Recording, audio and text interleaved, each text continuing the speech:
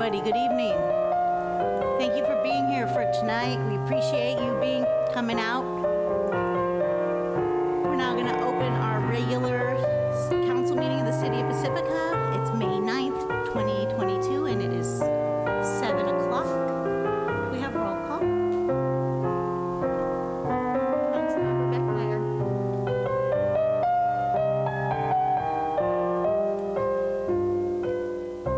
Just so you know, Councilmember Beckmeyer is calling in. She's overseas, so we're going to try this out, see if it works. I'm sure we'll get an answer from her eventually. Throughout the evening, I'm going to keep checking in with her so we can make sure that she's participating. Councilmember Butterloss. Councilmember O'Neill. Here. Mayor Pro Tem Big Stick. Present. Mayor Beer. Here. Councilmember Beckmeyer. I'm here. Yes.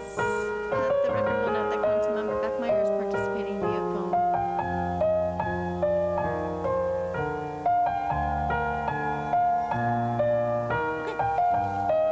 I'm going to read the land acknowledgement now.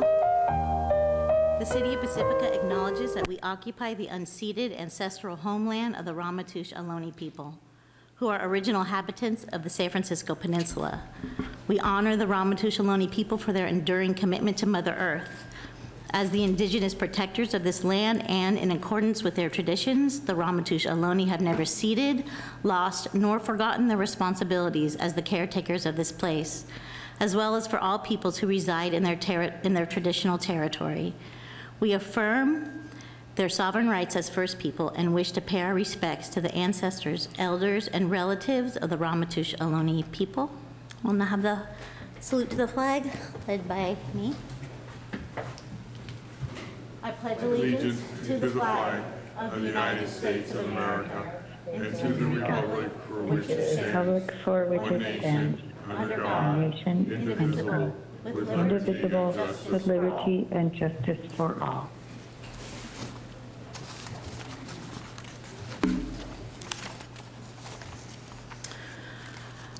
So I'd like to request a change in the agenda. If we could move item 11 up to the beginning of the public hearings.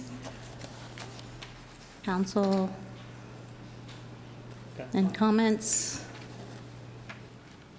It's number 11. I'm just looking at pulling up the agendas. The appeal. The what? The appeal. Oh, sure. Sue Beckmeyer, is that okay with you? Yes, it is. That's fine. Okay, very good. Do we have any closed session report? Mayor Beer, we'll need a motion for the agenda order change in a second. Do we have a motion? So moved. Second. For the change in order agenda, number 11 being moved as the first public hearing. Start the roll call vote with Councilmember Beckmeyer. Yes. Councilmember Vaterlas. Yes. Councilmember O'Neill. Yes. Mayor Pro Tem Big Stick. Yes. Mayor Beer. Yes. And the agenda order change passes unanimously. Thank you very much. Do we have a closed session report? Thank you, Madam Mayor. Thank you. No reportable action this evening. Okay, thank you so much. So we have four special presentations tonight. And the first one is a life-saving award for Officer Sheedy. And tonight we have with us our Chief of Police, Dan Steidel. Thank you, Dan.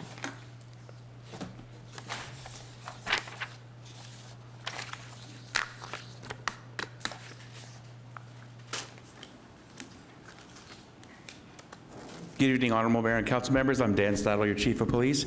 Tonight it gives me great pleasure to come before you for a very happy occasion. To my left and to your right, I present Officer Matt Sheedy, who will be presenting him with a life-saving award tonight. For those of you who are on council or recall back to 2016, just a little over 6 years and 2 months, we were in this very same position. I was awarding Officer Sheedy a Medal of Valor after taking a double attempted homicide suspect into custody that had fired a shot when Officer Sheedy was attempting to take him into custody. Tonight, again, a very happy occasion for us that we have a good story to tell. On March 22nd at 2020, and we delayed with this a little bit because of COVID, we did not want to present this via Zoom based on the nature of the award. So it was on March 22nd of 2020 at about 6:47 p.m. when officers of the Pacifica Police Department responded to an address on Melrose Court for an adult male who was experiencing a mental health crisis. Officer Sheedy responded to the call and was attempting to make contact with the subject when he could hear the screams of the male subject inside the residence. He immediately requested for additional officers to assist him. A few moments later, male subject exited the residence, bleeding heavily from his left arm. Officer Sheedy, upon seeing this, immediately called for emergency medical personnel and instructed an officer to put pressure on the wound. Officer Sheedy inspected the wound and learned the male had just stabbed himself with a knife through his arm, puncturing a major artery. Officer Sheedy immediately ran into the house, grabbed a towel to wrap around the wound. Without hesitation, he took control of the scene and instructed an officer to remove a tourniquet that the officer was carrying on his belt. Officer Sheedy was able to safely apply the tourniquet and stop the bleeding. While this was going on, the male subject was losing consciousness. Officer Sheedy reassured the male that he was going to be all right, and he continued to ask questions to keep this individual alert once the tourniquet was on until medical personnel arrived. When the medical personnel arrived on the scene, Officer Sheedy was able to provide a complete update of his actions to include the applying of the tourniquet. A North County Fire Authority captain who was on scene of this incident advised that if it wasn't for the quick actions of Officer Sheedy, this man that was suffering the crisis likely would have died based on the extent of the stab wound and the large amount of blood that he had lost. This evening, Officer Sheedy is hereby commended for his quick actions and life-saving measures. As a result, a life was saved and a mother can hug her son again. Officer Sheedy is hereby awarded the prestigious Pacifica Police Department Life-Saving Award.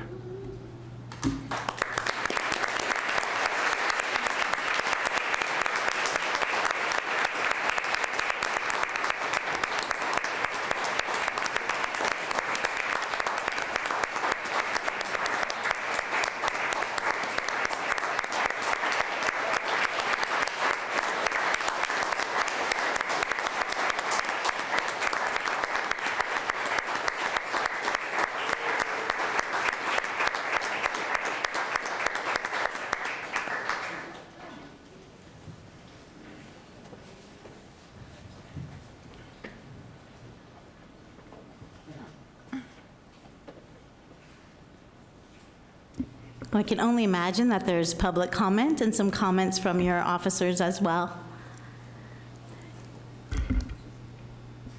Not really one for public speaking, but I just wanted to say thank you for everybody here, my admin, the guys in the back that I work with every day.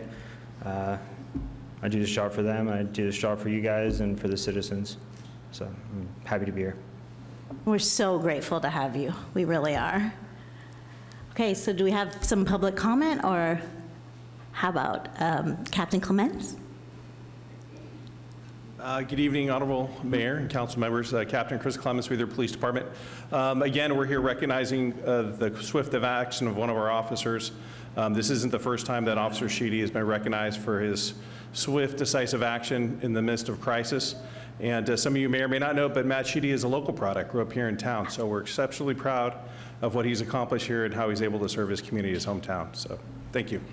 Thank you. Thank you so much.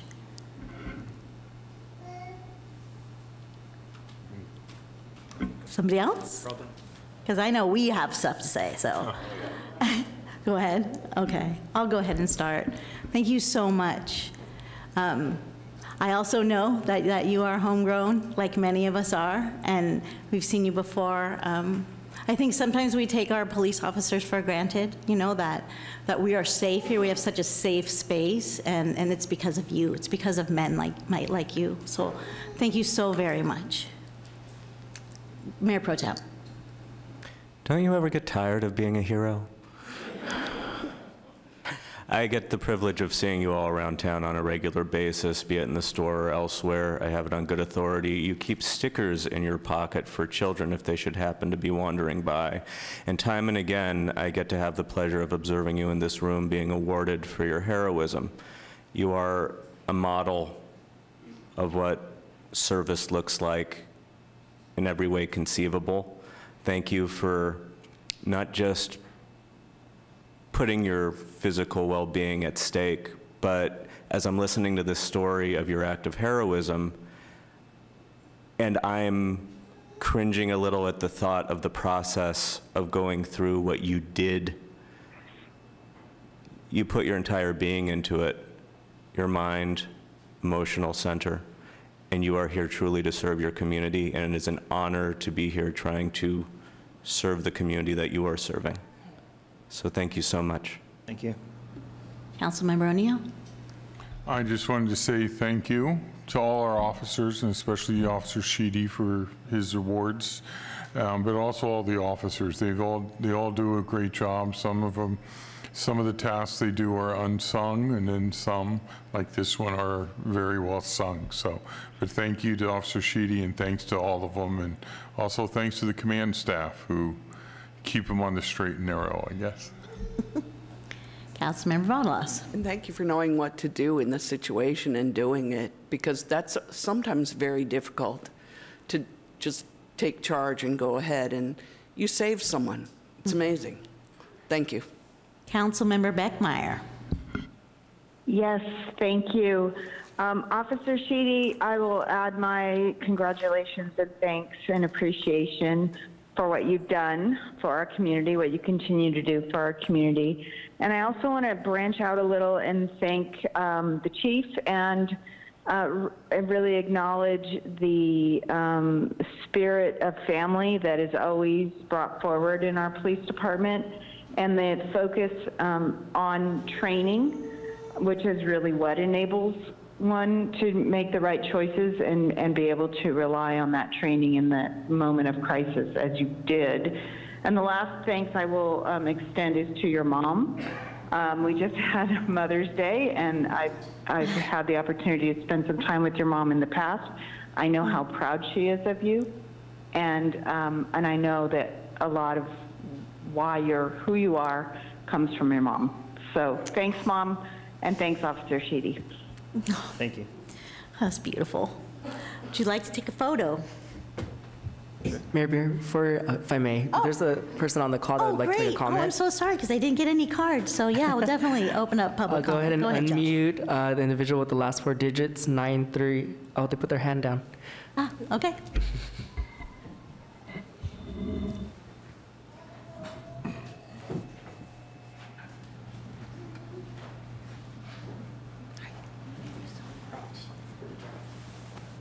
I'm on red.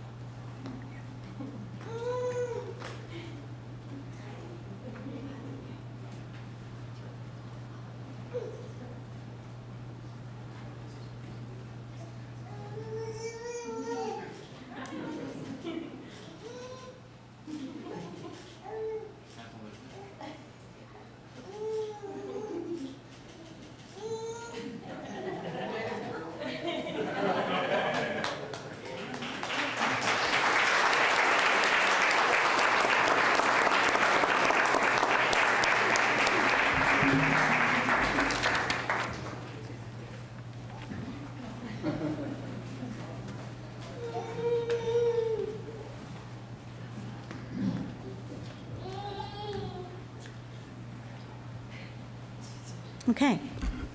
Our next special presentation is a proclamation for Emergency Medical Services Week, and we have Mayor Pro Tem Big Stick to read that proclamation.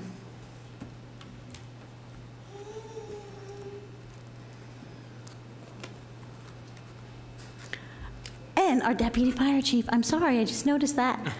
Come on up, it's nice to see you. Thank you for being here with us. Kind of snuck in. Good evening.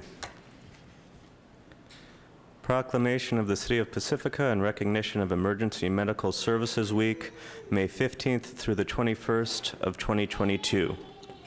Whereas emergency medical services pre-hospital is a vital public service, and the North County Fire Authority is ready to provide life-saving pre-hospital care to those in need 24 hours a day, 7 days a week. And whereas access to quality emergency pre-hospital care dramatically improves the survival and recovery rate of those who experience sudden illness or injury, and emergency medical services and pre-hospital care has grown to fill a gap by providing important out-of-hospital care. And whereas the emergency medical services pre-hospital care system consists of first responders, emergency medical technicians, firefighter paramedics, private paramedics, emergency medical dispatchers, firefighters, police officers, educators, administrators, pre-hospital nurses, emergency physicians, trained members of the public, and other out-of-hospital medical care providers. And whereas the North County Fire Authority engages in thousands of hours of specialized training and continuing education to enhance their life-saving skills, and whereas this last year emergency medical services continue to be faced with unprecedented health and safety challenges due to the COVID-19 pandemic, which resulted in monumental changes in everyday procedures, and whereas it is appropriate to recognize and value the accomplishments of the North County Fire Authority and emergency medical services providers by designating Emergency Medical Services Week, and now, therefore,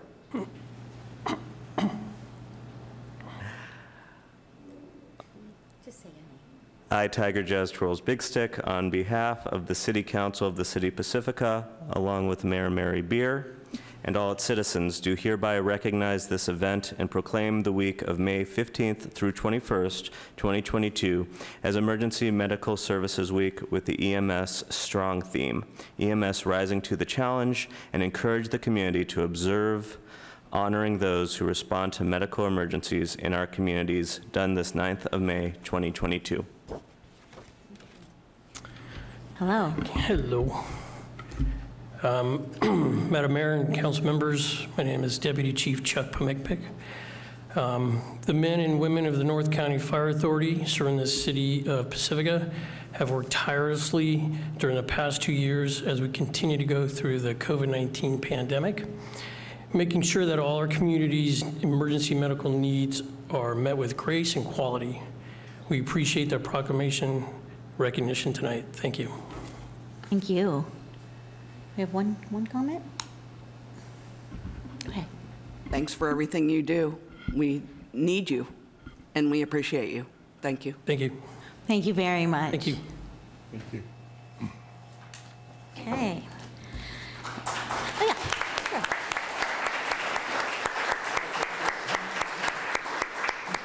And our next presentation is a proclamation for National Public Works Week, and we have Councilmember O'Neill who will read the proclamation, and Director Peterson is here to say a few words.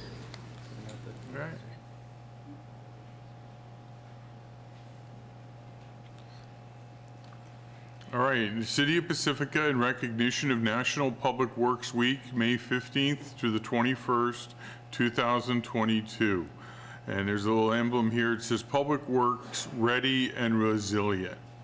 Whereas the City of Pacifica employs over 60 public works professionals such as parks and streets maintenance workers, wastewater collections and plant operators, lab technicians, rangers, engineers, managers, administrative staff, And whereas public works professionals focus on infrastructure, facilities, emergency management, and services that are of vital importance to sustainable and resilient communities and the public health, high quality of life, and well-being of the people of Pacifica.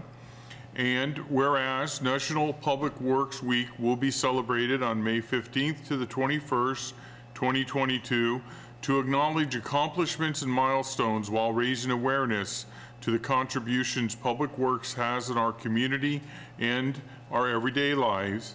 And whereas the American Public Works Association has announced the theme for the 2022 National Public Works Week as Ready and Resilient. And whereas the Ready and Resilient theme highlights the ability of these professionals to perform regular public works duties and be ready at a moment's notice to react as first responders during natural disasters and overcome trials seen in the field. And whereas public works employees help keep communities strong by providing critical services in traffic and transportation, stormwater, wastewater collection and treatment, public facilities, parks and beaches, emergency management and first response, engineering, and right-of-way management. Now, therefore, I, Mary Beer, on behalf of the City Council of the City of Pacifica and all its citizens, do hereby designate the week of May 15th to the 21st, 2022 as National Public Works Week and recognize our public works professionals of the substantial contributions they make to protecting our health, safety, and the quality of life, done this 9th day of May, 2022. Thank you.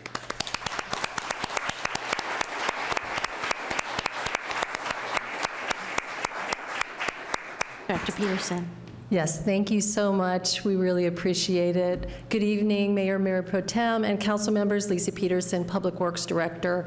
And I will have to say that we have an amazingly hardworking, dedicated group of public works employees. I'm so proud of them. Thank you so much for the recognition. Thank you so much, and it's really nice to see all of you here. Councilmember Beckmeyer, would you like to make a comment? I'm here. Of course I would.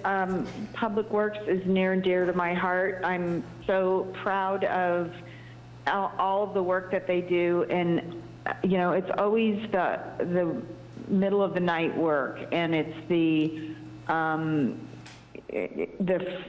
sanitary sewer overflow work, and it's really quality of life work. And as mentioned in the proclamation, it's safety and keeping us safe and healthy. And thank you so much for everything that you do. I can't thank you enough. Thank you all so much.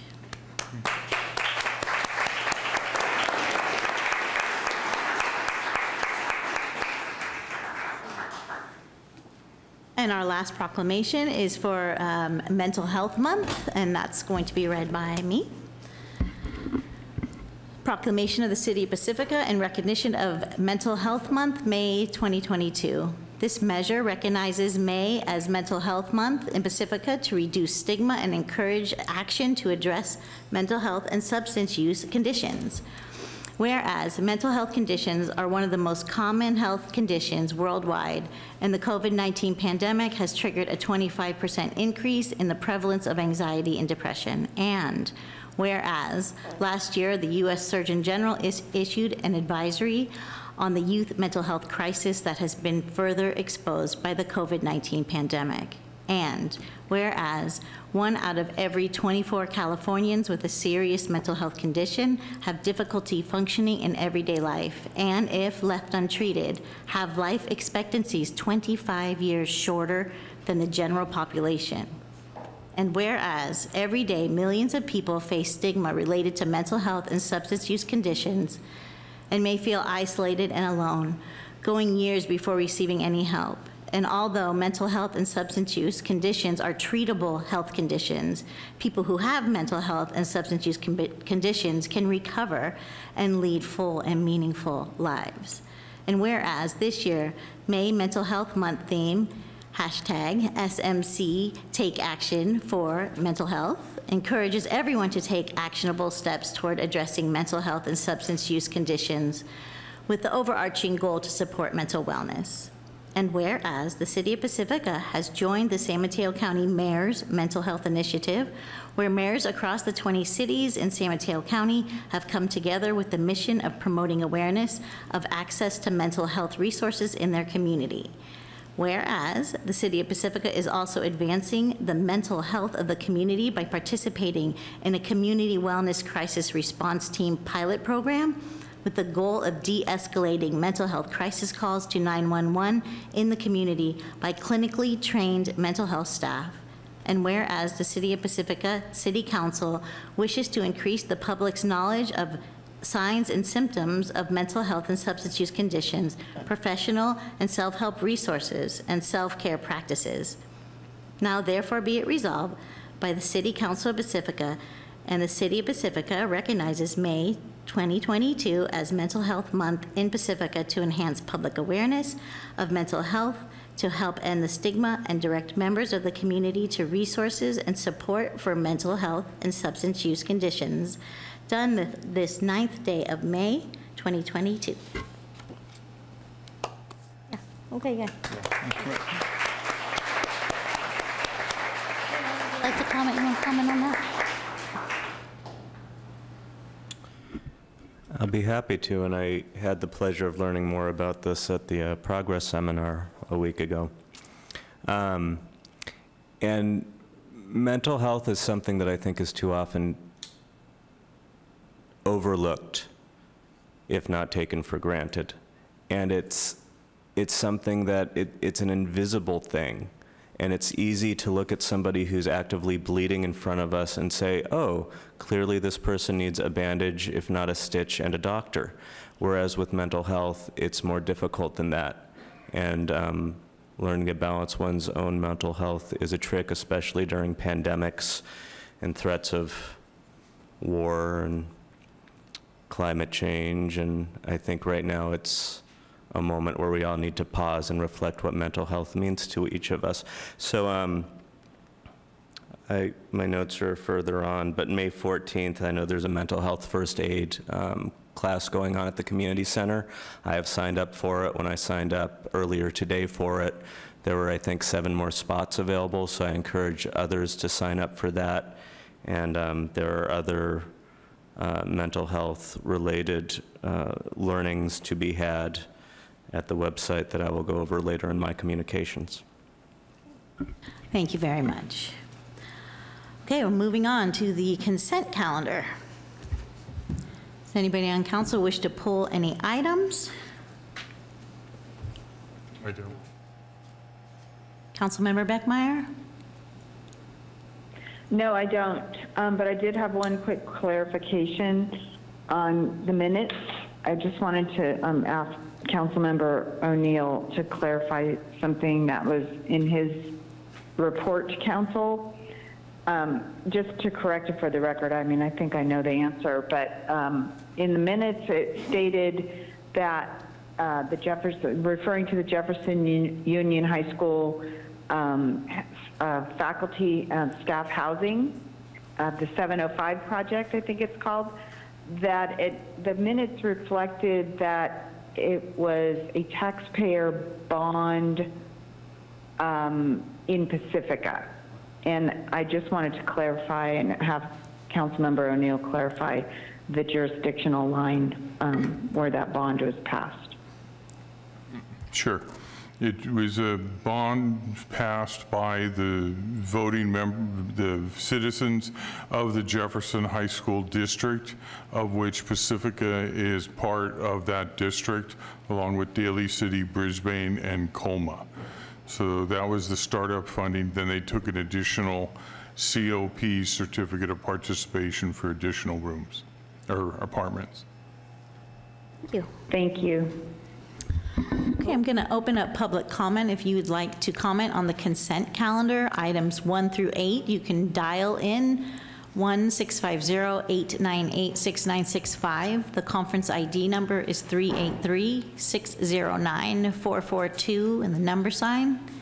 Press star 5 to raise your hand and star 6 to unmute. Do we have any yellow cards? Do we have anyone on the line? No hands raised at this time. Okay, then I will close public comment and bring it back to council. I move that we approve the consent calendar as stated. Second.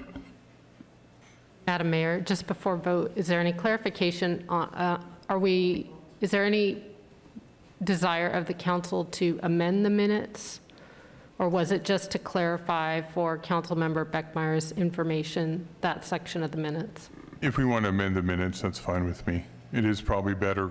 I gave a clearer explanation tonight than I did the other day.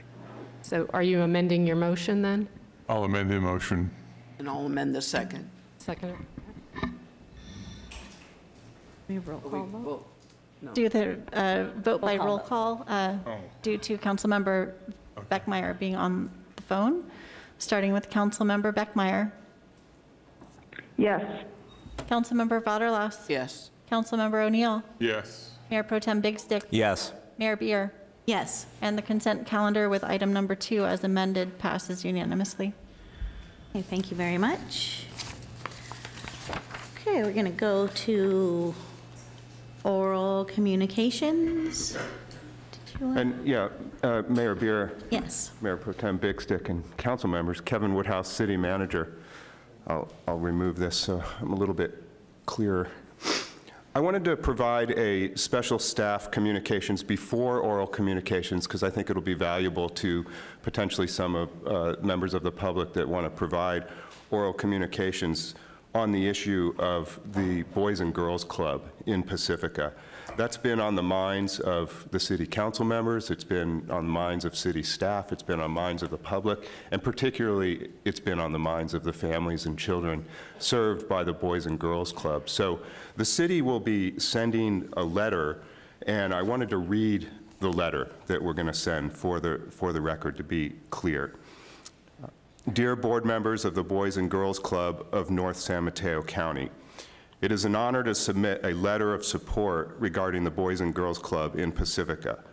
The City of Pacifica in this letter, one, to express concern about how communications and engagement with Boys and Girls Club families has been handled during the recent announcement that there may be a merger with the Boys and Girls Club of the Peninsula, and two, to express the city's support for a solution that continues to deliver the club's services and critical support to Pacifica's families. The city understands the Boys and Girls Club is an independent organization over which the city does not have legal control. However, the city and the club share a common mission of delivering essential child care services to support childhood development and the needs of Pacifica's families. There are few situations for families that cause as much fear and anxiety as uncertainty about the future of quality care for one's child. As a result of the club's handling of the merger, Pacifica's families have been flooded with such fear and anxiety for weeks. City council members individually began advocating for immediate and clear communication with club families and seeking solutions. The city has heard that a solution is in the works, that the club will announce details as soon as legally possible, and that the club will hold a meeting with its families. The city encourages continuation of the club's services, both in the immediate and long term, which will fill a need for Pacifica's families and safety for our children. The city's child care programs, that the city's child care programs cannot fill at this time. The city also encourages clear and transparent communication with club families annually about the financial sustainability of the club's programs. The Boys and Girls Club has served youth and families in Pacifica for decades and remains vital to the sustainability of a safe and healthy community. The city looks forward to continuing our shared mission of delivering essential child care services to support childhood development and the needs of Pacifica's families. So I just wanted to make sure to make this public prior to oral communications tonight. Thank you very much. I really appreciate that, City Manager. Could we also address that letter to the Peninsula Boys and Girls Club and North San Mateo County? I think we can. Yeah, certainly that would make sense. Okay, thank you. Okay, I'm going to open up oral communications now. Any persons wishing to address the council during public comments shall do so when recognized by the mayor. This portion of the agenda is for public comments on issues that are not listed on the agenda. Please be advised that the Brown Act prohibits council members from engaging in a dialogue, question, answering, or debate during public comment. We ask that you use care and respect when making any public comments and do not engage in personal attacks, but rather address the full council body rather than any individual. And finally, please remember to be kind. So our first card is Bruce Wright, followed by Aaron Pickett.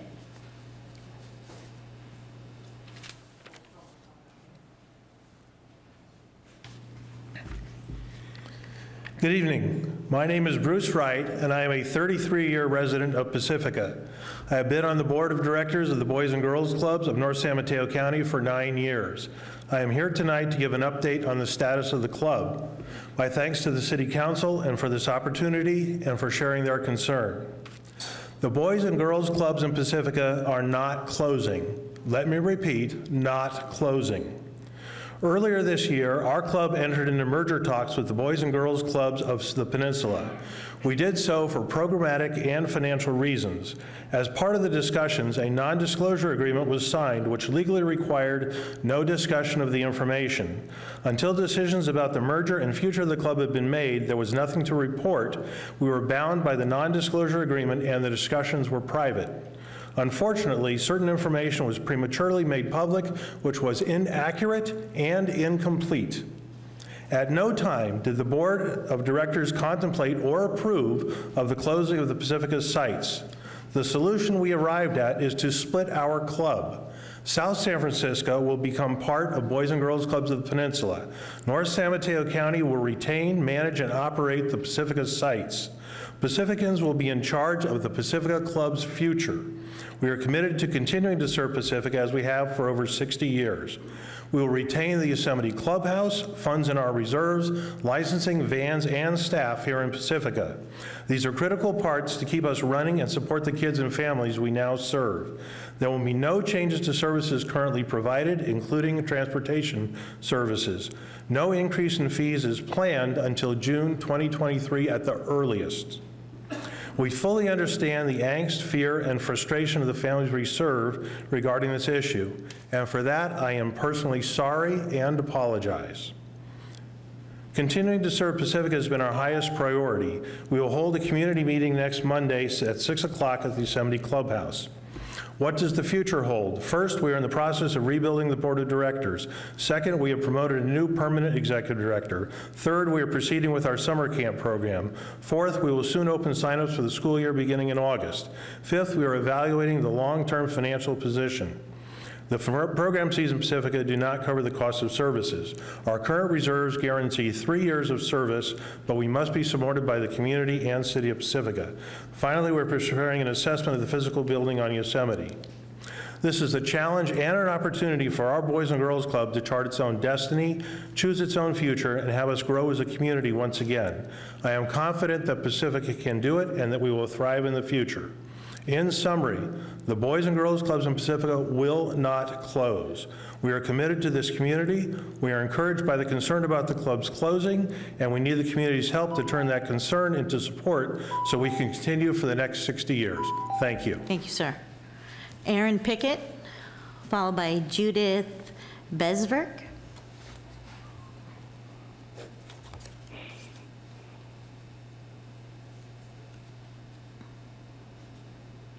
Hi, everyone. Thank you so much. It's nice to see you again, as always. Thank you, Bruce, for being here. So much appreciated. And Kevin, thank you for your message tonight. Really, lots of good stuff. It's a good start. My name's Aaron Pickett. I have 2 sons at the Boys and Girls Club. And until tonight, we hadn't heard anything for the last 5 weeks. It's been very difficult and very upsetting and frightening to think that our clubhouses might close. Our biggest concern now is the way that this has been handled. We are worried that our clubhouse, they're going to drain the reserves and then shutter the doors in a couple of years, just you know, as the heat is off of them, that they're gonna close our clubhouses down. I know Bruce just spoke differently, so I'm cautiously optimistic that what he's saying is going to move forward in a positive direction. That being said, I'm still gonna ask to be put officially on the agenda so that the city council and the community can come together and discuss policy. I already can see your support. Much appreciated. I'd just like to escalate that a little bit. Let's get on the official agenda. We'd like to have a study session because of the last 5 weeks, the way this has been handled has been under the cloak of night. We haven't had any communication until tonight. Respectfully to Bruce Wright for being here, but we've been in the dark up until just now, and we still need more answers. A study session would help to have reciprocal conversation between parents, community, city council, so we can get all the financials out on the table. We can have some parental oversight, maybe even quarterly, for what's going on financially, so we can be a part of this process. We can be a part of keeping these clubs open. And I just think we just sort of collectively need, you know, to take a deep breath. We were locked out of the clubhouse 5 weeks ago when the parents gathered to have a meeting. And that was really difficult to take, being met with silence and for feeling that we were going to be abandoned. And up until tonight, we haven't had any answers. So moving forward, we just expect more transparency from the Boys and Girls Club. We look to the City Council. You already are supporting us so much, but we look to continue to have you stand with us to help us navigate the rest of this process moving forward so that we can feel secure that these clubs are not only going to stay open for the next few years, but they'll stay open forever, for generations to come, because our children deserve it. And this town is amazing, and this town deserves it. Thank you. Thank you. Judith, followed by Ken Miles. Hello.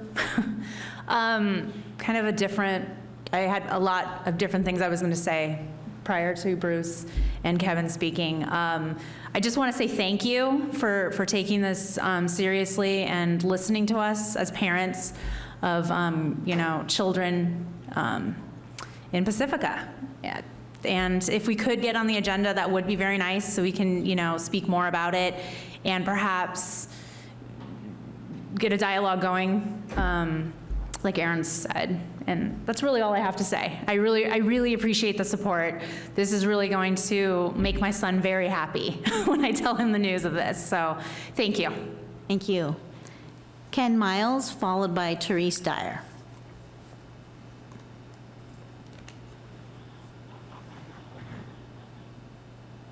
Good evening, council members. Ken Miles, I live in Ballymore on Ottawa. I want to talk to you about fire safety, especially thank you, the council, the North County Fire Authority, and the Coastal Conservancy for funding the CHIPPR program. Last Wednesday, the CHIPPR program came up to Ballymore, I think also Rockaway, and took away essentially a half an acre of wood, pine trees that we've cut down to make our property defensible space, as according to the code for California.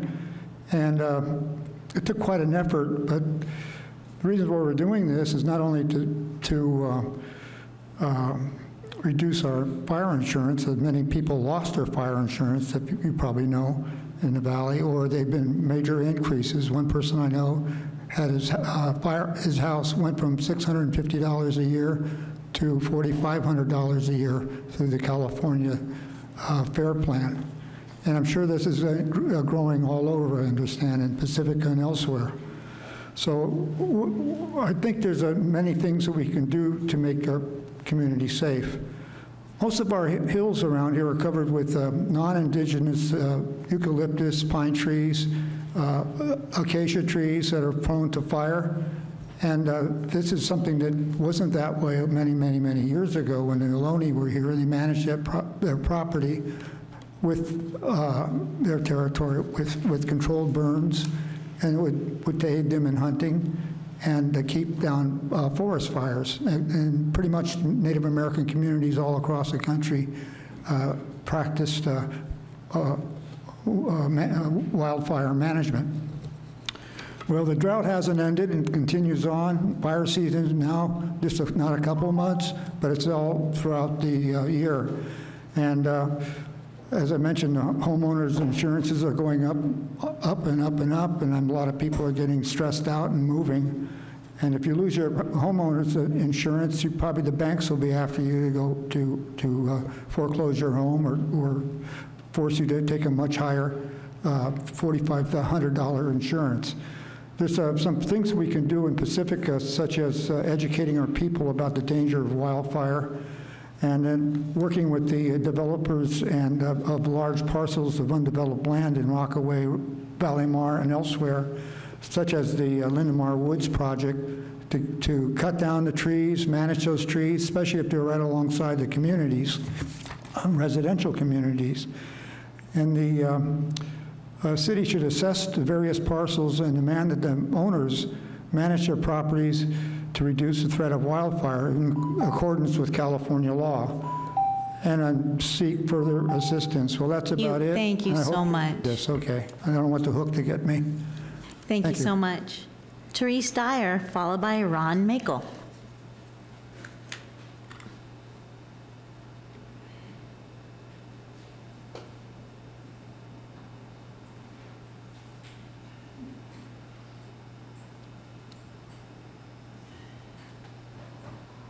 Good evening, Teresa Dyer, council and staff.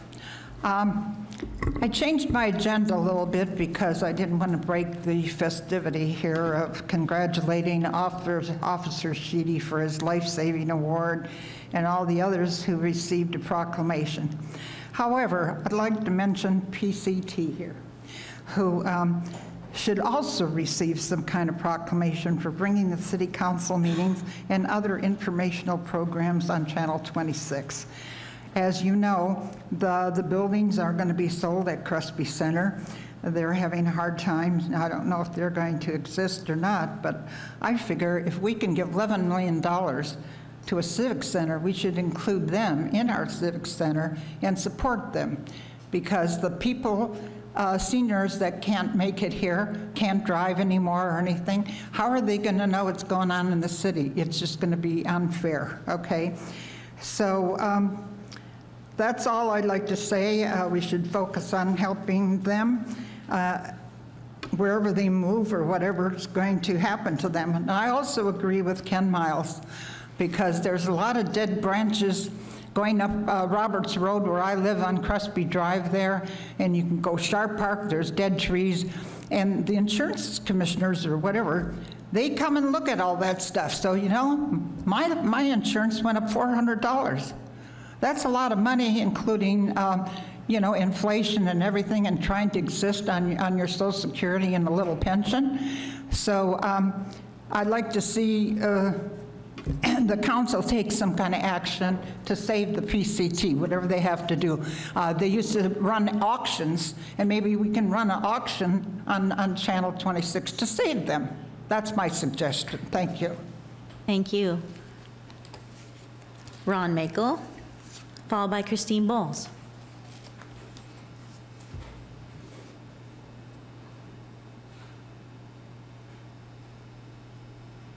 Good evening, Council, Honorable Mayor. Good to see you guys back in the saddle again. You know, it's been a while. I've actually been on a hiatus in regards to city stuff the last few years. Fortunately, I've had some health issues. Fortunately, it was in conjunction with the COVID, so I got it all done at one time. But it's good to see you guys and good to see the building opened up again. And I don't really have a lot to say, really. I just kind of reorientate myself to this podium. I think maybe at some point you should do a proclamation of appreciation for this podium here. I'm sure it's got a lot of stories to tell.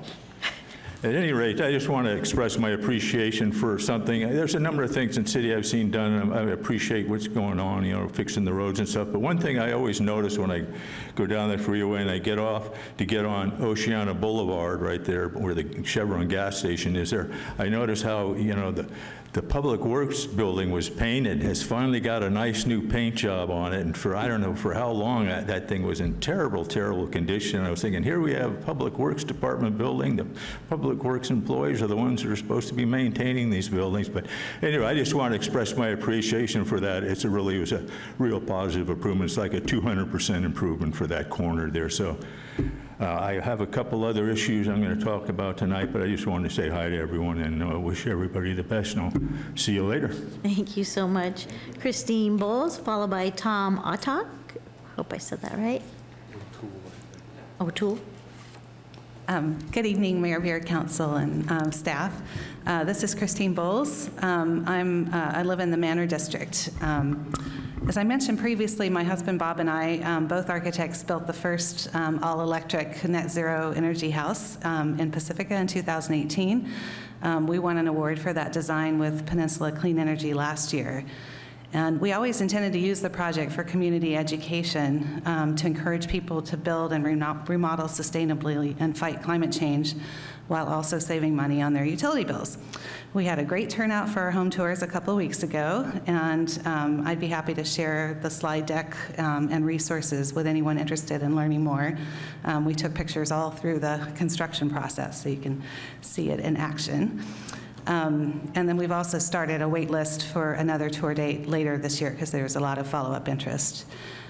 Saving water is also essential to fighting climate change. And last year, our home won first place in the North Coast County Water District Water-Wise Design Contest. And we're again offering 2 tours on Saturday, May 21st at 1 o'clock and 2 o'clock. Besides demonstrating water harvesting, gray water, native and drought-tolerant planting, we're also going to have Lynn Adams, who's graciously offered to demonstrate worm composting. And weather permitting, we'll also open up our pretty cool Australian flow beehives at the end to anybody who's interested. We'll have delicious honey samples from that were recently harvested from the pollen and nectar from the spring. That's one of the interesting things about these hives is that the flavor changes depending on the flowers that the bees have over the course of the year. Anyway, for more information and to sign up for tours, you can check out the event page on my website, christineforpacifica.com. And we're asking for a $10 donation that will all go to the Pacific Beach Coalition, but that's optional. Thank you. Thank you. Tom, followed by Suzanne Moore. And Tom, I apologize if I mispronounced your name. I wrote it sloppily. You can't read my writing. Okay. I'm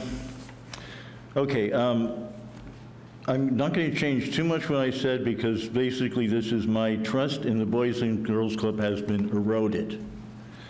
When they first got the information on April 11th about the information, there were 2 immediate meetings scheduled by the Boys and Girls Club that we were told that higher authorities would be there, along with some board representatives. They did not take place. They were canceled at the last minute. Parking lot, that's old story at this point. What also happened is they sent all the normal staff home. My granddaughter, mild ADHD and mild autism and ADHD, was frightened, very uncomfortable in there. All her familiar people were away. Obviously, less people in there. Was it even safe for that number of kids? And we know, in fact, the normal security protocols that you go for checking out kids were not followed. We immediately followed that, not knowing whether people were going to even be back there. And then for that entire week, we were checking to make sure that people were there that we could trust with her. That's okay.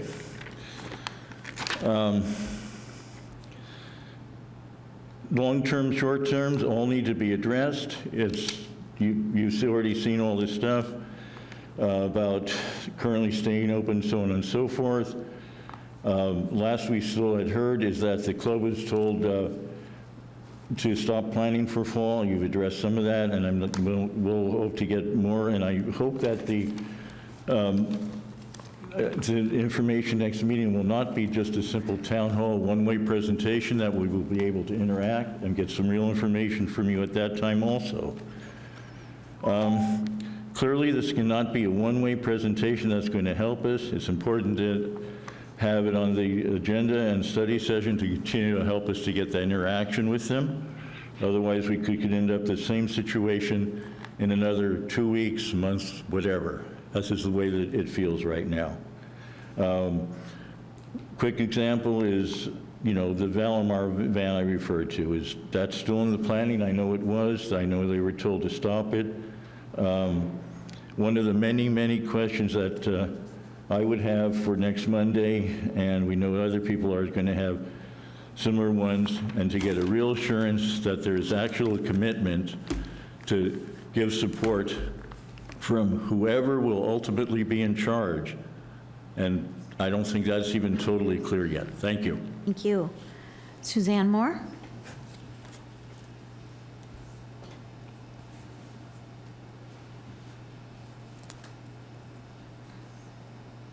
Good evening, Council.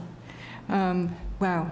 Thank you to the families of the Boys and Girls Club for sharing deeply personal stories and further teaching our community the importance of the club and its services to Pacifica. And thank you, City, and thank you, Kevin, so much for the letter that you've produced. And thank you so much, Bruce Wright, for your comments. Our children, our community now need to focus our energies on the next stage of how to provide services at this moment and for the future. And it sounds like we can begin to do that this evening. Segue to a new topic really fast. Pacifica's safe parking program has been controversial, but we're now close to implementation. And as so many life changes, compromises are made to achieve the greater good. I just want to acknowledge the special moment that we are at right this moment. First, in a time when there is little low-income housing, interim programs like safe parking can provide a place of respite, supportive skill building, and a path to permanent housing. Studies show the majority of our unhoused are our neighbors with close ties to Pacifica and priced out of previous housing here. Second, our state has challenged us to step forward.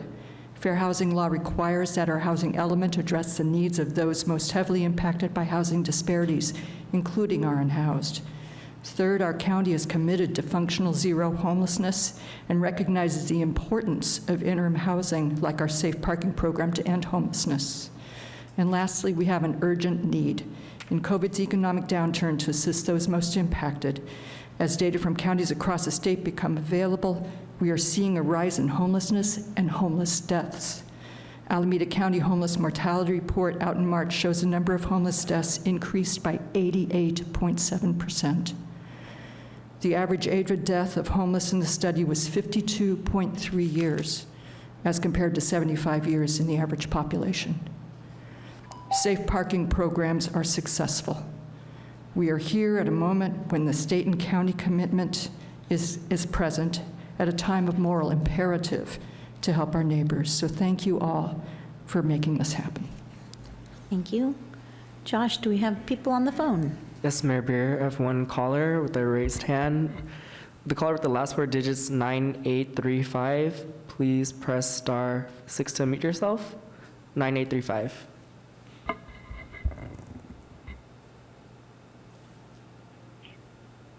Hello, this is Anita Reese with the Pacifica Resource Center, and I just wanted to give you all some updates.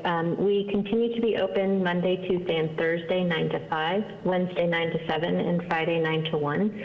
We are closed between 12:30 and 1:30 for lunch, Monday through Thursday. We're also open one Saturday a month, 9 to 1. Our next Saturday office hours will be on June 11th because we will be at the mental health first aid training on our regularly scheduled Saturday, May 14th date. So thank you for offering that great resource. Whenever possible, we encourage folks to call before they come to our office to schedule an appointment or to have a phone appointment. Our phone number is 650-738-7470.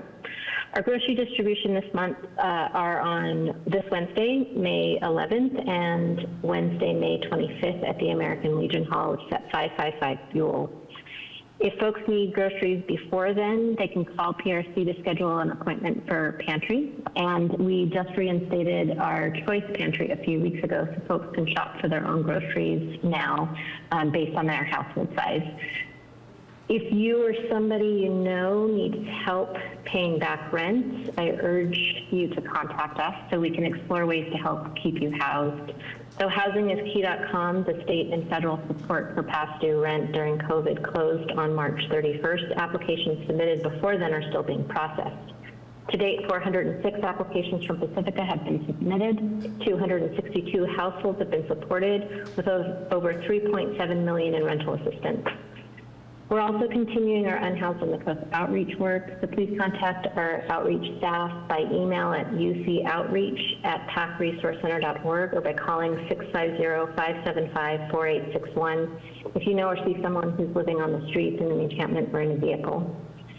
And we completed our tax season on April 20th. If you still need assistance, we can refer folks to a partner agency and in some cases make arrangements for our volunteer tax preparers to assist. We just have limited options there, but call us and we'll figure out how to help. So if you live in Pacifica and need support with groceries, emergency financial assistance for rent, mortgage, or other critical needs, access to homeless services, or information about resources in general, please contact us at 650-738-7470 or by email at info@pacresourcecenter.org or at our website, pacresourcecenter.org. Thank you. Thank you. Thank you, Nita. Mayor Beer, there are no more hands raised at this time. Okay, then I will close public comment and bring it back to council for council communications. Who would like to go first? Councilmember Beckmeyer, would you like to go? Yes, I would. Thank you. I can't say that I have attended any city meetings because I've been on vacation, and I wanted to give a plug for vacation. I think it's very important in terms of the mental health issues we were talking about earlier. I think it's important to really take time and get away or take time for yourself. And I'm just going to put in a plug for council members to do that because our jobs are hard and it's an important thing to do. And I did also want to say thank you to Bruce Wright and thank you to the parents who've been advocating with regard to the Boys and Girls Club. I know it's been a really trying time, and I'm unfortunately won't be able to attend the meeting on Monday night, although I know lots of other people will be there, and I'm sure will be a productive meeting. And I think the most important thing that we have to keep in mind is that, you know, as stated in the memo earlier by the city manager, the city council does not control the Boys and Girls Club. We certainly can set the tone for everything in the city, and I think we're doing that with regard to boys and girls, but we do have to recognize that it is a private nonprofit.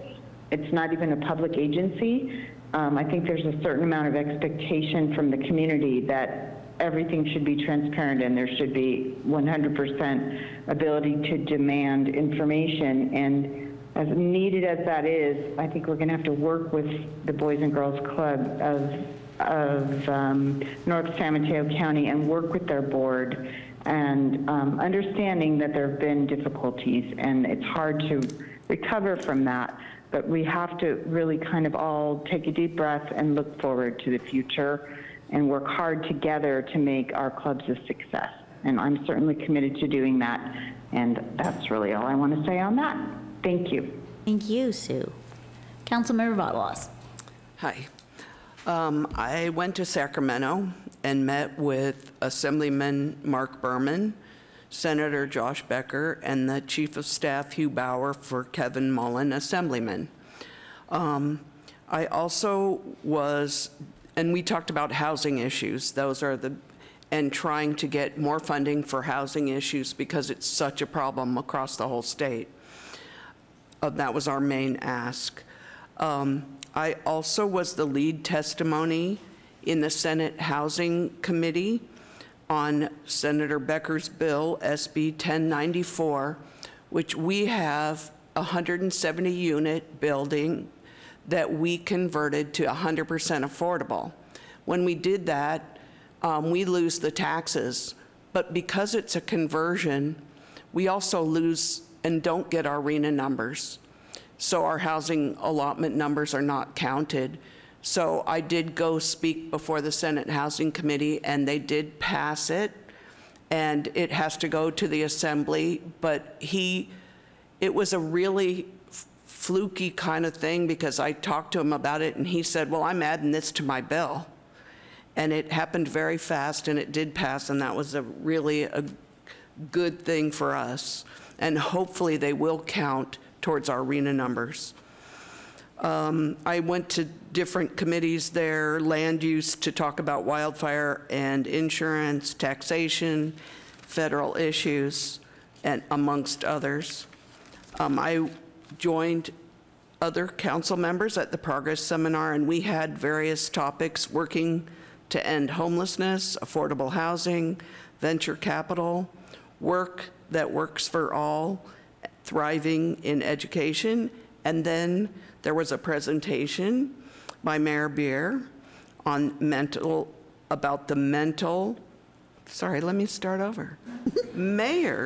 mental health initiative, and it was really great to see her up there promoting that. And the mayors have done great work so far, and they're going to continue to do great work on mental health. Thanks. Thank you for all that work, Sue. Councilmember O'Neill. I actually have not had a lot of meetings. I've had several Zoom meetings for the county for, I'm on LAFCO, and we're picking a public member of LAFCO. The term is expiring. But I did want to mention the Boys and Girls Club, and I just wanted to say thank you to Bruce publicly for all the effort and work that he has put into this.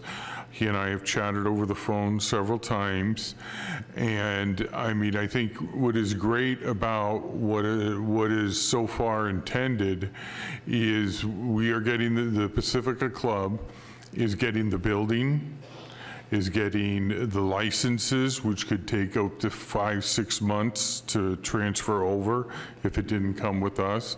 He's getting whatever's in their foundation, which per his statement said will last for a couple years, and that he could actually make a promise of not raising the fees until at least earliest June of next year. So I want to say I think we've come out very well in this merger, or in this splitting of the clubs, and I look forward to trying to help the Boys and Girls Club succeed.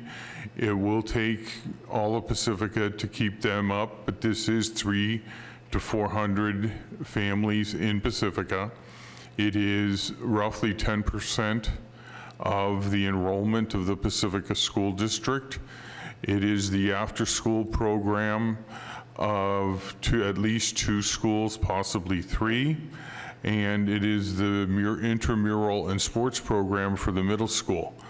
And the middle school, I know, kind of taking off what from Mary's expertise in terms of drug use in Pacifica, our 8th graders, when they're graduating, usually have their drug of choice chosen when they're going into high school. And I think it's an integral part of a community-based organization such as the Boys and Girls Club to try to keep our kids off the drugs or whatever they might be on. So that sports program is a good prep to get the kids started for the high school programs and the high school extracurricular activities and sports. So again, I wanted to thank Bruce for all the efforts he's done. He was the only board member from Pacifica on that club, and there was 8 from the other, from South San Francisco on the other side of the peninsula.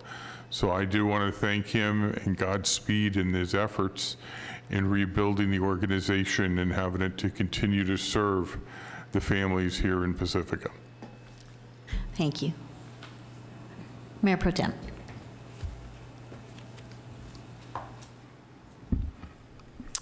Thank you, Madam Mayor. First of all, happy belated Mother's Day to all the mothers out there. Secondly, Ukraine is on my mind, so I just want to take a moment to voice that, and I'm thinking about those people in that struggle. So, Mr. Bruce, thank you so much for being here. I feel like I can breathe substantially more than I've been able to over the course of the last month. Thank you so much for being here. As is my style, I just want to go over a couple of the things I heard a little bit. And, you know, a part of it is this notion of trust being eroded. Another part of it is the idea of communication having to be reciprocal and a two-way going forward. And I appreciate fully that there have been so many legalities around this that were hard for me to wrap my head around as a sitting council person who regularly has to deal with legalities. Let alone any given parent who may or may not have exposure to non-disclosure agreements and all the fun that entails. So I hear you telling us that there's going to be a meeting on Monday. It sounds like it's the kind where everyone's going to get to converse and talk things through and find out everything they possibly can in that moment. I am personally looking forward to being there. And I'm looking forward this to being a first step in a great deal of healing that needs to go on in our community around this organization that has helped so many for so long and needs to continue to help so many for so long. I used to go to the Boys and Girls Club. I used to attend Odstad Elementary when we had an Odstad Elementary, and I would go there after school. So I'm looking forward to that next step in healing, finding out everything that I can along with the parents at that meeting. And then from there, taking a second step of us all working as a community to figure out what our subsequent steps will be, what level of city involvement is appropriate, and I think that as I'm hearing that parents would favor some sort of parental oversight, I think you mentioned that there may be some revisions to a board as Pacifica becomes into its own, at which point it seems like parents being on that board is as close to parental oversight as is humanly possible for an organization such as Boys and Girls Club. So I'm looking deeply forward to moving forward and taking that first step and seeing where it brings us. Thank you so much for being here. Okay, and that was a month's worth of me getting that off my chest because I've been frantic in various moments at various levels, knocking on doors of various members, and okay, enough from that. I attended the Sheriff Candidates Forum for San Mateo County. It was great to see Christina Corpus there, and the other gentleman's name eludes me, but it was a great forum for sheriff candidates. I attended the Peninsula Clean Energy meeting on April 28th. They went over what the acronyms are CAP and AMP programs. I didn't write down the meaning of the acronyms, but suffice to say it was about taking essentially ARPA monies and distributing them to families who were having difficulty paying the bills and literally keeping the lights on. So it was good to hear how we were distributing those funds to make sure that everyone maintains their power. And we also spoke about the bigger community choice aggregation, CC Power, which is looking at, it's basically a bunch of the little CCAs of which PCE is one, and we get together to procure energy, which it looks like we're going to be doing around the 15th of June in terms of a new geothermal energy project. And the next PCE meeting is on the 26th of May. I got to attend Progress Seminar. So it was a totally new experience for me. It's kind of like we took a bunch of people from San Mateo. We transplanted our county into another county, and it was a great networking opportunity between various community groups and school district and other electeds and higher electeds. And the wonderful thing about these networking opportunities is that they enable us to create the relationships whereby people care to bring their resources to our community where otherwise they may not be aware that we exist. So creating those relationships is very important for that reason. There were a number of seminars going on. One was about homelessness and housing. And as I heard the head of Life Moves tell us that it was an and, not an or approach to housing. In other words, all housing was valuable. It occurred to me that the last week that I was arguing for low-income housing, Mary was absolutely right, and we voted correctly. There was a thing about venture capitalism, which was fascinating. There was a discussion about equity advancement, especially pertaining to jobs, and about dignity in jobs, living wages. There was a comment made about the relationship between our regional housing need allocation numbers, RENA, and childcare. And I thought that was a fascinating point that was brought up. And the idea that if one is doing well, they can be a network of one, meaning they can look to those who maybe are in need of a job and reach out to them. And then the last, well, the last of the 4 breakout sessions was called Education is Everyone's Business, in which they told this story, and as a storyteller I glommed on, so pardon me as I go into that mode, that in Africa there is a greeting, and how are the children? To which the appropriate response is, the children are well. And it was all about including children in every conversation, that we should consider as policymakers how every decision we make ultimately affects children, as being how we assess the well-being of our community. And so that was a great one. And then afterwards we had one large group in which everyone was in the same room while we were discussing the mayor's mental health initiative, some of which I went over earlier about the mental health first aid at the community center, which apparently I get to enjoy with Anita Reese, so yay that. If you go to smcmentalhealthmonth.org, smcmentalhealthmonth.org, you can find a bunch of these events happening in which you can take a deeper dive into mental health and learn how to help those who need help. One of the big overlying themes of that information session was feel free to use the term suicide. It's a word that often we shy away from. And it's by voicing that word and owning that word and talking about that word that maybe we can help somebody who we know who is suicidal. So I'll have more to report after the May 14th session at the community center. I got to attend the employee appreciation lunch.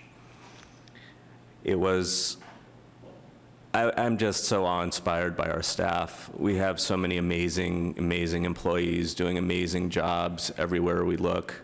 I was jealous of Sue Beckmeyer, who got to thank Public Works earlier, because what little bit I've been able to see the job they do, I'm always astounded by they and everybody, and recognizing folks who have been doing these jobs in our community for upwards of 40 years.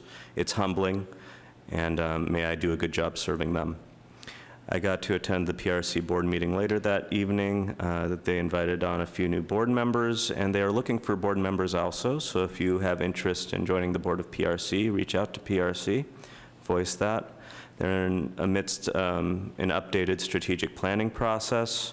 They're discussing whether or not to go back to in-person meetings, and they were discussing a lease agreement for more staff space. They're keeping the current place where they're at, but they need more staff for programming, and so they're getting authorization to lease accordingly. And then I had a charming conversation with a constituent about reach codes the other nights, noticing that I'll be looking at ADUs specifically and reach codes in association with ADUs. And one final update about Safeway. We have ratified our contract, and I won't need to talk to you about it for another 3 years. Thank you. Thank you. Okay, so I just wanted everyone to understand how important it was what Sue Vadalos did for us in Sacramento. So I want to thank you so much. I know it was important for you to be there, and it was really important for our city for you to do what you did. So we appreciate you. Yeah, you bet. So there's a lot of talk about the Progress Seminar. I was also in attendance. Again, it really is important for us to create relationships with other folks in the region and other elected officials. It was an honor for me to be able to present at the Progress Seminar with 3 other mayors and with the Director of Behavioral Health and Recovery Services, Scott Gilman. I was super nervous, but it went really well. And I think what I did find out was that our electeds and the other folks in the room were very, very willing to go deep in conversation to talk about what has happened to them in the last 2 years. And we arranged tabletop discussions for them to be able to do that. We, shared resources, and it was a really beautiful experience to see the folks around the table really letting their guard down and sharing openly with each other. That's how we fill our cups, right? I know Councilmember Beckmeyer said that we have a hard job, and we do. So it's very helpful for us to be able to sit around the table with other folks who understand what we're going through and to be able to share so openly like that. So it was an honor. I was able to attend Doretta Youngdahl's 100th birthday. And while I'm mentioning that, I was not able to attend Therese Dyer's 90th birthday. So happy birthday, Therese. We appreciate you and all of your civic engagement more than you know. So you just keep on coming back and giving it to us, okay? Oh, where was I? Being with Doretta on her birthday was one of the most joyous experiences I've had. I got to sit with her family, and it was delightful. So thank you for including me in that day. I wasn't able to go to the staff awards, so thank you for being there, and congratulations to all of our staff members who received awards. The Pacifica Collaborative, I really want to thank Cindy Abbott and the Sanchez Art Center for taking on the Pacifica Collaborative. And we went to the Art Center and we did some art-related activities around emotions and feelings, and it was just really wonderful. So thank you so much, Cindy, for always stepping up for us. Back to the Mayor's Mental Health Initiative, we were very fortunate to get funding from the county to do these mental health first aid trainings in our cities for free, right? So the county is paying for these trainings, and that's such a beautiful resource, so I'm glad that people are signing up.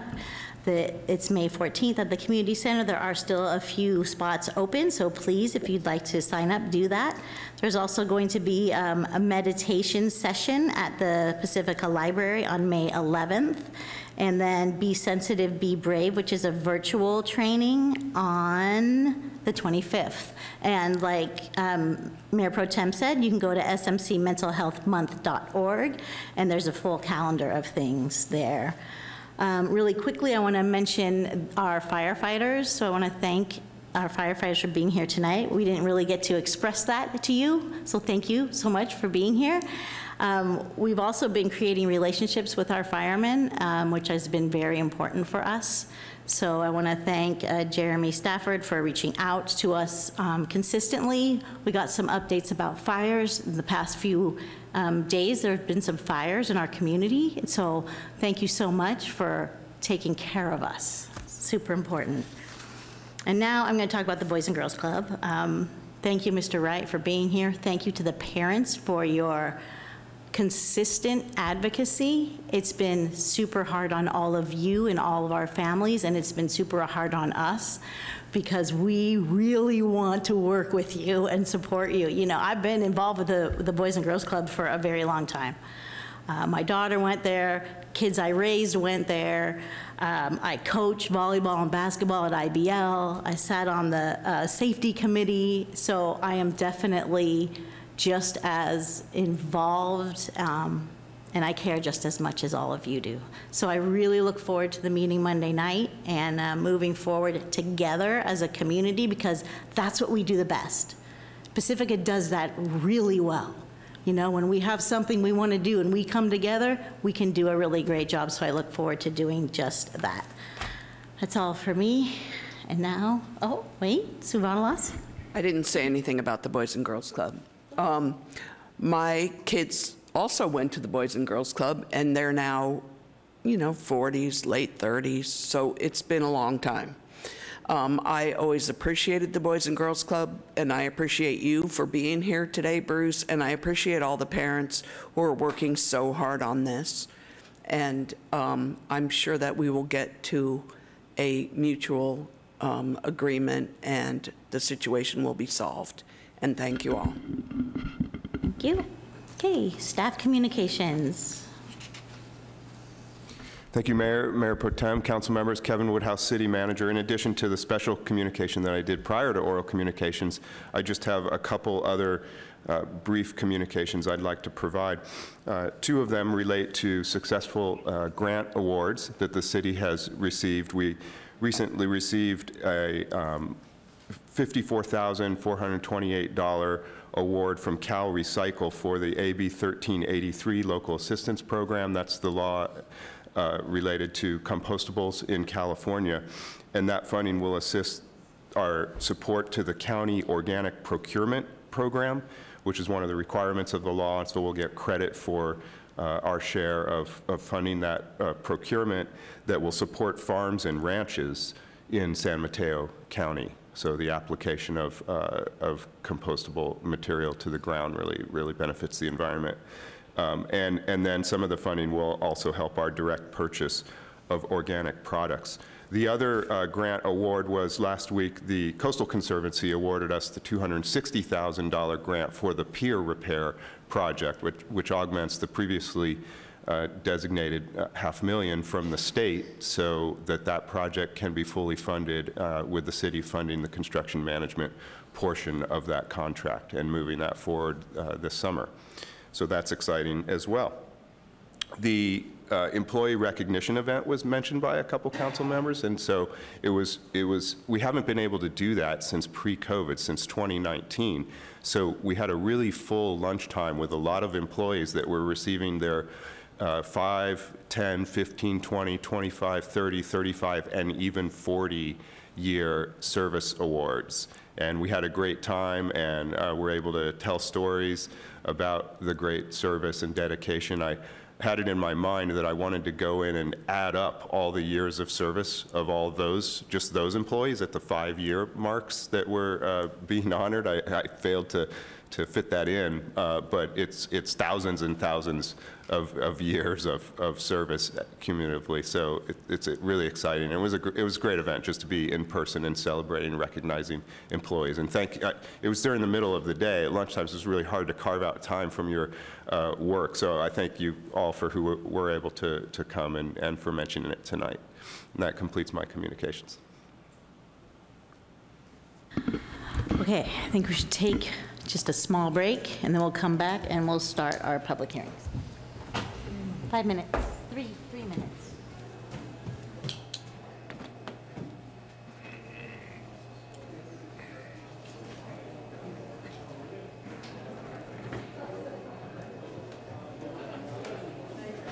I didn't even mention it. Thanks. I like how you led with the positive earlier. I was there too, and I didn't mention it. Our old offices. Oh, yes, yes. Some tremendous progress. But we still have so much We have enough to do.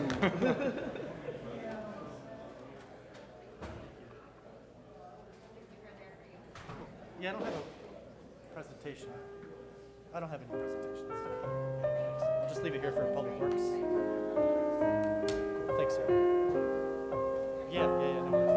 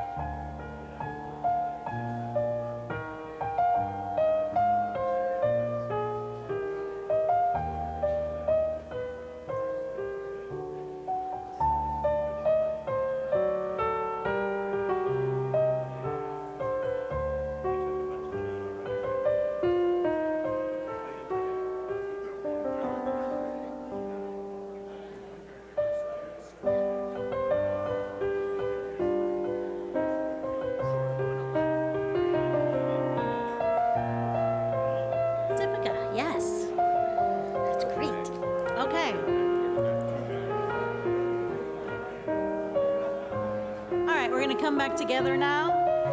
Thank you so much.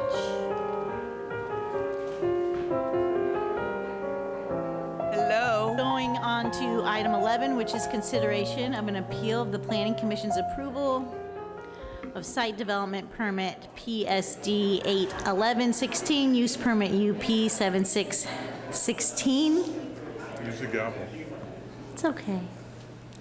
We have Christian Murdoch with us tonight to start us off. So thank you so much. Good evening, Honorable Mayor and Council members. I'm Acting Planning Director Christian Murdoch. The item before you is an appeal of the Planning Commission's actions related to the 570 Crespi mixed-use project. The Planning Commission considered the project on March 7th, 2022, and voted to approve development permits for the project and recommend City Council approval of several legislative items, including a general plan amendment, zoning text amendment, rezoning, and development agreement. The appeal was filed on March 17th, 2022. Subsequent to filing of the appeal, the applicant proposed a project revision that would make a minor change to the project to relocate an emergency stormwater overflow inlet and pipe to the southwest corner of the site. The applicant also submitted an updated jurisdictional wetlands delineation to support a finding that the relocated inlet and pipe would be located outside of jurisdictional wetlands. City staff has undertaken a peer review of the updated wetlands delineation with the assistance of the city's environmental consultant. The results of the peer review were unavailable at the time of public noticing for this evening's public hearing. However, staff has since received the results of the peer review, which determined additional information was required from the applicant to substantiate the updated wetlands delineation. Staff has not yet received the applicant's response to the peer review comments, and since review of the proposed project revision and supporting information is ongoing, it is premature to conduct a public hearing on the substance of the appeal at this time. The proposed date for continuance published in the staff report was June 13th, 2022. However, since publication of the staff report, staff has discussed an alternative continuance date with the applicant and appellant of June 27th. That date is mutually acceptable to both parties, and staff respectfully requests that the council consider continuing the public hearing to June 27th instead of the date specified in the staff report. The City Council would reopen the public hearing on the continued hearing date to enable full public comment by the appellant, applicant, and members of the public in accordance with City Council procedures for appeal hearings. As I conclude, I will note that staff received several public comments after publication of the agenda packet. These comments are available at the rear of the council chambers for public review and were forwarded to the City Council prior to the meeting. Thank you, and I'm available to answer any questions. Thank you, Christian. The City Attorney, we go through the same process tonight?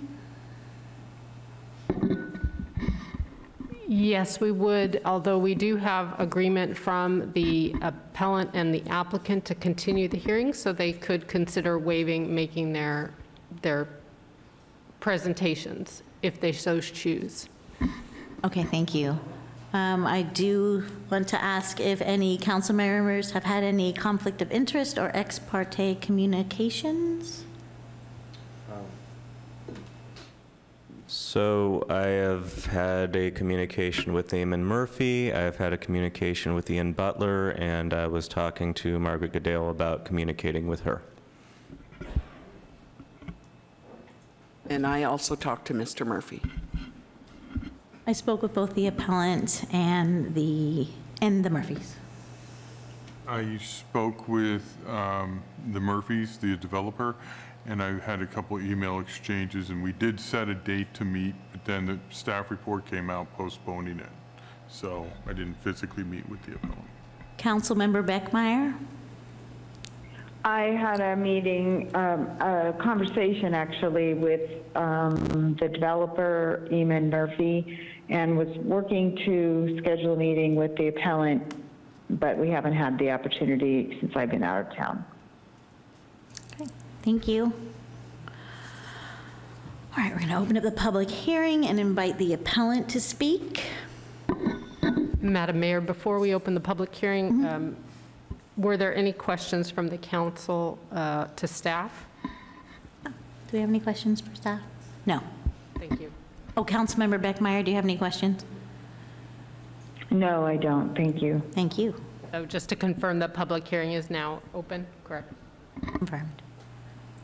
We'll hear from the appellant. You have, 10 minutes to speak if you choose.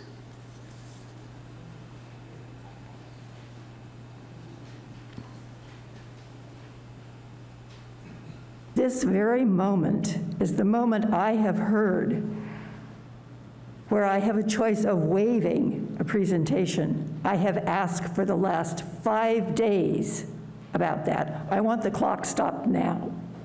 This is simply not fair. 5 days it's been with questions about the legality of my talking. Please stop the clock. I wrote a 2-minute discussion. All right, I'm going to just start. I'm going to read you what I had before 6:20 this afternoon. There is normally an opportunity for mutual agreement to the timing of a change for an appeal. I was not extended that courtesy. I should have been asked, not just informed, not 5 nights ago before this meeting. The process has been entirely irregular. Until hearing from the attorney, I did not know that I would be presenting any appeal tonight. I do not have my appeal to present. I'm hoping that those parts of the appeal, this is just ridiculous. If I could, Margaret, you weren't expected to give your presentation tonight. But at this point, you're offering me 10 minutes. Does that then remove any future opportunity? No. Then I will continue with what I'm saying because I am angry and I need to be able to give a presentation in the future since I had never been told that I should have 10 minutes tonight. Yeah, it's okay. That presentation may change because some parts of it may be mooted by the revisions that began nearly a month ago. Staff has not directly or completely answered my questions, so what am I to think? How do we proceed? The developer wants to extend the time, the city wants, staff wants to extend the time. I would be happy to extend the time if the project can be made better. It could be a wonderful project. But we need the following. We need to all agree to a mutually agreeable hearing date, which apparently has happened. I didn't know that that might preclude the opportunity for a planning commission meeting. I need an agreement that I will be allowed to amend the appeal and to add any new grounds that may arise from the plan revisions. I need an agreement with the city that I will be notified promptly and provided with all copies of every document that is received. And I need an assurance tonight that the process will not preclude anyone, including me, speaking to the appeal or about it in the future. You see, I did not know I could speak tonight. There is much more to be said. Maybe we should all talk about this at some point. Meanwhile, thank you, Sue Beckmeyer, for asking the city attorney for clarification. I do wish that I had gotten that clarification. Forgive me for my frustration and my anger. I continue to believe that this needs to go back to the Planning Commission, and I do not intend for my agreement for the changed date to constitute a consent for continuance if that precludes having the Planning Commission look at this again. The project could be marvelous. It could be of huge benefit to Pacifica. As it stands now, it isn't. Thank you for listening to my frustration and anger. Margaret, if you could stay up, do we have any questions? And I just also wanted to let you know that I might not have explained it well enough before you came up, so I apologize for that. And my name is Margaret Goodale. I am the appellant. I have lived in Pacifica for 45 years. I have watched Pacifica grow and change. I have watched staff change. I'm unhappy. I understand. Does anyone have questions for her? Councilmember Beckmeyer?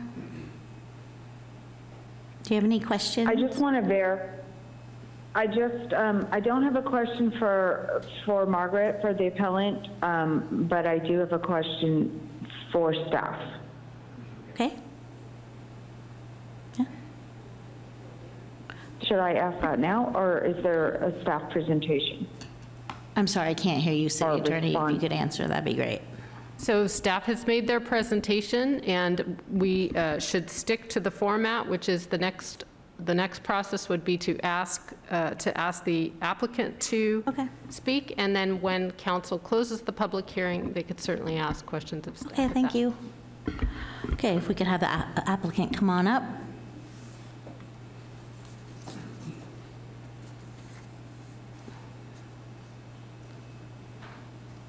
Good evening, council members. It's great seeing you guys all again. My name is Eamon Murphy. I'm the co-developer with my brother Brendan on the 570 Crespi project in Pacifica here. I'm here with my wife tonight. We're both locals. We've both lived in Pacifica for 47 plus years. Our parents are still living in the back of the valley. We met at Safeway on check stand 3 when we were in our early 20s, working our way through college. And we have 2 amazing sons. Needless to say, we're fully invested in this town we call home. I've spent 15 years coaching youth baseball, Little League, CYO basketball, and soccer. My wife is the founding mother for Friendship Playground and a first grade teacher at Valleymar School. We're not your typical outside developers. We purchased this infill project 7 years ago. It's been 7 years. And when we purchased it, we had a beautiful vision of that property. It was a great location, and we knew it had some awesome potential. And when we first got there, my dad, my brothers, and all of us, we went down there and we moved about probably 3 40-yard bins of garbage. We unloaded crap from all the way back on that project. Those wetlands back there were filled with tires, and we cleaned it up now, and it's still an eyesore today, but it's so much better condition than it was when we first purchased the property. You know, we read the appeal, and, you know, I asked the appellant, why us? You know, there's so much bigger fish to fry in this town. We've got the Lindemar Woods. We've got the mega church in the back of Cape Breton. The high-rise they're talking about now on Highway 1. The quarry is back in the chatter mode. You know, now they're talking about tearing down Seabowl. You know, so I asked the appellant, why our infill project? You know, there's talk that there should be more commercial on the project, and that's simply just unsustainable. You know, you look to the east of our project, and you got the Crespi Center. There's about 15 to 20 commercial condominiums sitting there right now. You've got the, you know, east of that, you've got Kenny's Chinese food. You got the batting cages. You've got the Pacific Athletic Club. Right, you've got the community center to the left, you've got the Quick Stop across the street, you got the surf shop, and then you got Porto 27. You know, why do we need more commercial? I've talked to many of the tenants down there, and they've all said the same thing. We don't need more competition, we need more customers. That place is a ripe spot for more housing. You know, the front of the property, as you know, is going to be a beautiful commercial building. It's going to be awesome. You know, behind that, you're going to have residential homes, condominiums. We've got 3 below market rate units, right? You know, it's to build 19 units in this town, it's taken us forever, and it's been a painful process. You know, and we're ready. We're ready to take that to the next step. There's talk about encroachment on the wetlands. Well, we're not encroaching 1 inch on the wetlands. Not 1 inch. We've spent the last 2-3 years working with the biologists, making sure that we are not stepping foot at all 1 inch back onto the wetlands. Okay? There's talk about parking. We're not going to have enough parking. Well, we're putting 13 parking spots on the community center side. And those 13 spots aren't even in the calculations for our project. So we're a net positive for parking. We're building a beautiful driveway where the seniors can now pull up to the front of the community center, get dropped off, and continue right on out. It's got an awesome flow, one way in on our project and one way out. They're all going to meet the exits, going to meet right together in the center, and you can be able to pull right out of there. So parking's not going to be an issue. The heritage trees was an issue that was brought up as an issue in the by the appellant. You know, we're taking some heritage trees down, but we're more than substantiating the 3-to-1 ratio. We're putting plenty of extra trees, not to mention all the landscaping that's going to be happening outside of our property and onto the community center side. So, you know. I see the appellant's frustration. She hasn't been dealing with this for 7 years. We have, right? We've answered all the questions. We're trying to keep everybody happy. We've done everything that's been asked of us. So here we are today, right? We're at the finish line. We've got an awesome project. It's gonna be a massive upgrade to Lower Lindemar, or to Lower Crespi Drive, and it's time. You know, it's time. And we thank you guys for your time, and we hope to see you. I guess it's probably. I would wish they would reconsider the appeal. I doubt that's going to happen tonight, but we look forward to seeing you guys probably in 2 to 3 weeks. And thank you so much for your time. Thank you. Okay, I'd like to invite public comment. Mayor Beer?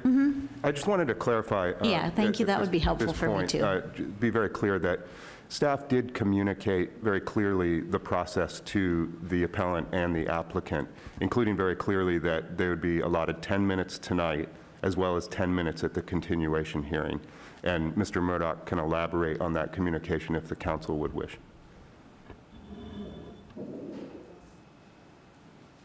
Okay, thank you. I will invite public comment. Open up public comment. We have Ron Makel, followed by Victor Carmichael.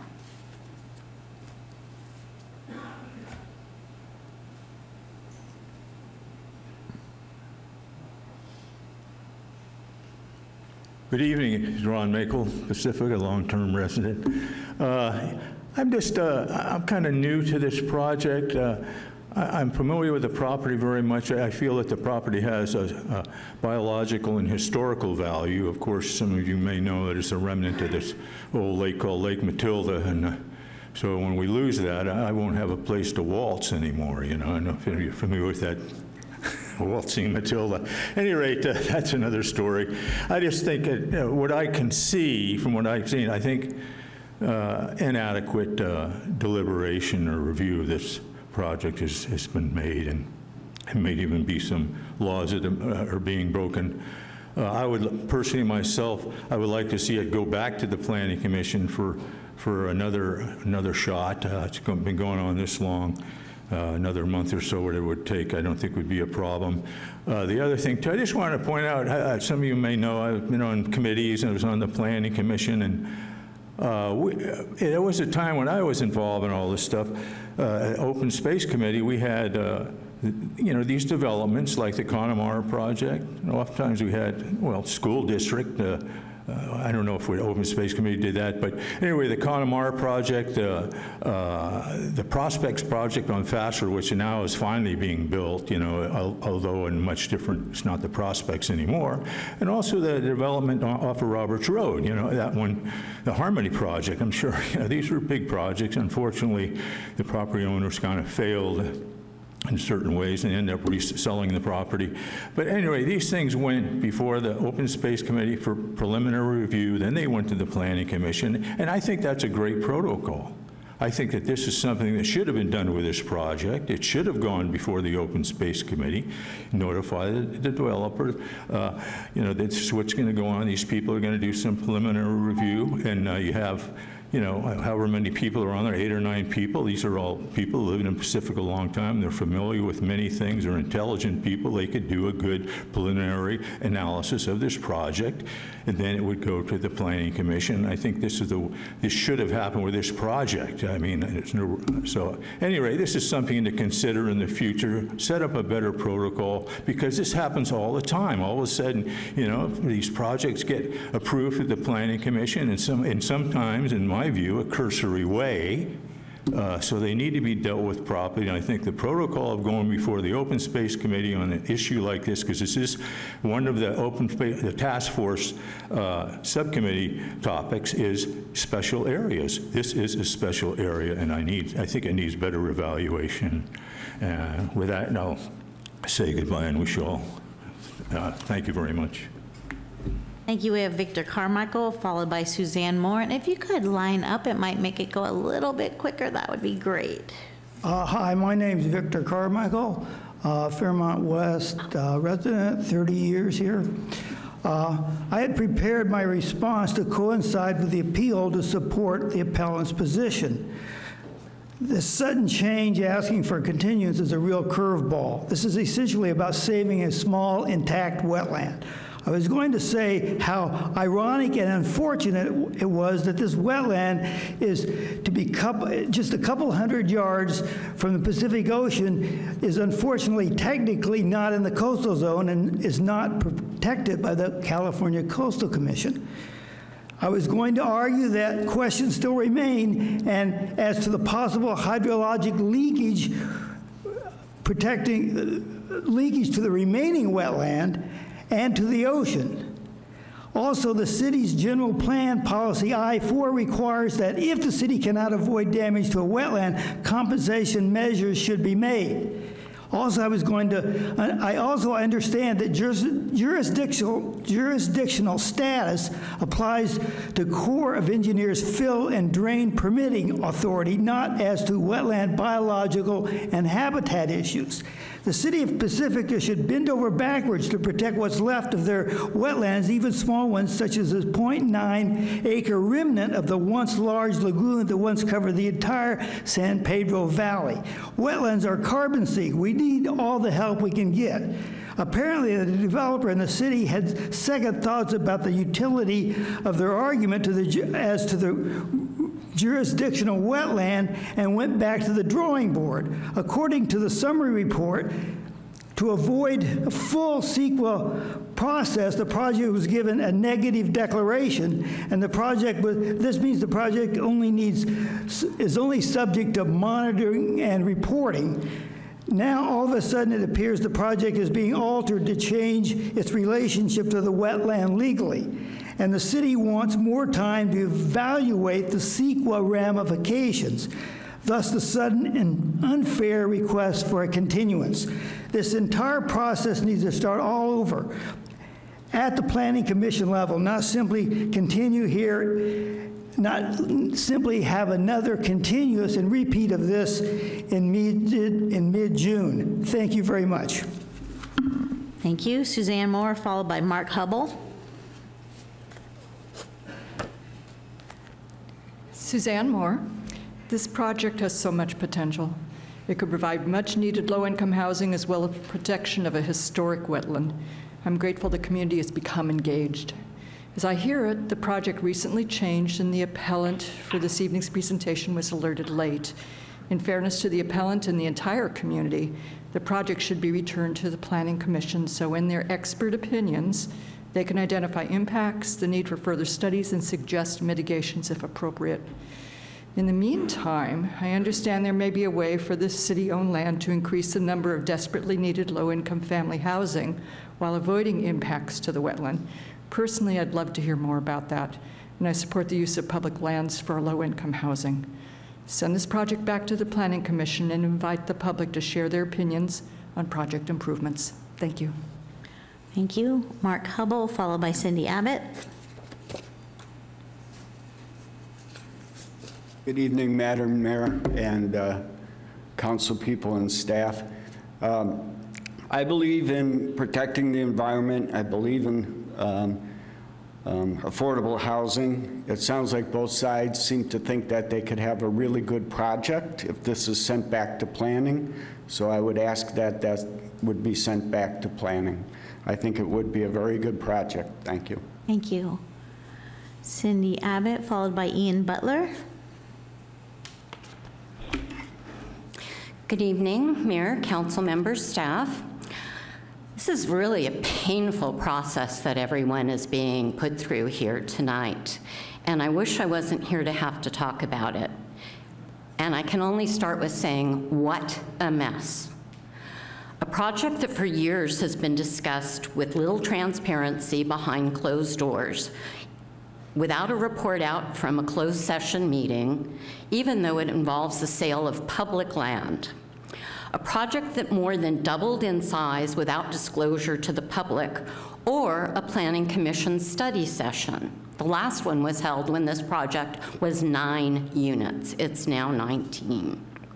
This is a project that provides the barest minimum of affordable housing, a project that provides the bare minimum of commercial revenue, that is what is needed by the city versus adding more to demands on our infrastructure. A project with incomplete plan documentation, a project with traffic and parking impacts, a project that didn't fully designate and still doesn't designate all of the heritage trees on both the private and currently public land. A project with significant impacts to a bit of our last remaining historical wetland in the lower Lindemar Valley. And now a project that has completely disrespected an appellant by withholding information for 3.5 weeks and not receiving mutual consent on changing an appeal date.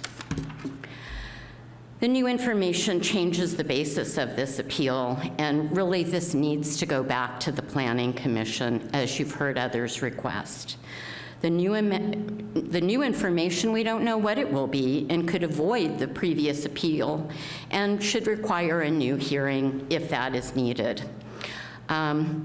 And if an appeal is needed, it shouldn't require an additional fee, but at this time, I think this really needs to go back to the Planning Commission to really think the project. I believe that the developer wants to do a good project.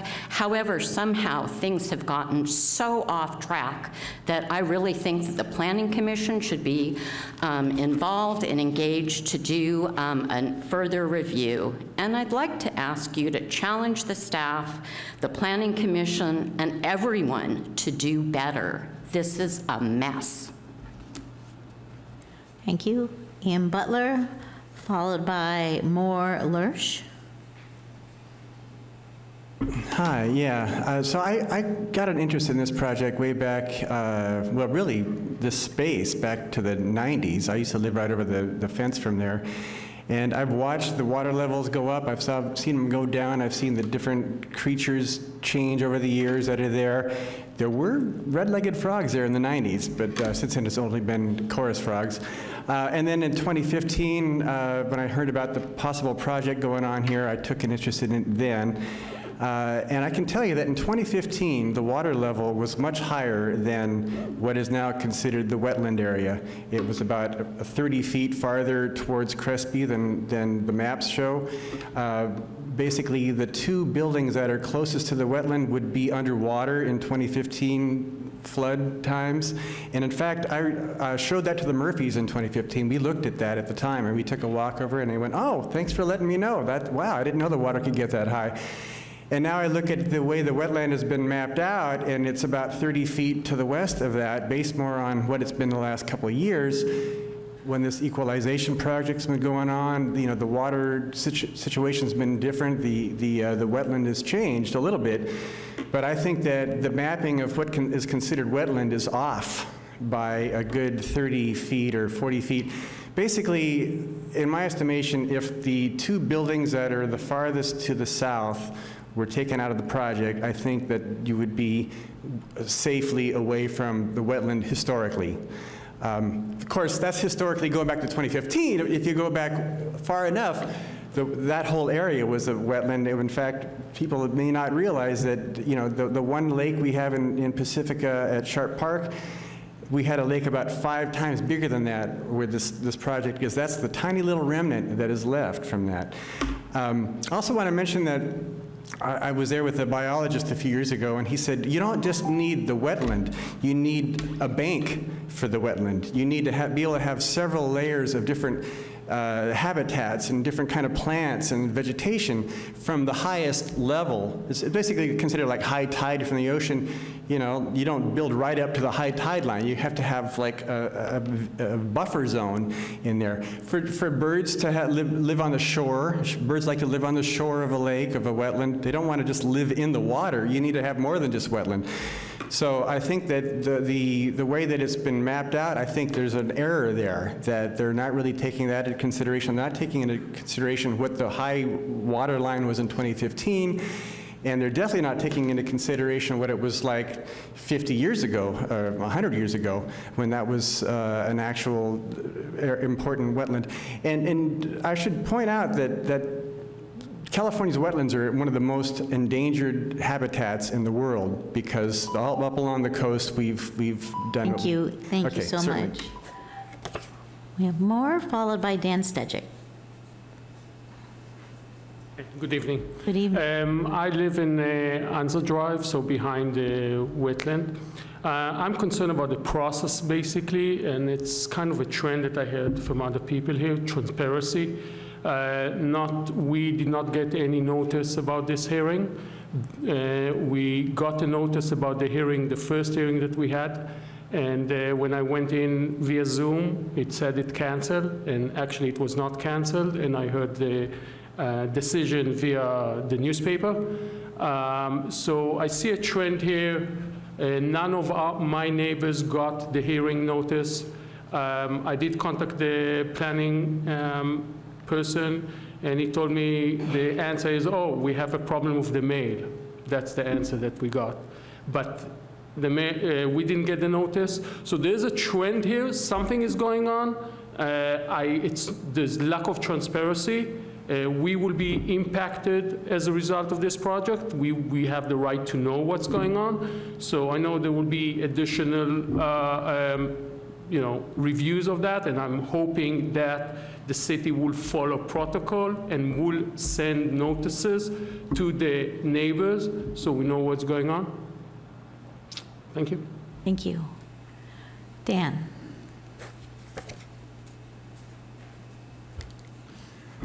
Good evening, council members. My name is Dan Stejic. I sat through a very similar situation to this recently in another county. Applicant's not a legal expert. Council members aren't a legal expert. I believe at this point, it's a city attorney's job to further query, to voir dire each and every council member to see if they exchange serial communications with the applicant, if at any time the applicant discussed what any other council members had discussed with him. If that applicant has discussed what other council members discussed, then you've got a Ralph Brown Act violation, and you've got to start this whole process over. And at this point, that would be the cure. Thank you, Attorney Bizzano. Okay, I see no more cards. Josh, do we have someone on the phone? It's Mayor Beer. We have 4 hands raised at this time. Okay. I'm going to go ahead and unmute the caller with the last 4 digits, 9309. 9309, please press *6 to unmute yourself and state your name for the record.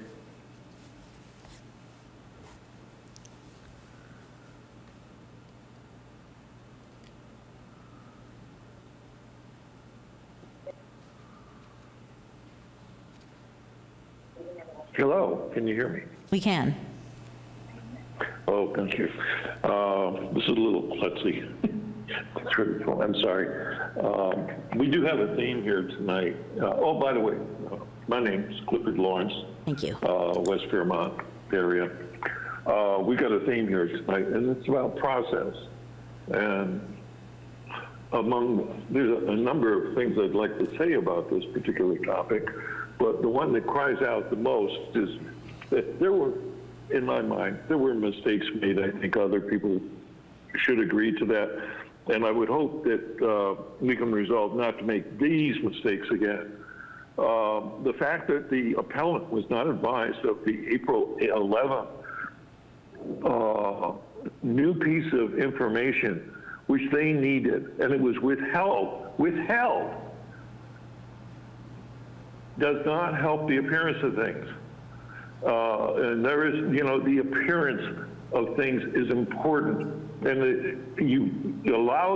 the city has allowed itself to fall into the position of the appearance of conspiracy with the applicant and probably advocacy.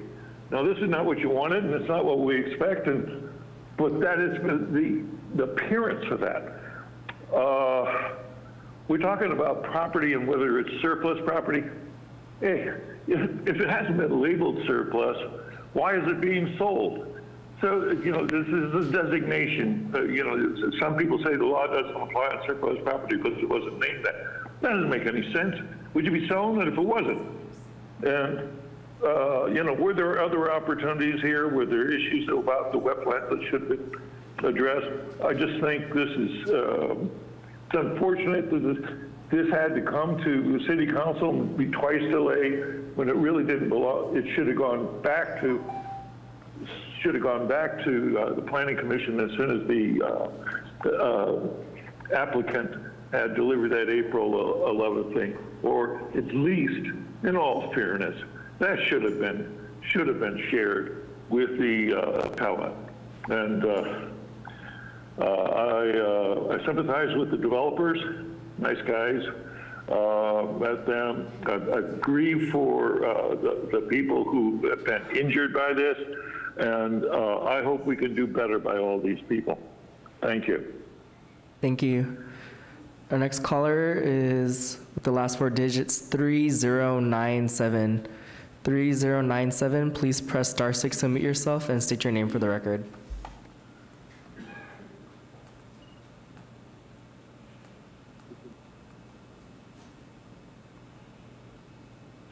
Hello, this is Raimi Tan, architect and longtime resident of Pacific Manor.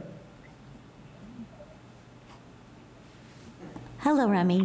And I'm calling because it sounds like this project should be a pretty easy one to go through. It's an infill project. But what I'm hearing in the public hearing, there's some issues with this was being a former city-owned lot, and it's kind of a shame that as a former city-owned lot, it could have been, you know, partnered with a affordable housing developer to do 100% affordable housing on that site, which is much needed. But, you know, that's kind of unfortunate, but, you know, the city would make a fair sale to the Murphys, who are, you know, longtime families in Pacifica, and they are, you know, developing housing, a bit, you know, market rate housing. So I'm not sure what the city legally can do at this point, because they did make a sale and it went through public hearing processes in the past. You know, it's an infill project, and I think the city, you know, should be concentrating on dealing with other projects that are built on the ridge line, like Harmony 1, and the one that's being proposed at the back of the Linda Montessori. It's an absolutely horrible project. You can see the houses and the roads on Harmony 1 on the ridge line is a violation of the general plan and the Hillside Preservation District, and on and on. So I think this one, you know, unfortunately, you know, its opportunity was lost, but, you know, I think the city needs to move on and look at the bigger projects that are out there and making sure that we can meet our regional housing needs assessment, which is close to 2,000 units, yet, you know, the general plan only has 900 units. So there's a lot of things the Planning Commission and planning staff need to focus on, and, you know, and just let this one go. Thank you. Thank you, Raimi. Thank you. Our next speaker is with the last four digits, 4027. 4027, please press *6 to unmute yourself and state your name for the record.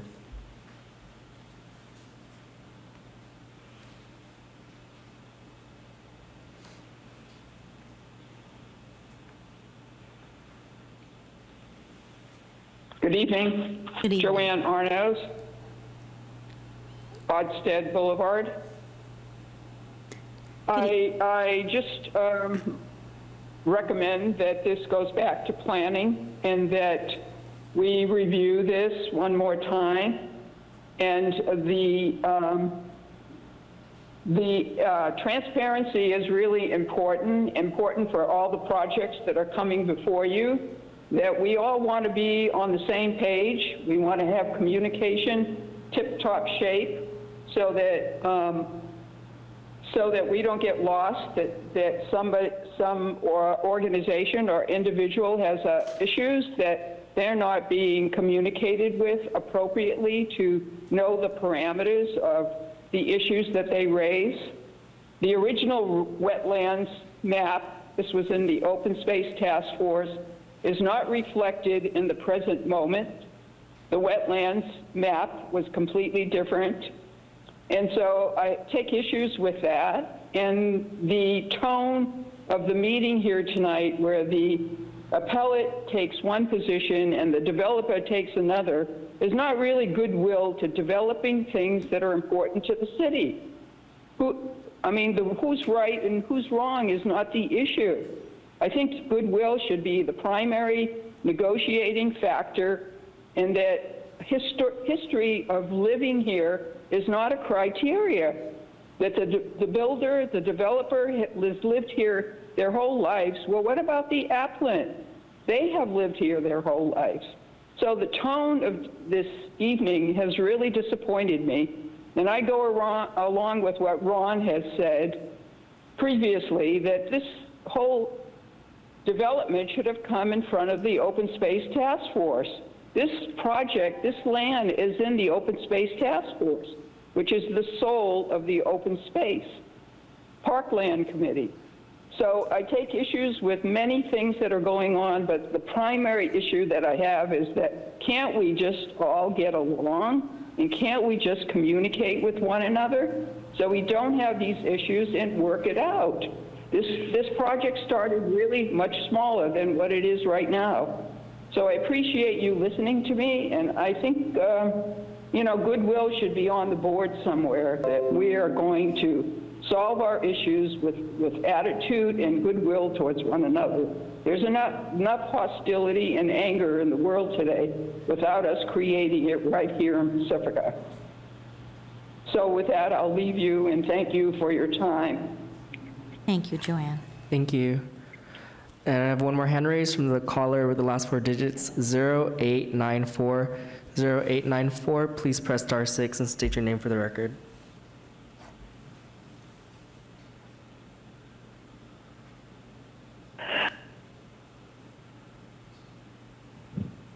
Yeah, hi, this is Dinah Verby.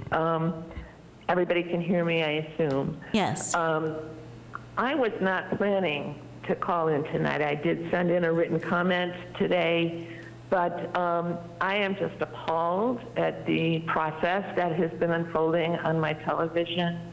I have heard several misrepresentations made tonight by staff, and so I felt compelled to call in to do what I can to clear the record, because I am not one of the appellants, but I have been in close correspondence with the appellant. She has shared staff communications with me. I heard the city manager say earlier that staff had very clearly told Margaret that she would be allowed 10 minutes tonight and 10 minutes at the next hearing.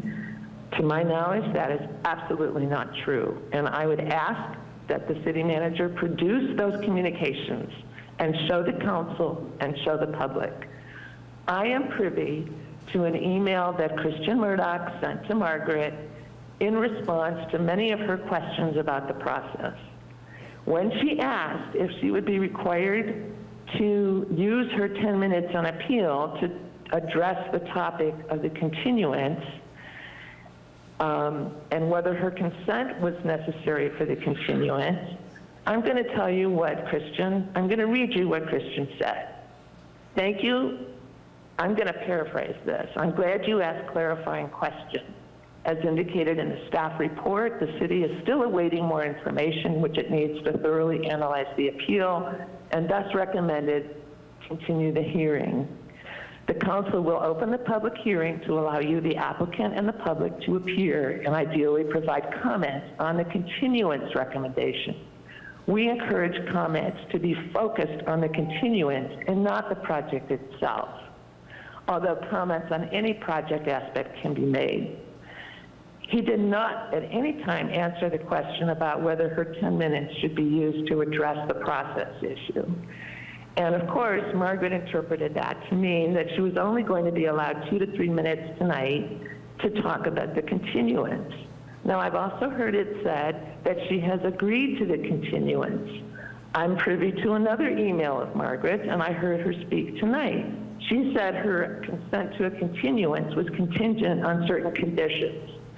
My understanding is the city must hear the appeal tonight unless all parties agree to the continuance.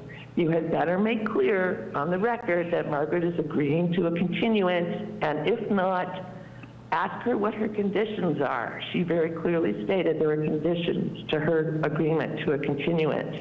Absent that consent, I believe the law requires the council to proceed with the appeal tonight. Thank you very much. I appreciate it, Dinah. Thank you so much. Your time is up.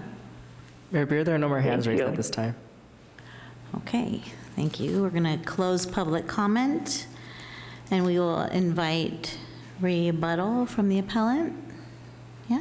No. Did they reserve any time? Yeah. I think that I owe an apology to the appellant because I really don't feel like I was able to explain this properly for her to understand. So having said that, I didn't even ask her if she was going to set aside time. So I feel like that it's my facilitation that has been lacking there. So it would be best then to offer them each 3 minutes to allow that opportunity to rebut. Okay, perfect. Then I will offer the appellant 2 minutes. If you'd like to come up, you may for a rebuttal.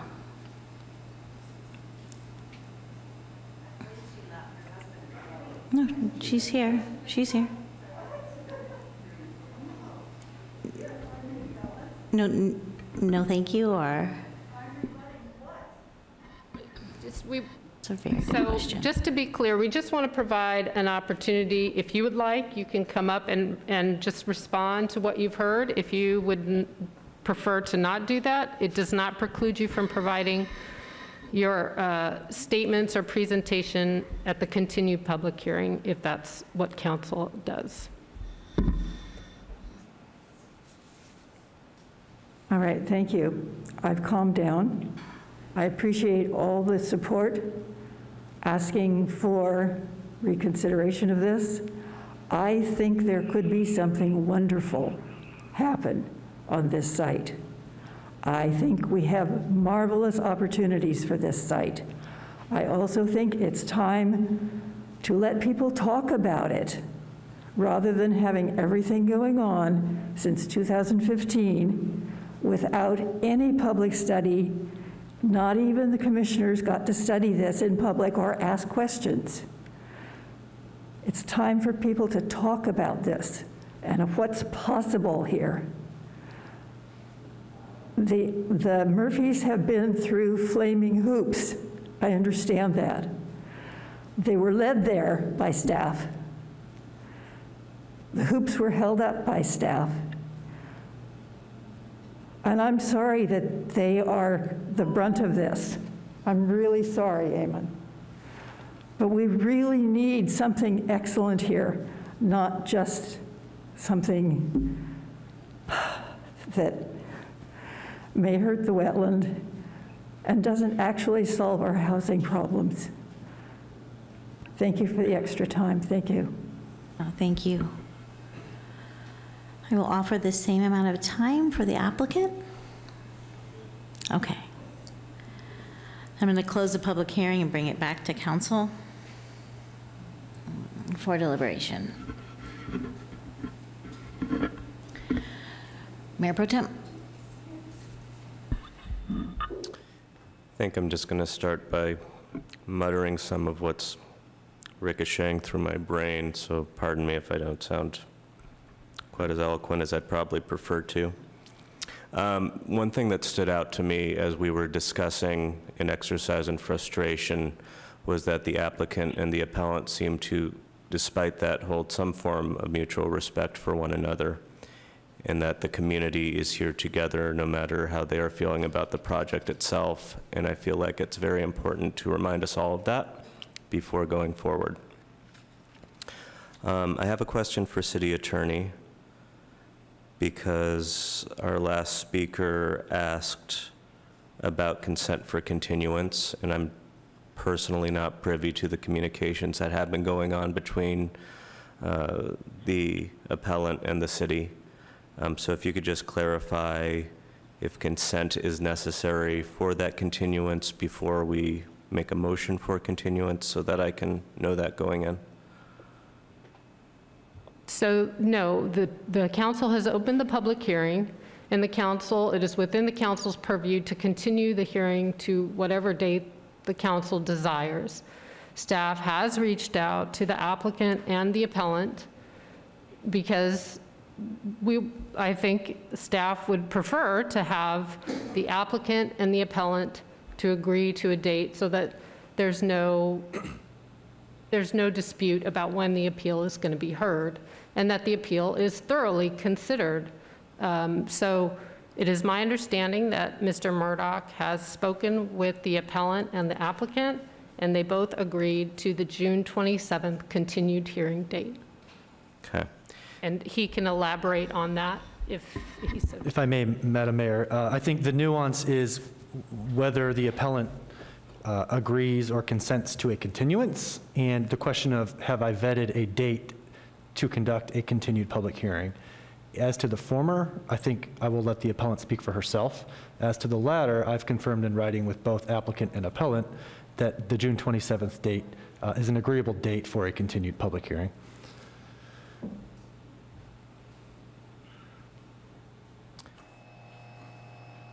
So I'm not certain if if I heard the appellant tell me if she agrees to the continuance, if I heard you correctly. I think I won't attempt to speak for the appellant on that point. What I can say and restate again is that I have confirmed with both applicant and appellant that the June 27th City Council meeting is an acceptable date to hold a continued public hearing. And past that, it's in our purview specifically. Okay. There were a lot of comments around perception, around pain, around ultimately doing better, and one spoke on behalf of goodwill, which is at this point what I'd really like to try to cultivate. And so doing better sounds like a good idea. I'm going to start by just speaking for myself and where I made an error. I'm uncomfortable placing blame upon others, but I'm perfectly comfortable doing it upon myself. And I'll tell you, Margaret, whom is currently seated behind this gentleman at the camera, so there you are. Thank you, sir, I appreciate that. Our cameraman was standing right in front of her, and thank you for the job PCT is doing, but I do want to look at Margaret while I say this. And that is, as soon as I started receiving your communications that you were sending to the city on, I think, Wednesday night, if not, I got it Thursday, I should have immediately followed up with city manager to make sure that you were your questions were addressed, and I did not do that. I did not actively start asking after your questions until about 2 o'clock in the afternoon today, and for that I am deeply sorry. I dropped that ball. I made assumptions that I shouldn't have, and I failed in terms of my link in the chain of trying to communicate what I was hearing from you, and so I personally apologize for that, and we'll be following up with city staff to ensure that this does not happen again.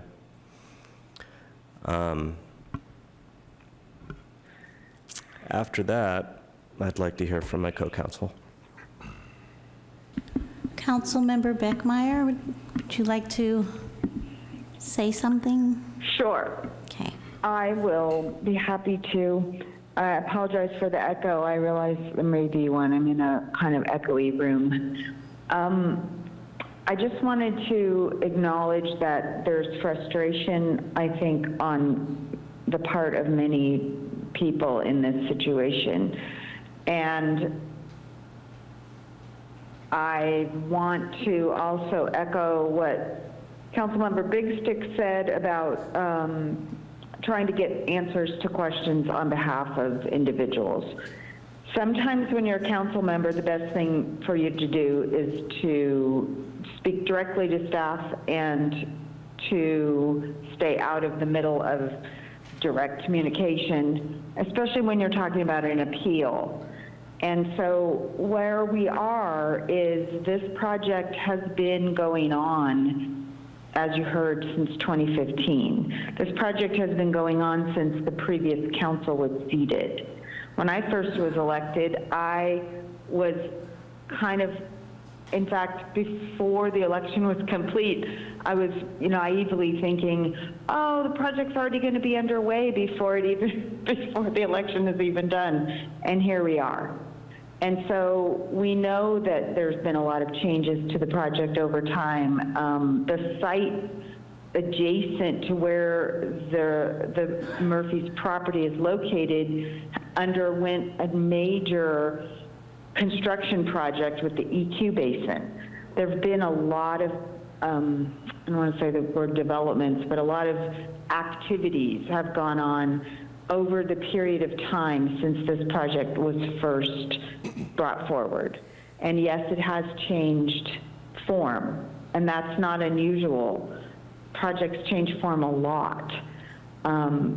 So I think there's so many issues at play, and then we had a lot of communication going on to the council that raised a number of questions in my mind that led me to want to know what is the process and at what point in time would the decision be made for the issue to be sent back to planning if that was what the council wanted. And so that's something that's been in my mind as a possibility that we need to consider. There are questions regarding heritage trees, issues about the use of public lands, suggestions that there's not enough affordable housing included in this project. Traffic impacts have been brought up very recently in regard to this project. The definition of wetlands and buffer zones related to wetlands. I personally have a question about Army Corps permitting and where that happens in the process. There needs to be, I think, for the public, a much better clarification about what portion of this project is on former public property. Because to hear some of the commentary, you would think the entire project is on public property. And that's absolutely not the case. So I do feel that there needs to be better clarification when something is existing over 7 years. People's awareness of one piece or another and their continuity of focus on the project waxes and wanes. And so I listened to the Planning Commission meeting on this project. There were not all these questions that have come up at the end of the process. And so the assertions about not transparency and not access to what's being decided, I have a hard time understanding that because it was publicly noticed Planning Commission meeting that anyone could attend. So, in light of the fact that we've had a pandemic and we've had a lot of meetings through various means, such as one calling in from another country to participate in the meeting, I recognize that not everyone's awareness and continuity of every aspect of this project has been equal. And therefore, I do think we need to have more understanding for all parties. So I realize we're engaged in an actual process with an appeal, and it's not a town hall meeting, but I do hear from many parties the need for more information. And as I sit here, I think that the place for that to occur given where we are in this process, is probably at the Planning Commission level. But that's, a question that I still have to understand better from staff as to what the options are and when council can ask for or request those options. And that's really all I have to say right now. Thank you, Councilmember Beckmeyer. Councilmember O'Neill. I've just been going through my laptop and my emails here, and I just wanted to kind of give a timeline. I got my first email from the appellant, Margaret, on May 6th at 9:51. Now, I have to admit, I'm usually not this quick, but I happened to be online, and I forwarded it to Christian at 9:58. And I got a copy of the response from Christian to Margaret at 1:37. And then there have been various emails between Margaret, the appellant, and Christian. And then I got a copy today, 5/9, at 3:59 p.m. that says, the applicant and appellant, regarding tonight's meeting, the applicant and appellant will each have 10 minutes for public comment tonight. Other public comments will be the usual 2 to 3 minutes in the mayor's discretion. The opportunity to speak tonight can now be removed from the agenda. At the continued public hearing, the applicant and appellant will be given 10 minutes for public comment, and other public comments will be the usual 2 to 3 minutes. So the first paragraph clearly states the appellant and the applicant gets 10 minutes tonight. There's public input, 2 to 3 minutes, and at the continued public hearing, whether we agree it to be June 13th or June, what's the 23rd, whatever date, the next 27th, the appellant and applicant were both told they will have 10 minutes then, in addition to 10 minutes tonight, and the public will then have the usual 2 to 3 minutes at that point. So, and then it goes in there and says, Christian, I understand you cannot make the June 13th meeting date, and so we can also consider a continuance to June 27th.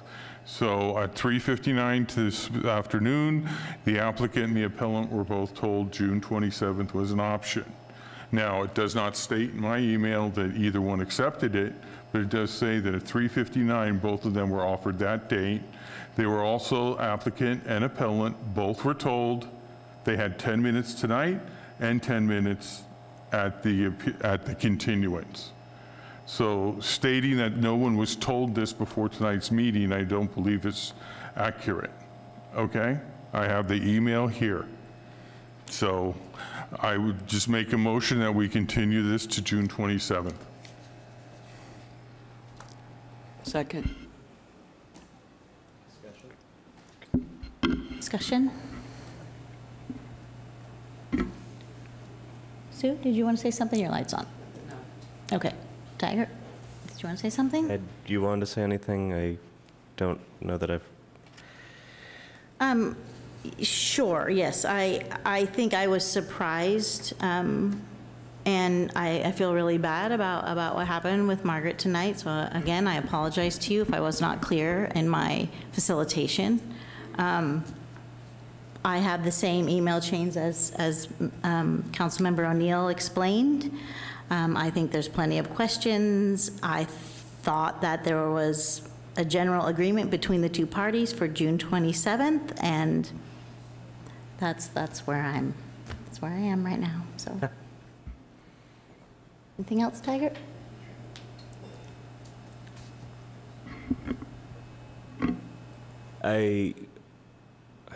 Yeah, I'm going to ask a question or two before we vote, if that's, because I appreciated Councilmember Beckmeyer's thought about possibly turning this back to Planning Commission.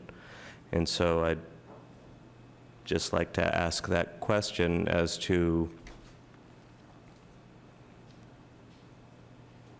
I'm trying to think about my vote and whether or not I want to vote yes on what's on the floor currently, or whether or not right now I'm preferring to turn this back over to Planning Commission.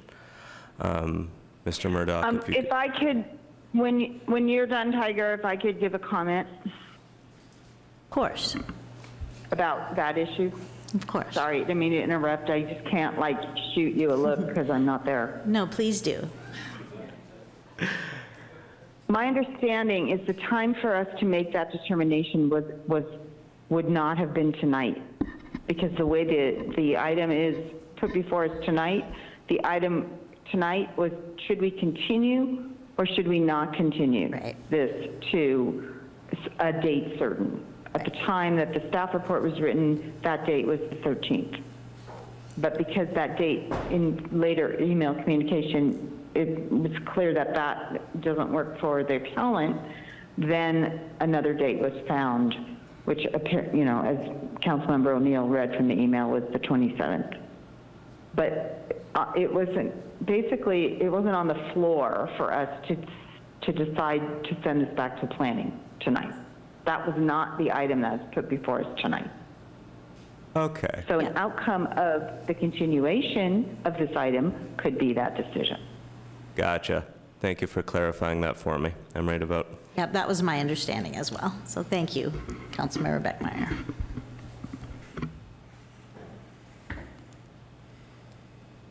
Okay, with the motion to continue the public hearing to June 27th, moved by Councilmember O'Neill and seconded by Councilmember Vaterlas, we'll start the roll call vote with Councilmember Beckmeyer.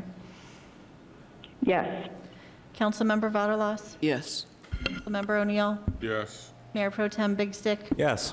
Mayor Beer? Yes. That motion passes unanimously.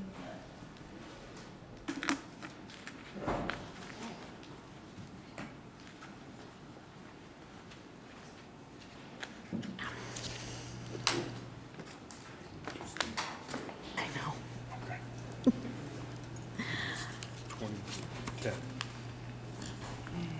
Okay, we're going to move on to item number 9, the public hearing on proposed ordinance amending section 6-6403, 6.404, 6-6406 of Chapter 6 sewer charges, and section 6-11.102 sanitation, through section 611.105 of Chapter 11 sewage connection charges, Title 6 Sanitation and Health of the Pacifica Municipal Code. We have Public Works Director Lisa Peterson here to present for us tonight. And Mayor Beer, Kevin Woodhouse, City Manager. I'm going to kick this off with some introductory comments while the Public Works and consultant team are getting situated. The staff is pleased to present tonight's recommendation for a very prudent wastewater rates increase for the next 5-year rate cycle. Before Director Peterson introduces the team and starts the presentation, I'd like to make a couple specific comments.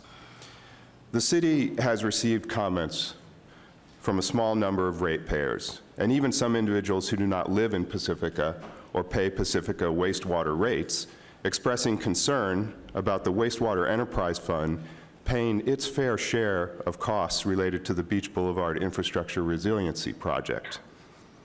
When I refer to that, I'll just call it the Beach Boulevard Project, which is a capital project approved by the City Council that will directly help protect and maintain wastewater infrastructure. I expect that the Council will hear public comment tonight about the Beach Boulevard project. Tonight's hearing is not about the virtues of the Beach Boulevard project. The Council has already voted moving that project into its next phase of design, environmental review, and permitting, and continuing the funding strategy of local, regional, state, and federal funding possibilities. Tonight's hearing is about rates necessary to fund expenses of the wastewater fund for the next 5 years, which includes a projected capital improvement program. Each year, the Council approves the next year's capital improvement program. And each year, the Council approves the next year's rate increase up to, but not exceeding, the recommended 3.5%.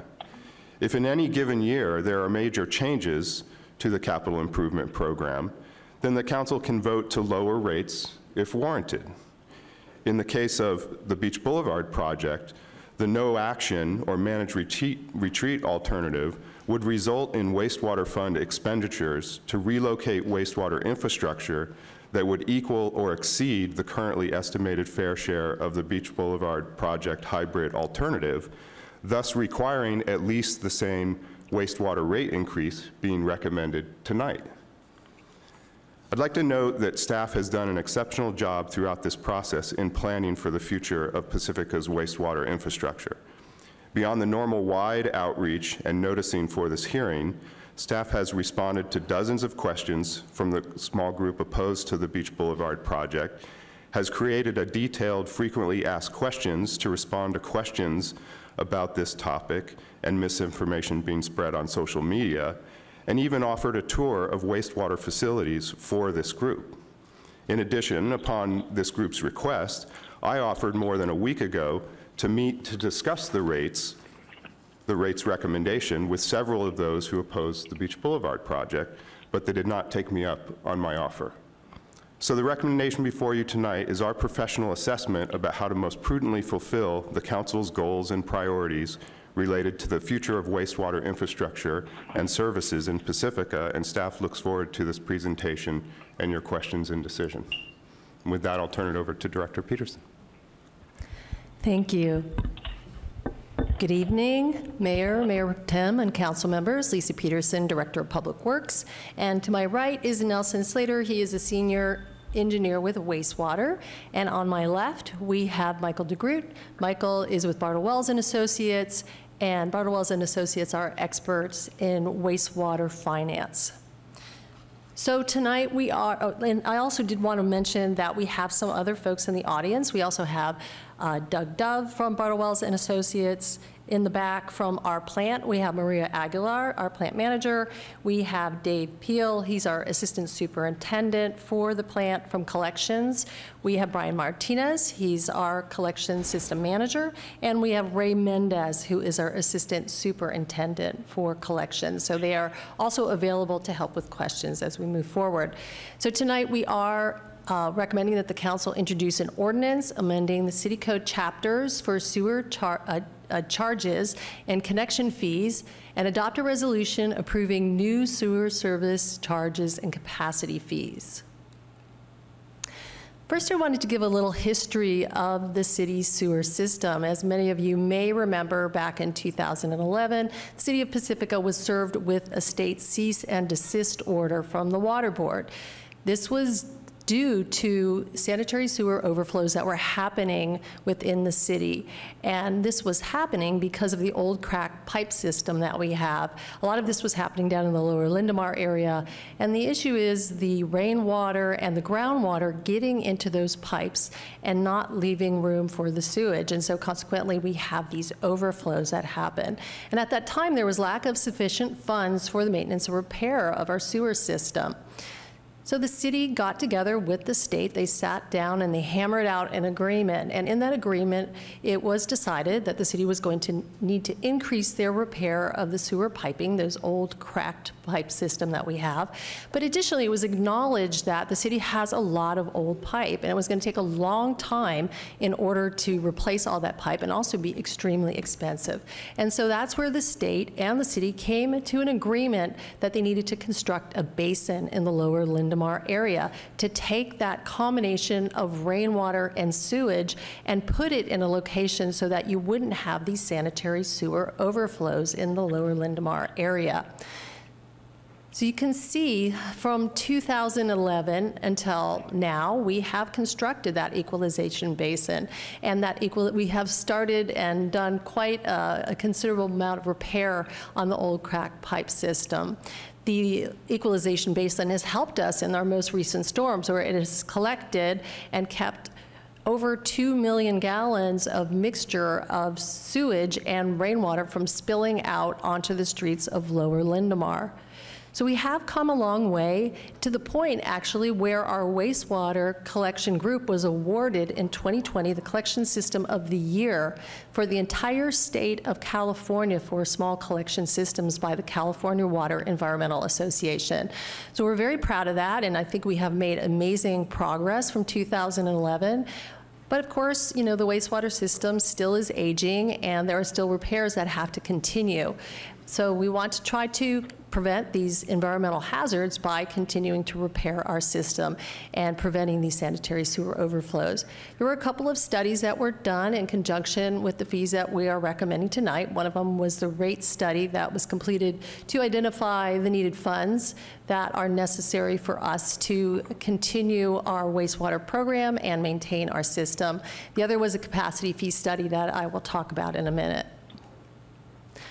So the two studies, the capacity fee study that was completed, this is related to a one-time developer fee to connect into our system in order to pay a fair share contribution for connecting into a system that is currently in place, and also takes into account the capital improvement program. The fee had not been reviewed for many years. The last time it was reviewed was in 1975. The other study that was completed was a wastewater rate study. This determines the fee change that is needed in order to fund our wastewater program. This would include our operations, our maintenance, our debt service, our program, our consumer price index, or CPI, which of course is inflation, and as everybody knows, inflation has been high. Last year it was 7%. This year it could also end up being very high. And our capital improvement program that we are projecting out. So we do complete this wastewater rate study every 5 years, and the last study was completed in 2017. And in order to complete the study, it does require development of a projected 10-year capital improvement program. The current rate study recommends a 3.5% increase for the next 5-year period. The 2017 rate study increases were 8% for the first 3 years and 7% for the next 2 years. And this, of course, was to help fund the equalization basin. The wastewater rate increases from 17-18 to 26-27 can be seen in blue. And as you can see, they were higher back then. We did drop down to 7%, including this last year, 21-22. Now we are recommending moving forward a standard increase of 3.5% per year for the next 5 years to fund our wastewater program.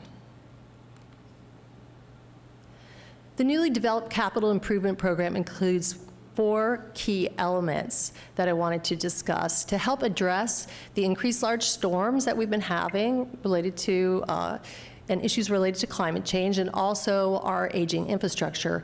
And as we know, we did have a couple of large storms last year that impacted our system, so we want to make sure that we're continuing to repair our system to help address those storms as they are coming in the future. So the first thing we want to do is we want to increase the pipe system infiltration and inflow, and this, of course, is that rainwater, groundwater that gets into our sewer pipes, old sewer pipes, because they have crack or connection issues, and fills up those pipes and causes a sanitary sewer overflow. So we want to fix that infiltration and inflow problem, repair, with increasing our repair by 2 times from what was done in the previous 10-year period.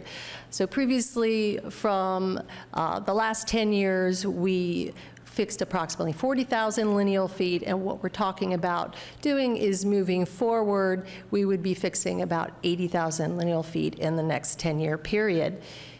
It's important to know that infiltration and inflow, in addition to being an environmental hazard, because of course it can cause these sanitary sewer overflows, it's also very hard on our system. It's hard on our piping system to have that additional flow in there. It's hard on our pumps. It's hard on our plant. So it's definitely something we want to get out there and fix. The other thing that's important to note is that additional rainwater that gets into the system goes to the plant, and there's a cost for treating that. So there is a cost that is paid yearly for having to treat this additional liquid that gets into our system and has to then be treated because it's mixed with the sewage.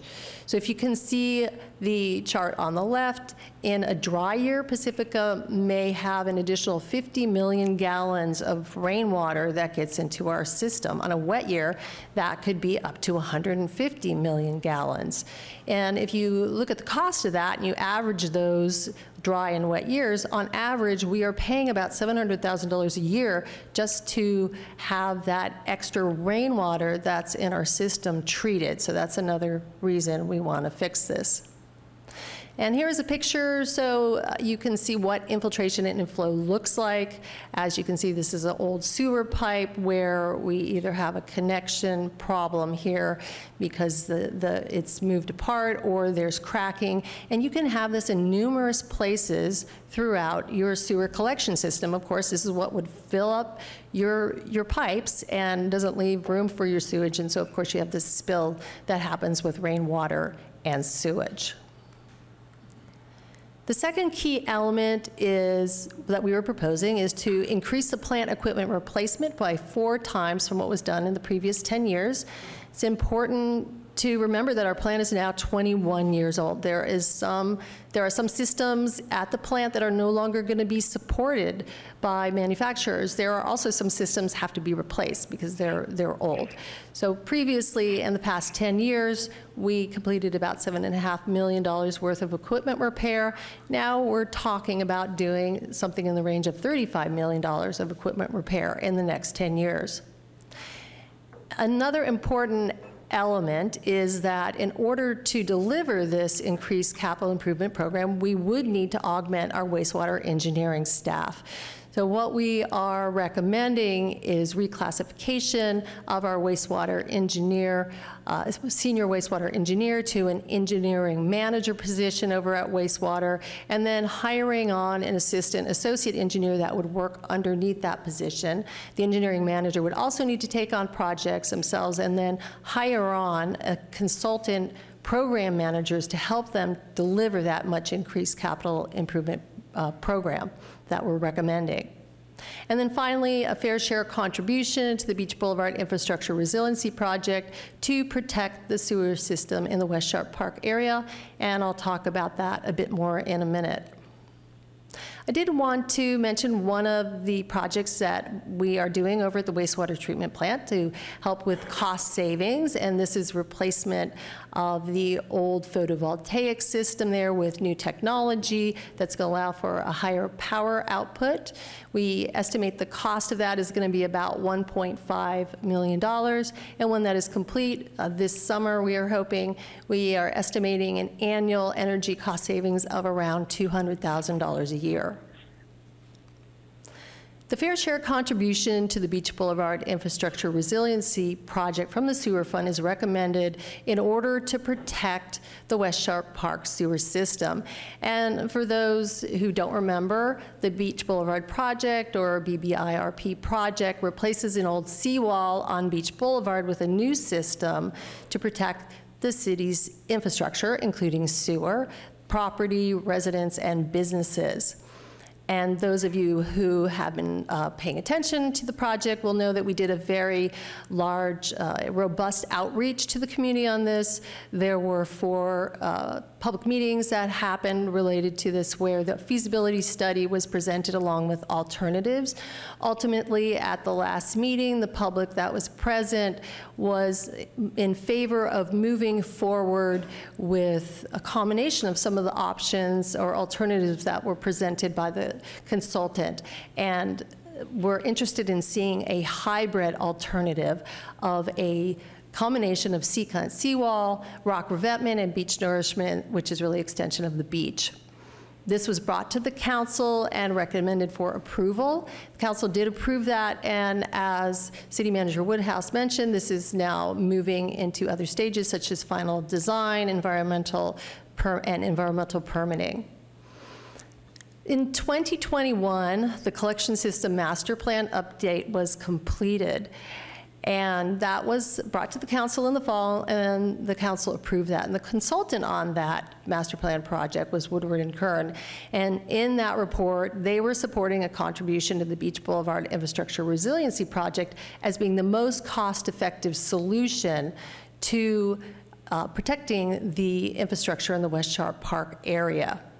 Now, the other option, of course, would be to locate all of that gravity sewer system. And in this case, what we're talking about is the sewer system from Palmetto to the west. When it was looked at what the cost would be for that by the Beach Boulevard project in the multi-hazard risk assessment, it was determined that this cost back in 2021 would be about $40 million. Now, of course, costs have increased from that. We've been seeing cost increase of 17 to 20% in construction since that time frame. But ultimately, this was a high-level budgetary number that was put forth as a outlook for capital improvement project, which is typically how we schedule and look at capital improvement projects in the future. When this project comes into a final design phase, it's important to note that a gravity sewer system design is going to be very complicated, and there's a lot of reasons for this. Ultimately, you have to buy land to put the pump station, to relocate the pump station, and it's not known where that's going to be. You also need to have an understanding of, are you going to only need one pump station? This is going to be based on the grades. So you don't have a design, you're not necessarily going to know that. It's all underground. What are the depths that you're going to have to take those pipes? What is the depth you're going to have to take that wet wall? All those things are very complicated, which makes the gravity sewer system design, plans and specs, complicated design. And these elements can all add cost to the project. And these are things that aren't going to be known until a final design is completed. The other thing is construction and relocation of a gravity sewer system is complex and risky. That's because it's all underground. If you, no matter how much you try to know exactly what's underground and what you're going to be hitting, it's just, you don't have that ability. Even if you're coring and taking your soil samples, it's very difficult to know. And I think a case in point, of course, is what we saw on Balboa Way when we were constructing the equalization basin, where some elements came up there that were somewhat surprising. And this is the reason that the fixed cost contribution was considered to be the least risky and the most cost-effective way to protect that infrastructure in the West Sharp Park area by Woodward and Curran, because it's something that is known. And ultimately, if you move into a design and construction of a system, there's a lot of unknowns that are going to be out there that could add additional cost and substantial additional cost to your project. So what we're recommending in the proposed rate increase is a contribution of $10 million in this first 5-year period for the rate increases, which is what the council would be approving tonight. And that $10 million we would see as contributing to the final design, to environmental permitting, and possibly construction if we got to that point. We did have in the 10-year capital improvement program, also in the 5 out years, years 6, 7, and 8, a $10 million contribution for each one of those years for a total of $30 million. It is important to note, though, that because that's in the out 5 years, there would be another new 5-year rate study that would come to council in another 5 years that would look at that. As Michael will talk about tonight, this, even when we're looking at this $30 million contribution in these 5-year, in the 5-year out years, it is still showing as a 3.5% increase for those 5 years in the out years. So it's something important to note. And with that, I wanted to pass it over to Michael to talk about the wastewater rates and to talk about the studies a little bit more. Thank you, Lisa. Good evening. So I'm going to be going over the wastewater rates first and then the capacity fees. So when we developed your wastewater rates, we took into account a number of factors, including your capital improvement projects, your operations and maintenance expenses, increases in the consumer price index, and existing and future debt service. As you just heard, the city is recommending $60.5 million for wastewater capital improvement projects over 5 years. $25.5 million of that is for collection system, $25 million for wastewater treatment plant, and $10 million in the 5th year for the Beach Boulevard Infrastructure Resiliency Project.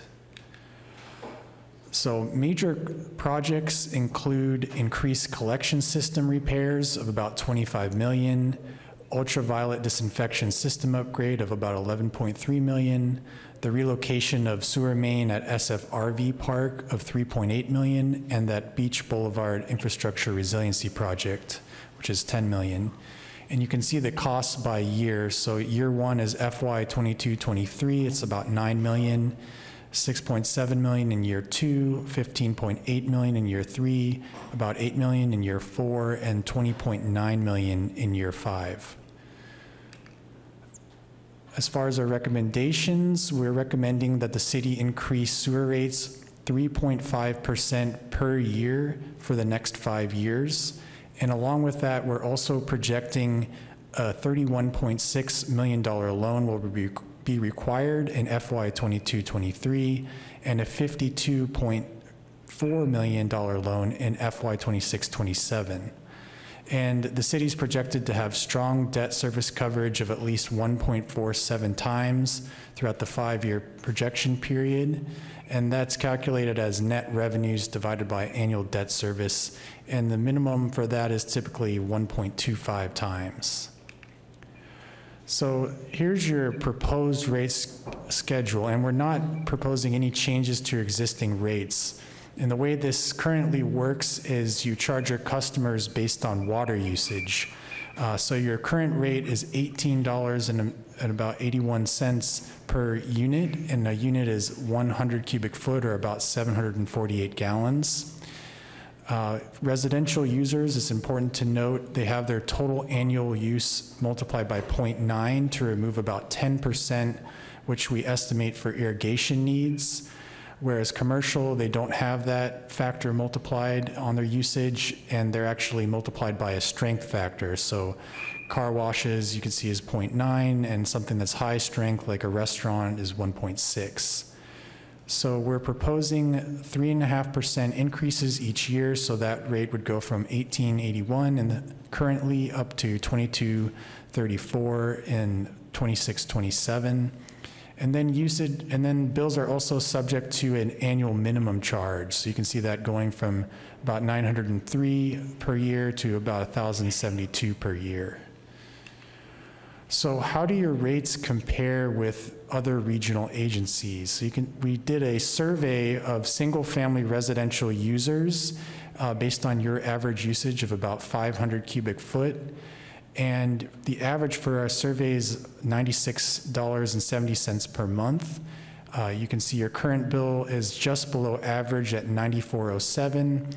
And with the first year, that first increase, you'd go to just above average on the survey at $97.36 per month. So just about around the average.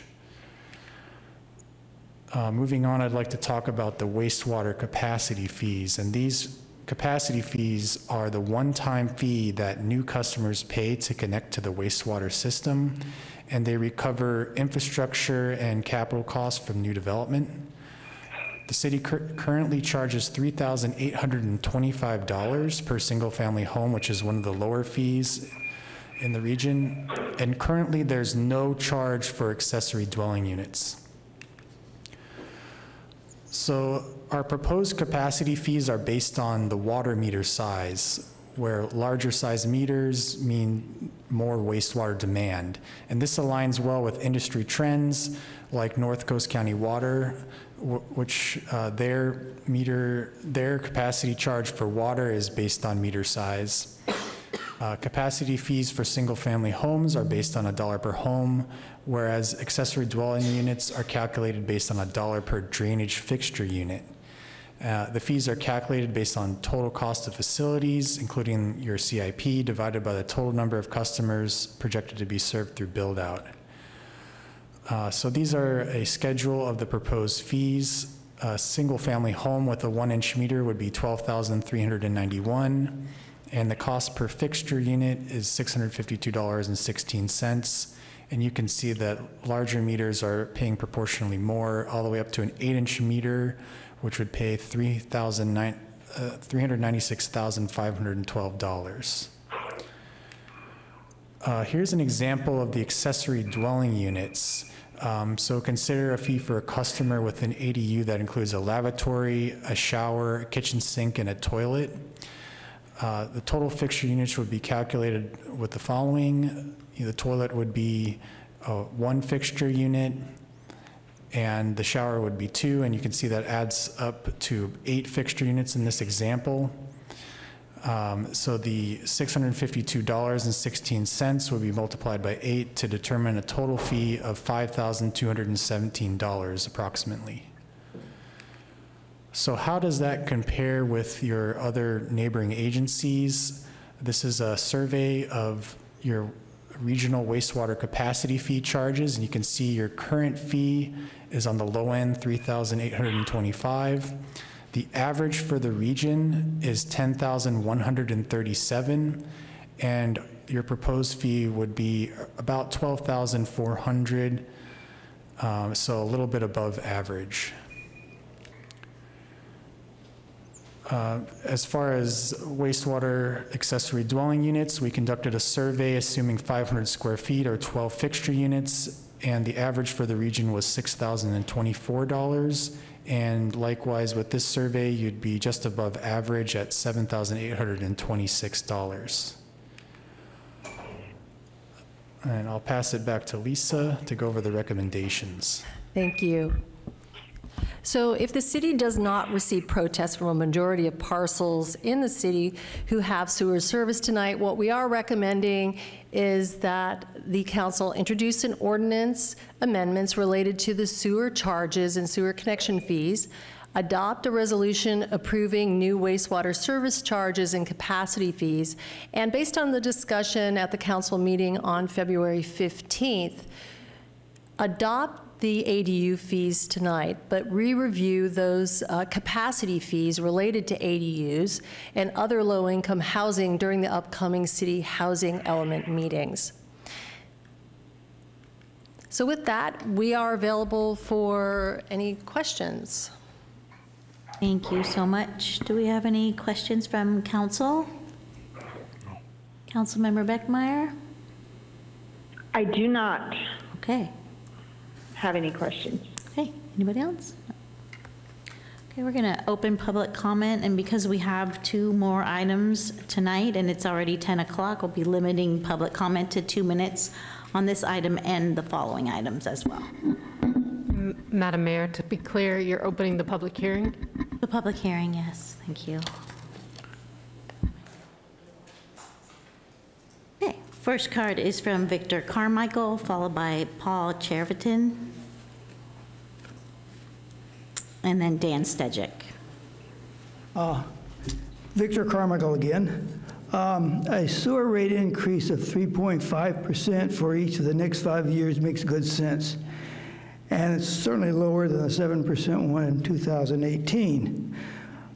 And I want to thank the wastewater management staff for the detailed explanation of all that needs to be done. Most of what needs to go in makes a lot of sense.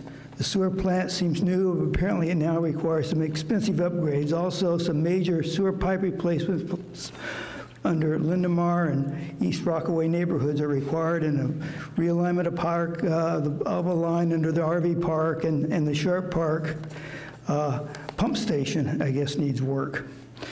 However, I am part of the so-called small group opposing the Beach Boulevard Infrastructure Resiliency Project. This is a fancy name for the controversial plan to replace Sharp Park Seawall with an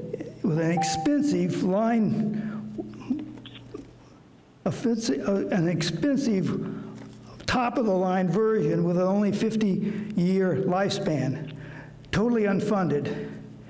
This $10 million is a foot-in-the-door down payment for a new seawall, which also includes an extended rock revetment and a periodically pumping sand in to create a cosmetic and temporary beach. Let's not commit funds to this ad hoc solution so soon. We don't even know the project's final cost. Rebuilding the north side of the seawall to the standards of the more resilient south side makes more sense. This is especially since the Pacifica has no local coastal plan. yet approved by the Coastal Commission. And the Coastal Commission has final say-so on this thing. Part of the money can be used to fund a study to find out exactly what is involved in moving the sea level rise vulnerable sewer line underneath Beach Boulevard out of harm's way. Thank you very much. Bye. Thank you so much. Paul, followed by Dan Stejcik.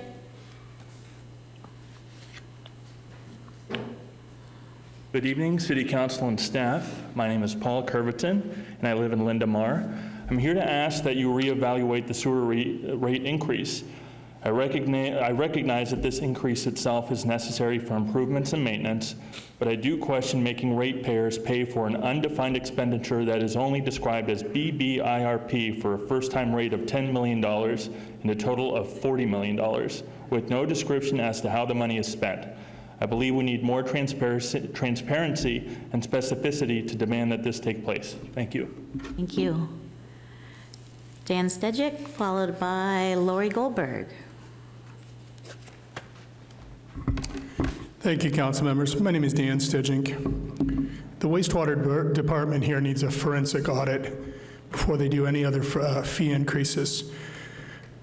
I've taken a look at the hundreds of thousands of dollars that went through this department and disappeared somewhere in Oakland.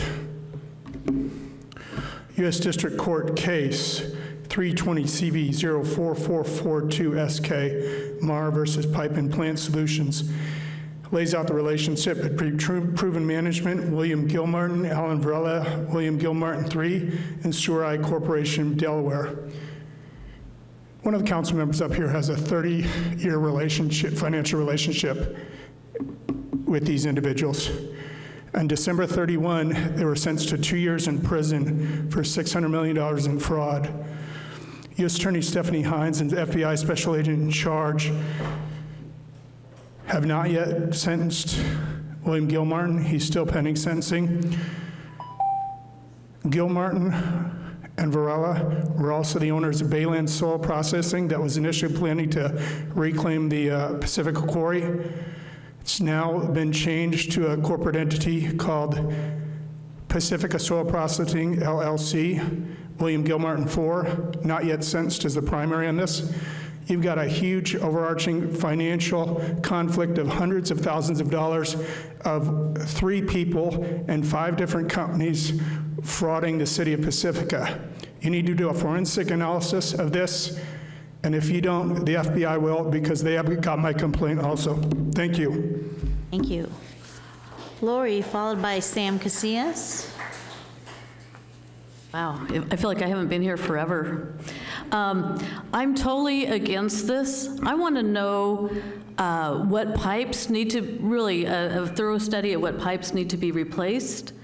3.5% for 5 years, that's a heck of a lot of money. That's a heck of a lot of burden for people who are on fixed incomes, elderly people. I don't want my money going for a seawall and then having phony sand brought in. I mean, that is so disgusting. People come to Pacifica for the beaches, and then you want to put some awful seawall that only benefits a few people in a certain area, and then to bring in sand, and then how long is that going to last? And then this 3.5% rate increase for 5 years, is it going to go down? I doubt it. How long are we going to have to be paying for all of this? Homeowners have to pay for the lateral from their house to the sewer, city sewer.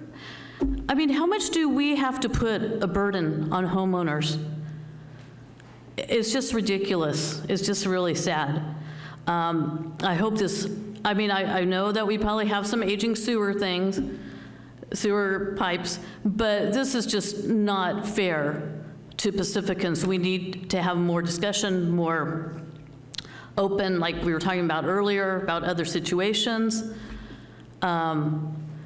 It's just not right. I'm not for some seawall. You know, I don't live over by the ocean. Those houses probably should have never, in the past, if they had been studied, they should have never been built. So, no, I don't think this should be approved. the way it's written. Thank you, Lori. Sam Casillas, followed by Mark Hubbard and Suzanne Moore. In 2018, Foster City residents had the opportunity to vote on a $90 million bond tax measure to rebuild their levees and seawalls due to the coming climate crisis. FEMA was ready to designate 80% of the city as a flood hazard zone if the city did not act. Obviously, if 80% of the city were to be affected by sea level rise, sewer infrastructure would also be affected. Yet they chose to take the levee and seawall issue to a vote of the people. So the question I have been asking of our city is, how is the sewer rate increase, which will include the seawall, that will balloon to way over 120 million, including the financing that I just found out about, estimate, not a tax, when Foster City did deem these, their sea level rise resiliency project as a tax to be voted on. As a member of the Sea Level Rise Committee, I studied the data from the USGS that shows that this area has some tremendous erosion issues that will not be solved by the seawall concept and will only be getting worse due to the climate crisis that is upon us. I also read the comments from the UC Santa Cruz professor Gary Griggs in the April 24th SF Chronicle article that discusses Pacifica sea level rise issues, stating that the bluff reinforcements and seawalls increase erosion nearby. So what will be the real cost to the residents who live north and south of the seawall? They will be compromised by the seawall, and you're not even studying that. Will we need to extend the wall north and have sand replenishment south of the seawall? How much will that cost? Also note that the Coastal Commission has not even seen any plans, let alone we don't even have a local coastal plan approved that's not even any close to that. It's all very misleading, also calling a no project alternative as a manage or treat alternative when no such alternative was analyzed. Thank you. Thank you, Sam. Mark Hubble, followed by Suzanne Moore, and then Vicki Sundstrom.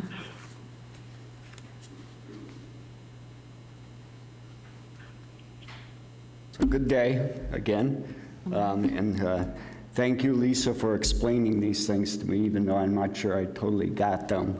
But in terms of talking about the cost of the seawall and everything, Mr. Woodhouse, I think that's the core of the discussion, because what I'm looking at here is the cumulative effect of all of these things, okay? So we got sewer increase somewhere maybe $1,000 or more as it goes along. As another gentleman here talked about the fire insurance in the back of the valley, that could be an extra $4,500 or $4,000 that we're not used to. The city's not giving us any help for that. The taxes for the seawall, which may never happen, but if it does, I would have to think that those would be extreme, you know. If I think the numbers that are thrown around are like 1.5 million or $150 million, something like that. We got the cost of removing dead trees in the back of the valley at $8,500 per tree per Tina Warehouser. We got San Mateo County is considering a tax increase, most of which, you know, a sea level rise tax increase, but most of it will be spent over on the other side of the hill. My concern is, you know, is this going to just make Pacifica unaffordable? Just, you know, with all these taxation and all this? I mean, I think that the seawall has to be looked at, you know? I mean, that's a lot of money for the front row seats. We're in the back of the valley. I mean, our lives are at stake back there. It's more than property. It's lives at stake in the back of the valley. Thank you. Bye. Thank you, Mark. Followed by Suzanne Moore and then Vicki Sundstrom. Good evening again. As we debate an increased rate in our sewer fee, we have to acknowledge the need for some repairs in our current systems. I think it's important to remember that some members of our community are truly financially struggling due to COVID's economic downturn. I would just want to build a little bit on what Lori Goldberg said. We really have to ask ourselves what cost is fair to our community to bear. We want to use SARF funds appropriately, clarify a plan endorsed by the community, and ensure steps are taken in a logical order.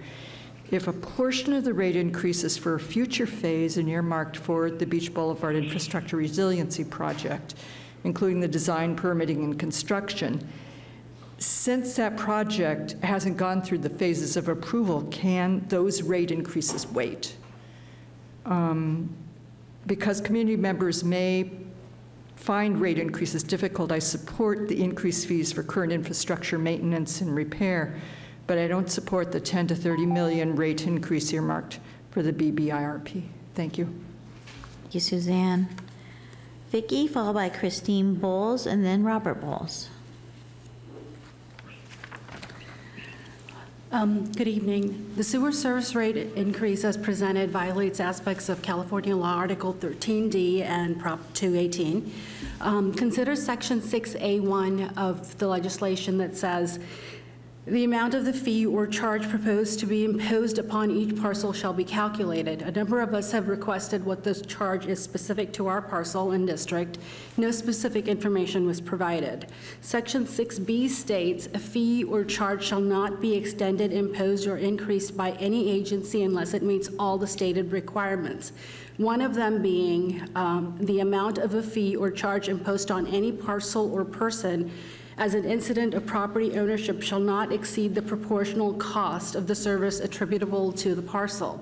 Pacifica's proposed rate increase does not comply with this proportional rate requirement. Section 6B4 says, fees or charges based on potential or future use of service are not permitted. Standby charges, whether characterized as charges or assessments, shall be classified as assessments and shall be imposed without compliance with Section 4 of Article 13D, basically indicating that the $40 million for Beach Boulevard project should be an assessment. Section 6B, in any legal action contesting the validity of a fee or charge, the burden shall be on the agency to demonstrate compliance of this article. So basically, the onus is on the city to show that you are in compliance. Given the issues stated relative to the rate increase and to avoid litigation, council should further study the issues presented and proceed when the rate proposal complies with the state of California. Thank you. Christine, followed by Robert, and then Chris Redfield. Good evening. This is Christine Bowles. First, I want to thank Lisa Peterson and the wastewater staff and public works staff for giving a group of us a tour of the Calera Creek wastewater treatment plant last month. It was really fascinating to get a close-up look at our unique system that uses ultraviolet light instead of chlorine for the final step in the treatment process, so the water can go in the creek. I agree that our sewage infrastructure needs a lot of work, and I'm in support of the majority of the fee increase. But I do have a few outstanding questions that I'm hoping staff can answer tonight. We've been asking what the $10 million is for specifically, and Lisa answered this evening that it's for design and environmental review. My recollection is that the entire design and environmental review costs were about $10 million. So this seems like way more than a fair share, especially since there is a good chance that the project may not get approved. Anyway, sorry, I'm having to jump because of the time shortage.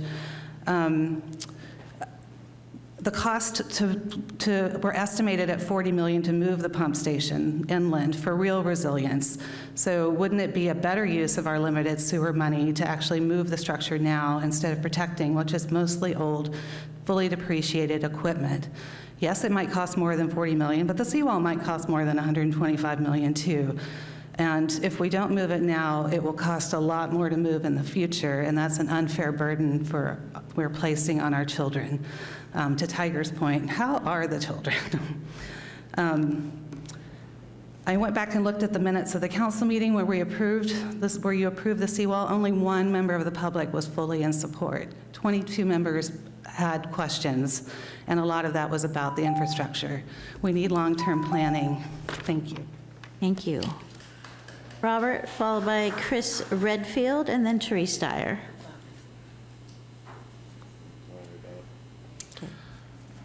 Hi there, I'm Bob Bowles. I'm a local architect in the Manor District.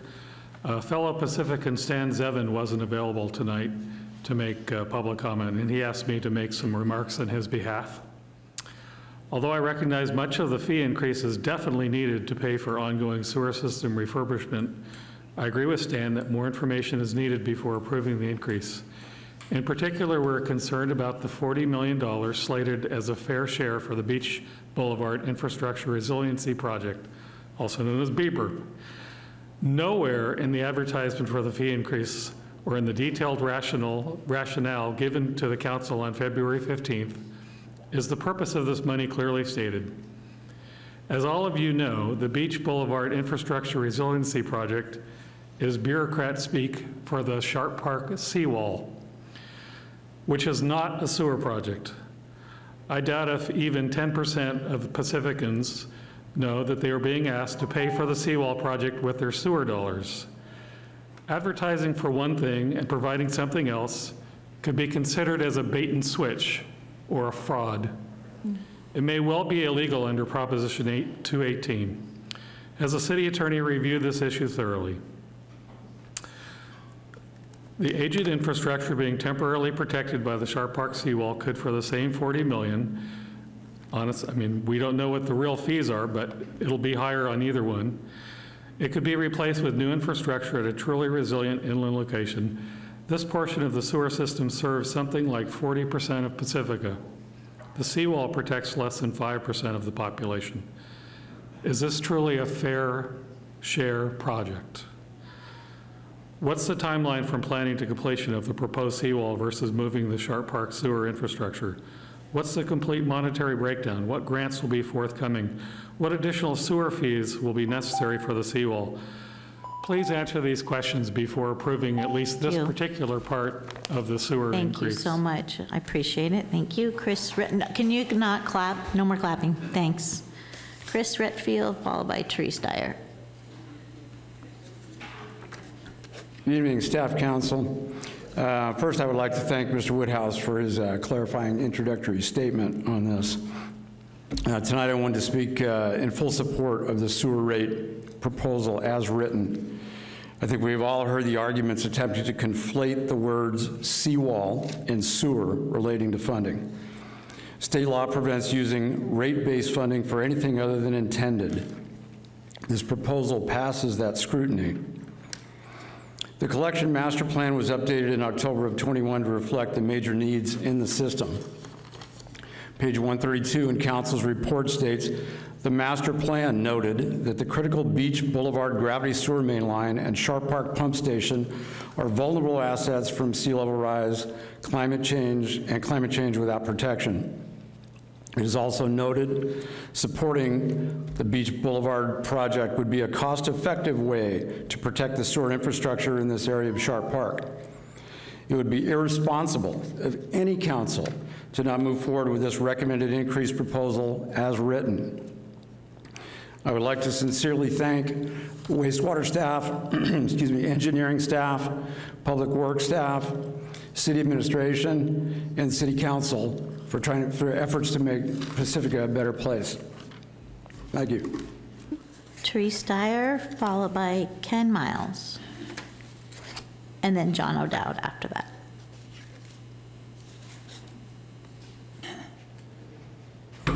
Good evening. Teresa Dyer.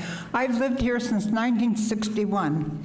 So when this sewer plant went defunct, I was told I didn't have to pay for the new one. Well, that was a big lie. Still paying for it.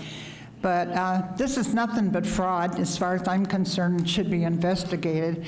And I'm not the only one that thinks it. So I'm going to read an article that was in the paper by Sam Kellis. Okay, he said, our city council is choosing not to put this $320 million plus tax burden to a citywide vote. Instead, decided to hide it under the guise of a sewer rate increase for a seawall that scientific data shows will not withstand sea level rise due to the climate crisis. And he goes on. And the other thing is, I live up on Crespi Drive. Why should I pay for a seawall? I don't care.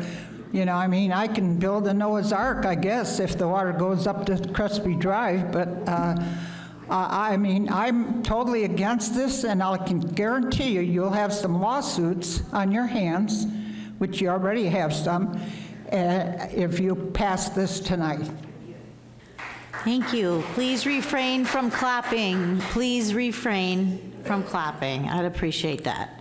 Ken Miles, followed by John O'Dowd. This proposition, I think about the leaking sewer pipes, so you have inflow of water coming from the rain and mixing in with the wastewater. And San Francisco made a huge reservoir under Great Highway. You probably know about that. But also you can put a sleeve, like they put on the laterals, and plug it in with these and seal these leaks. If they can isolate the worst ones, most of them, it might be far cheaper than this tax situation that we're coming up with. I understand Proposition 218, and I really think it's not a good way to vote on this thing at all. I would say, under the circumstances, I would take the seawall part of it out and make it a regular vote and put it up to the people. And you can do that. You got the power to do that. And then have if we have to vote under the rest of it, make it more reasonable. Also, when it goes to our property tax, are senior citizens going to get a tax break? I like to know, because I live on a limited income. Thank you. Thank you. John O'Dowd.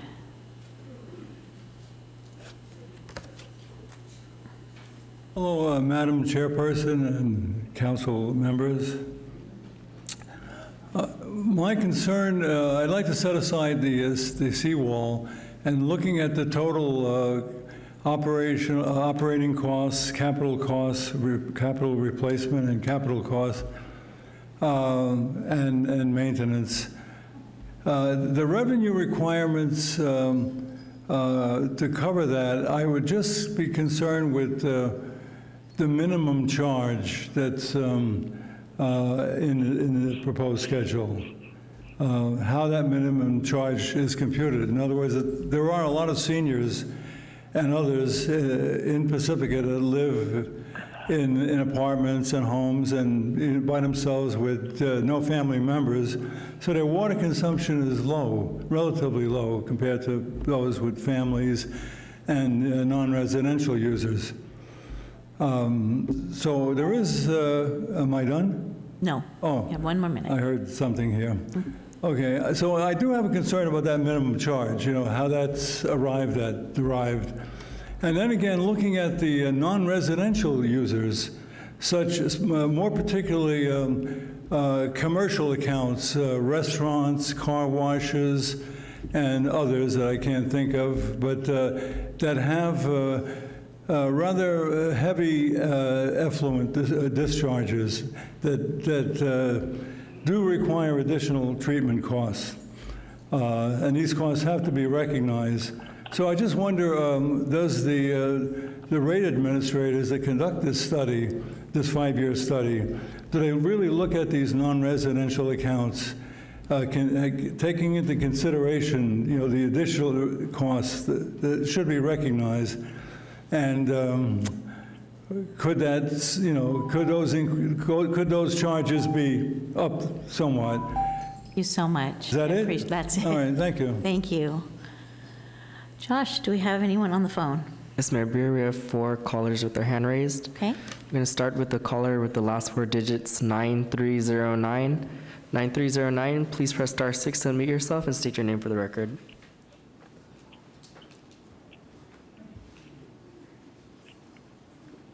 This is Cliff Lawrence, sorry. Caught me at a moment here. I actually, the sewer rate charge is probably warranted. But I've got to challenge this $10 million for the seawall. It's basically there to bail out, 40 property owners at the expense of the city. I read that I was supposed to go to a FAQ to see the city's response to 2 recent publications. And I read through it, but I didn't see any challenge to any data. Now, if this is supposed to be a response, how is it a response if there's no challenge to the data presented? This makes no sense to me. This is a losing proposition. You've got to move that wall, and you've got to move it now. You've got to start that process now because you're way behind the curve. GHBD is not was told not to consider managed retreat. You know, what kind of a mandate is that?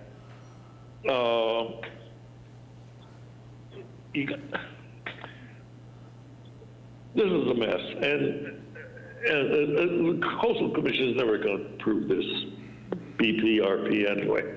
So, you know, let's get into reality here. Let's get away with this fantasy that we're going to have a $127,000 seawall. It's going to end up in the ocean anyway. Please. Thank you. Thank you. Thank you, Cliff. Our next speaker is with the last 4 digits, 9733. 9733, please press *6 to unmute yourself and state your name for the record.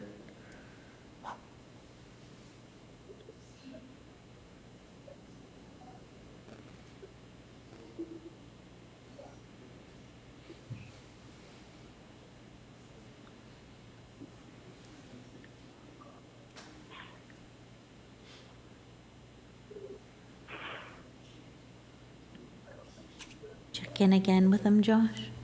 9733. Please try unmuting yourself again.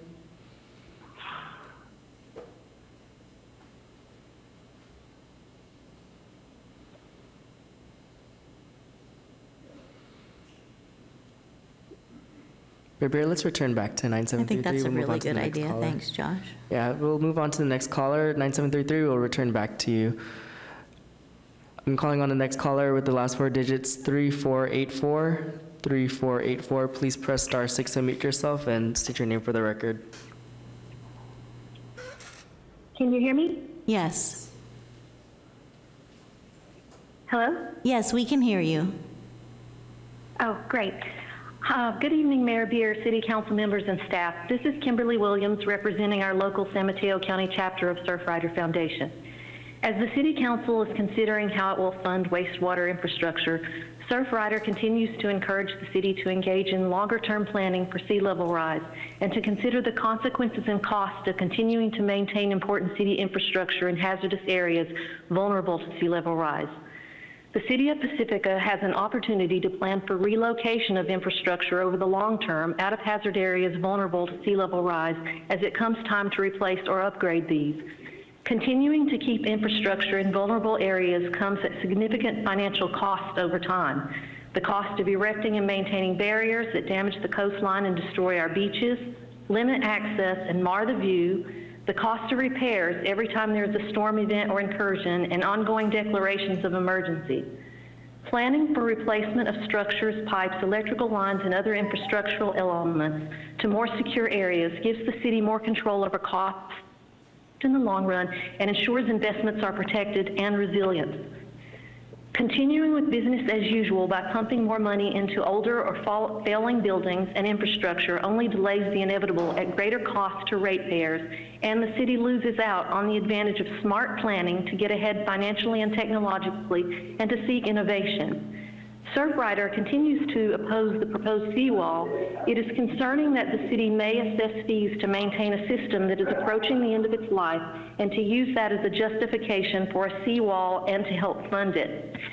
You can invest in the future, or you can slowly and expensively be pulled into it while the problems continue to multiply. And we lose the very characteristics of this place that first drew us here.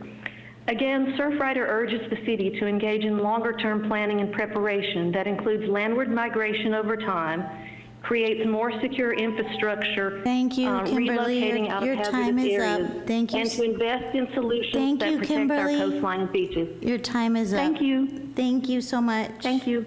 Thank you, Kimberly. Our next speaker is the last four digits with a 3097. 3097. Please press *6 to unmute yourself and state your name for the record.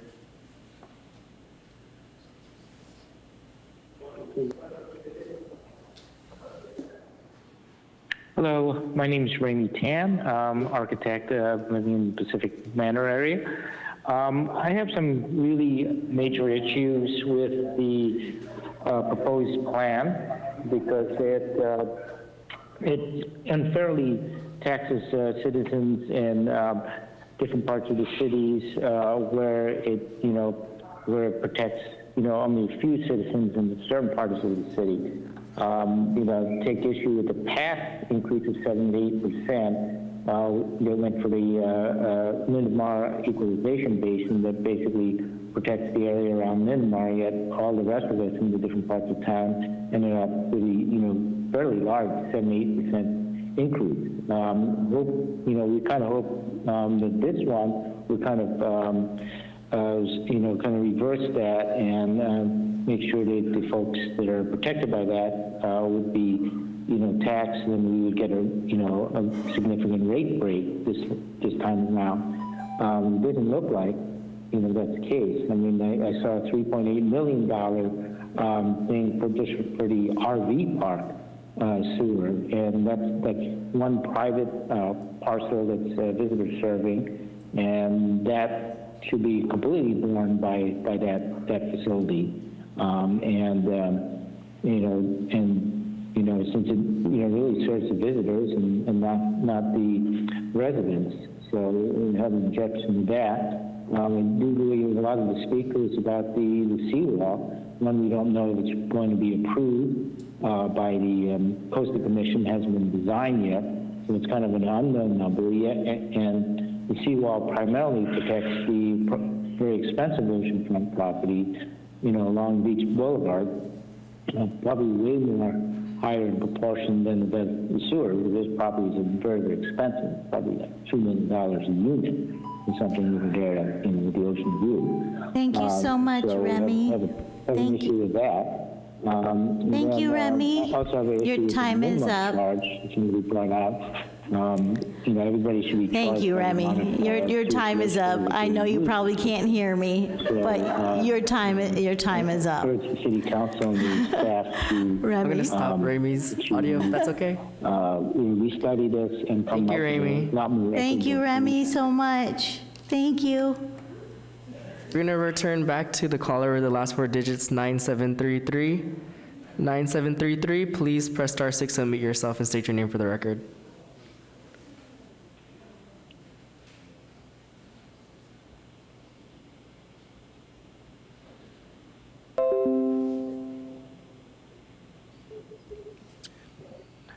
(9733), you may now unmute yourself by pressing *6.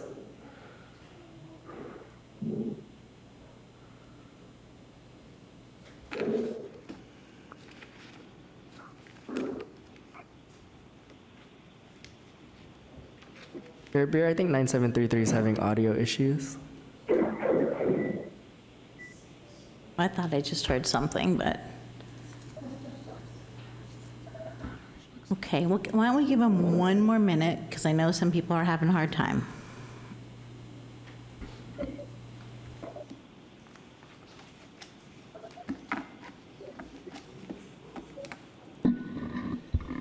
Madam Mayor, while we're waiting.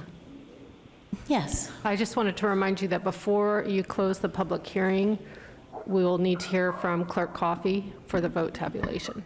Thank you. Okay, I'm so sorry whoever's on the phone that we weren't able to connect with you. Please be sure to contact us so we can get your public comment. Clerk Coffey. I'm sorry? I think we're about to have one more comment. Do we have one more?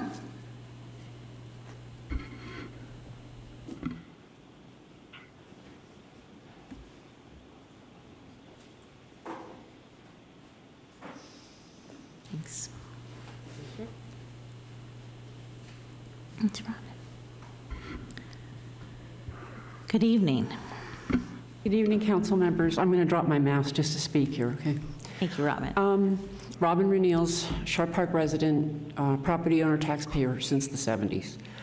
I appreciate the study and the report from staff and what needs to be done to the entire sewer system, including the work to support the future of the Sharp Park sewer plant work.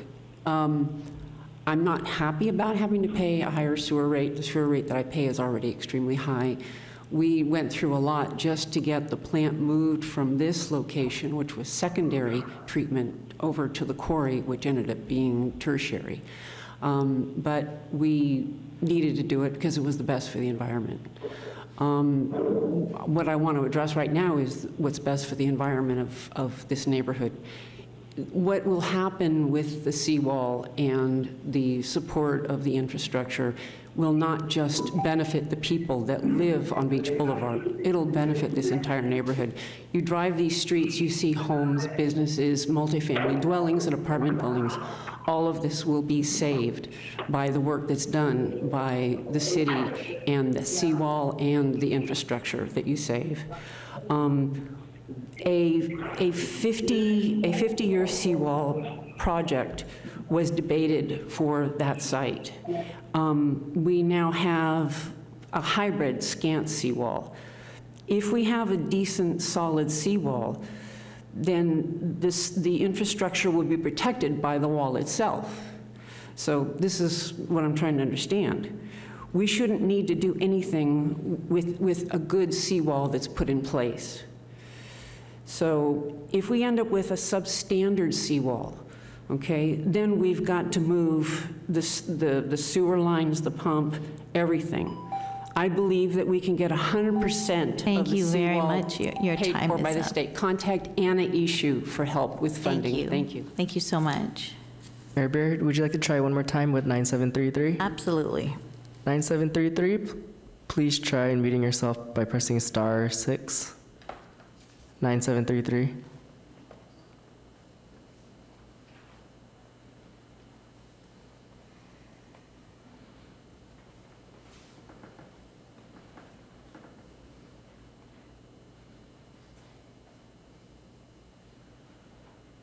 Mayor Bear, I don't think we're having any luck with that number tonight. Okay, thank you, Josh. I appreciate it. So before we close the public hearing, we have Sarah. Mayor Beer and council members, the city has received and tabulated the written protests received against the proposed sewer rate charges, and those written protests would be considered valid if they meet the following criteria. One, identifying the affected property by either the address, the assessor parcel number, or the customer North County Water District account. Also including the original signature and name of the record owner, and indicating opposition of the proposed sewer rates. In that regard, the city has received a total, including those submitted tonight, of 154 written protests. Thank you. And just to add to that,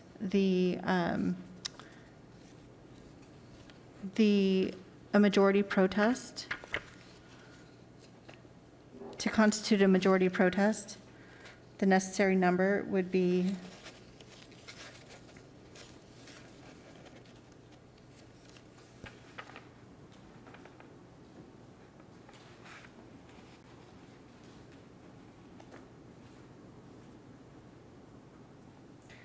a total of 6,418 parcels would constitute a majority of the parcel owners to constitute a protest. Okay, thank you for that information. I appreciate it. We'll now close the public hearing, bring it back to council for deliberation. Mayor Pro Tem. Thank you, Madam Mayor. Before I ask the questions I have here to write, it is 10:52, so I'll make a motion to go until midnight. Second. For the extension of the meeting to midnight, vote starting with Councilmember Beckmeyer. Councilmember Beckmeyer, you are muted. Yeah. Did you hear me? I'm sorry. Yes. Thank you. Councilmember Vaterlas? Yes. Councilmember O'Neill? Yes. Mayor Pro Tem Big Stick? Yes. Mayor Beer? Yes. And unanimously passed to extend the meeting to midnight.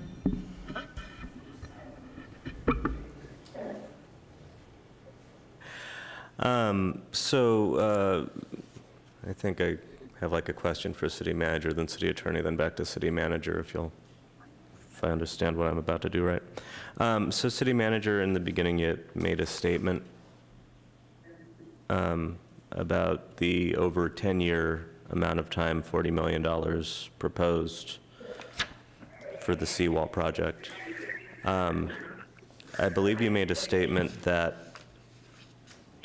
if either we were to build the wall or move the infrastructure, either way it would be about 40 million bucks. Is that what you said?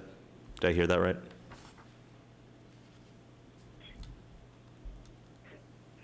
I think my point in that was, yes, the estates for the fair share is $40 million based on the master plan study for, in 2021 dollars, rerouting the wastewater infrastructure. And the recommendation was, more cost effective to pay the fair share to the seawall to protect the infrastructure. But the point is that the rate revenue that would fund that capital project, if in the future that capital project, that is the Beach Boulevard Infrastructure Resiliency Project, didn't come to fruition, then there would be other capital projects related to, or a major one, related to relocation of infrastructure, if that's what the council decided, and that would cost at least that much as well. So the rate increase being recommended tonight is needed either way for whatever the future capital projects are. And it's based on a projected capital program for the next 5 years, and the study factors out to 10 years to provide that long-term planning component. And we approve the capital improvement program every year, right? Correct. Capital improvement program is approved every year, and the wastewater rates up to the maximum recommended of 3.5% are deliberated on and approved every year. So just to be clear, we set the 3.5%. What we do with that is not so much etched in stone as this is what we think we're going to do with it. And should some major reversal in council thinking take place, and no longer are we thinking Beach Boulevard Resiliency Infrastructure Project, the seawall would be the way to go, but we should actually figure out a way to, as one commenter put it, move infrastructure. We could use it for that if we so chose. Essentially, yes. And, the long-term capital planning and program and project design and construction is, if it's interrupted by major policy shifts, that's not the most fiscally responsible changes to the community, but that can happen. I don't favor playing with $40 million as though it's a rubber band, but I wanted to understand fully how flexible that money is, and that, again, we're not quite etching anything in stone as we're trying to plan long-term. That covered both of my questions. City Attorney, I heard a question about Proposition 218. I'm not sure if you tracked that question, but I'm hoping you can help me out there. Well, I'm not sure exactly which speaker you're addressing, but there was a question about whether this is an assessment, and this is not an assessment. This is a Prop 218 storm water fee measure, and so wastewater measure, and it's our office has been involved in working with staff to ensure that it complies with Prop 218. Thank you. Those are my questions, and I'll make comments later. Councilmember Beckmeyer, would you like to speak? I don't have any questions. I'm comfortable with the report as presented. I think the course that we're on is the correct one, and I intend to make a motion as soon as comments are done. Okay, thank you. Anybody else? Okay, so I have some questions. I know you talked about 6,000 responses, right? Or 6,000 protests we would need to have in, but 154 plus the ones we have tonight, I feel like are a lot. And so I kind of want to address that, because I think any time in the past where we've seen 154 emails come in or 154 people in our space, that, you know, we pay attention to that. And so I don't want to diminish that just because it's not the 6,000 needed to show the majority. So I just wanted to make sure I said that. There were some questions that were asked, like how were the minimum charges calculated? Thank you. So I'm sure that's something that Michael can talk about. Yes. So when we look at your sewer enterprise costs, they're mostly fixed, and you know, you're charging a volumetric rate, so we want to make sure that you have a stable source of revenue. And so we've designed these minimum charges to collect at least 60% of your costs, and that's essentially the basis, and they're based on 4 units a month of water usage. And a lot of people talked about a tax. Can somebody explain that so we can understand a little bit better? Thank you, Lisa. Yes, thank you. Yes, so this is a fee. It is not a tax. The reason that this is considered a fee is because it's funding only uses for wastewater, and it's funding the sustainability of the system. So without this, we wouldn't be able to have the system, and consequently, the difference is that the wastewater fees are directly used for everything related to wastewater, and it is a benefit to the users of the system, and so that's where the difference lies. Okay, thank you.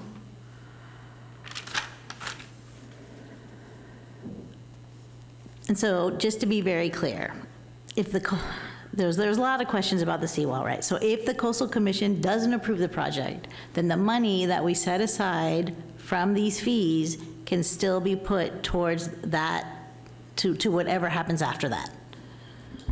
So I'll speak to this, Madam Mayor, if that's fine. So there's no legal requirement that the rates only be based on projects that have been approved or are certain to go forward. The utility revenue requirements are always based on projected costs, which often span planning periods, as have been discussed tonight, over a number of years. This is by necessity because utilities involve major infrastructure projects that require long-term planning to fund. So in other words, this is how we have to plan for projects going forward, and that's why it's an appropriate way to base the fees on, even though we don't have a final approved project. So the projected costs should be included in the planning documents as has been discussed here tonight, but those plans are always subject to change as circumstances and technology change over time.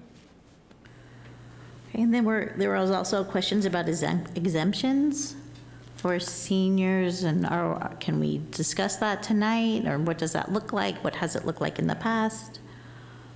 So maybe Michael can speak to that, but I do not believe exemptions were contemplated as part of the rate study. Right. You're not allowed to use Prop 218, the cost has to be proportional, and you're not allowed to have one class of customers subsidize another. So if you were to implement a low-income discount, that would need to be funded through general funds or non-rate sources of revenue. But this study did not look at a low-income discount. This is just a study determining what the costs are and what the rate should be to recover those costs. So I'd recommend if you were to look at a low-income discount, that be considered through another process. Okay, thank you. Sue. I have a question about the number of protests we've gotten in the past. Do you have any idea what the numbers were in the past protests in Prop 218? Councilmember Vadelas, I don't have the exact number at my ready, but it was on the order of 1,000 or so during the last consideration of the major rate increase, which was in 2017. Thank you. Also, I would like to reply to somebody who said this just affects Sharp Park. It doesn't just affect Sharp Park, it affects everyone. This is a huge sewer project that affects the whole town. We can't have a sewer project without one portion of it. It doesn't work that way. And if we did the do nothing item in our local coastal plan, consider that you might not have Highway 1 anymore. It's huge. It's a huge issue that people aren't taking into consideration when you say it only affects 40 houses. It doesn't. It affects way more than that. There's so many parts of this. We've gone to so many meetings about it, 5, 10 meetings about the local coastal plan and the sewer system and the seawall and all of that too. And so I'm sorry that people weren't at all of the meetings and listened to all of the facts on this. That's it. I have one more question. A lot of people ask for specifically what the money would be spent on in regards to the money that's being set aside for the Beach Boulevard Infrastructure Resiliency Project. So is it possible to get more detailed information about where the money would go than we have put out already?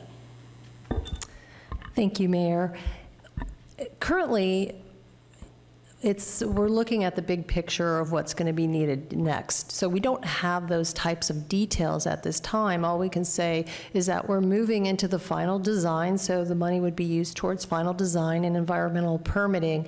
And what that looks like at this time, as I mentioned, we don't have all the specifics for. Just as any capital project, we wouldn't know at this point until we actually start doing the work and getting a cost estimate from a consultant for what that would be. But ultimately, it's something important to note that all these things would come back to council for approval. So anything that we're going to move forward with, whether it's final design, environmental permitting, all of those elements would be back before council for approval and would give the public an opportunity to speak on them.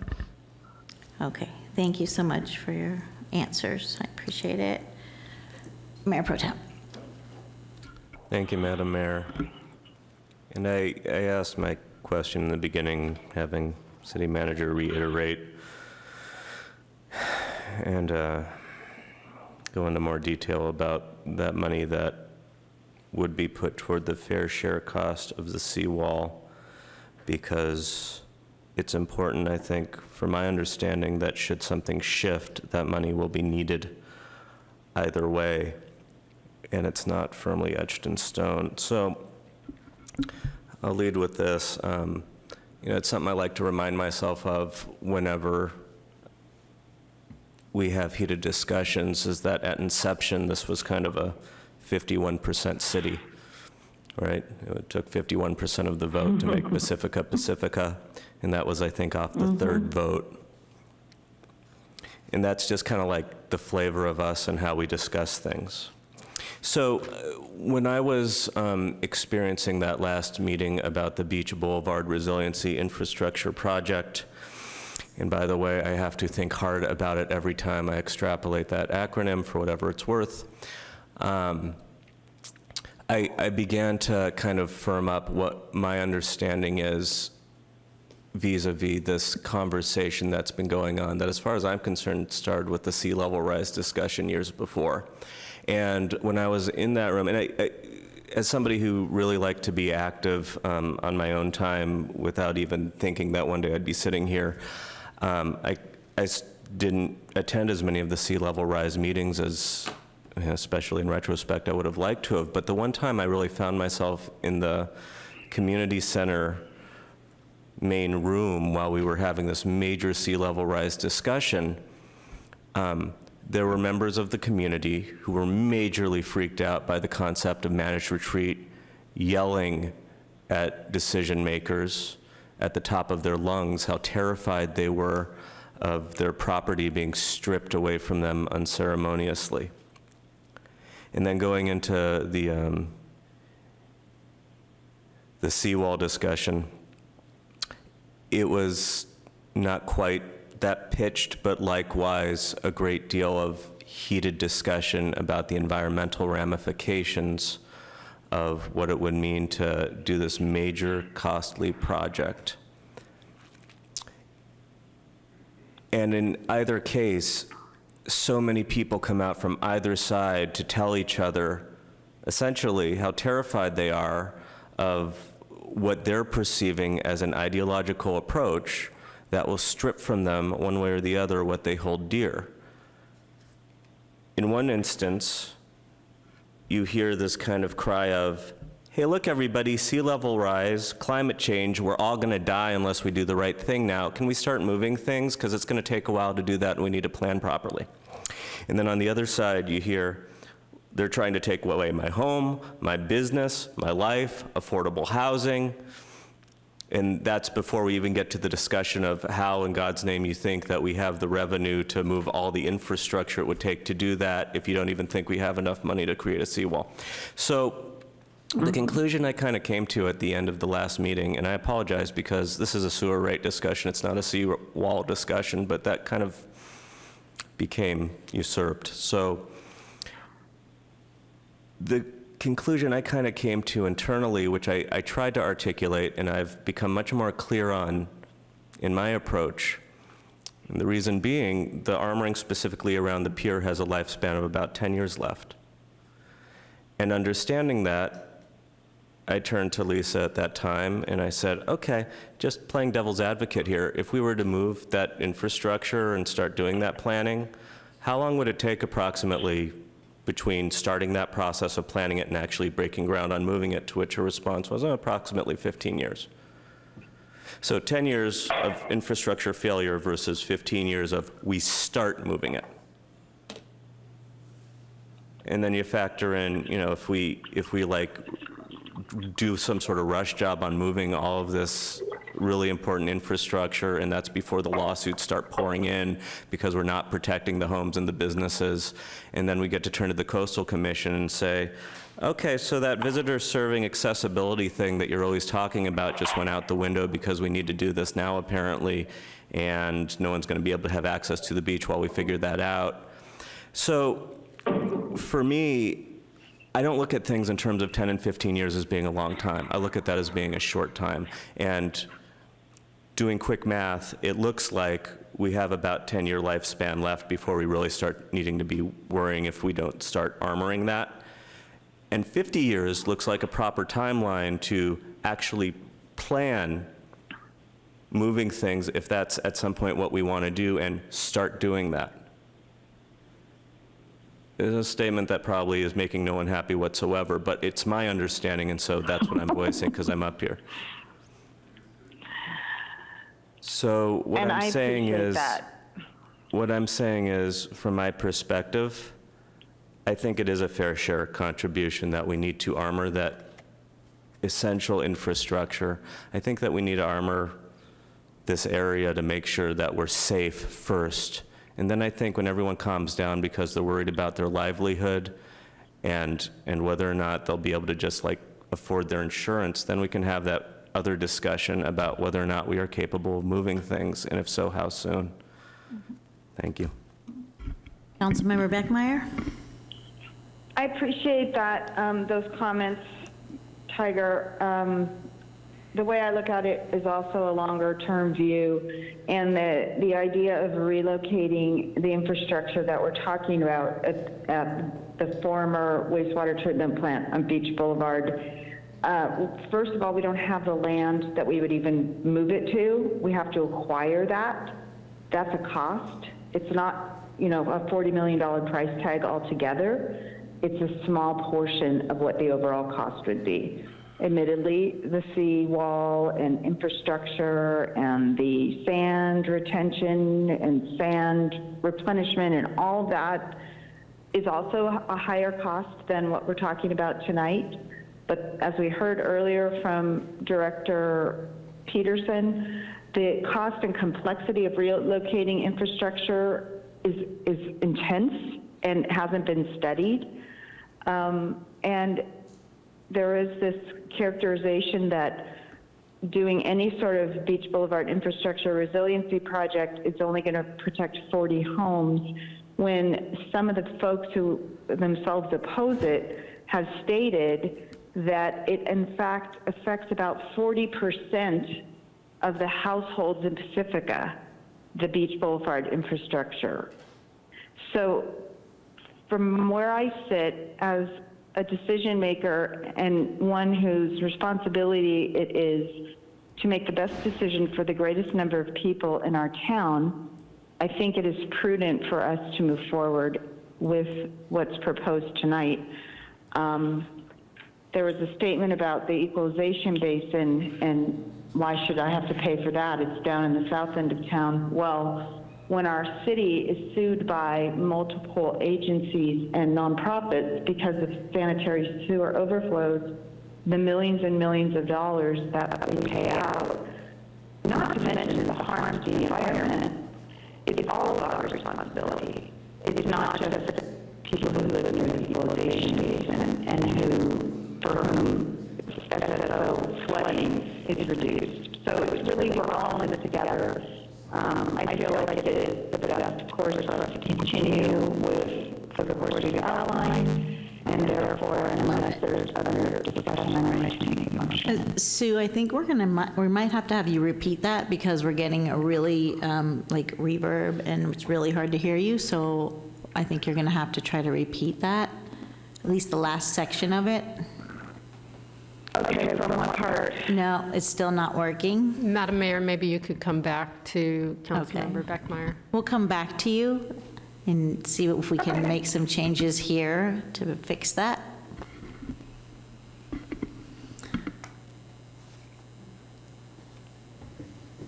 Anybody else? Mike?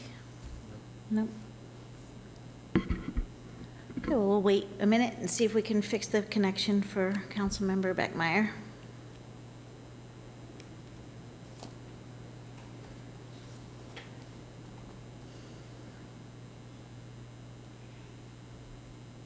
And in the meantime, I mean, it's very clear that we have to raise the rates. I think what folks were super worried about is the project, right? They're talking about the project itself.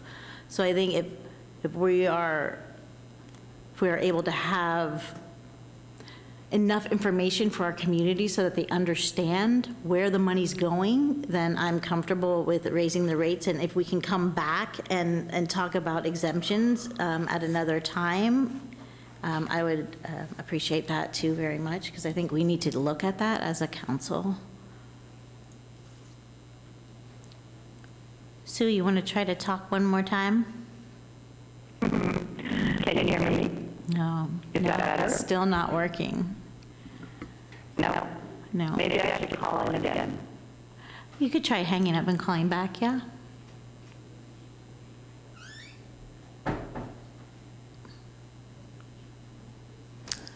Because then what should we do, City Attorney? So yes, we could take a break, or we could have her call back in.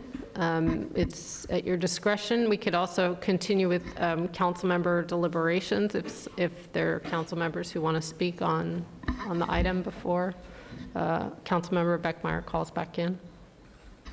Okay, we'll take a break, 5 minutes.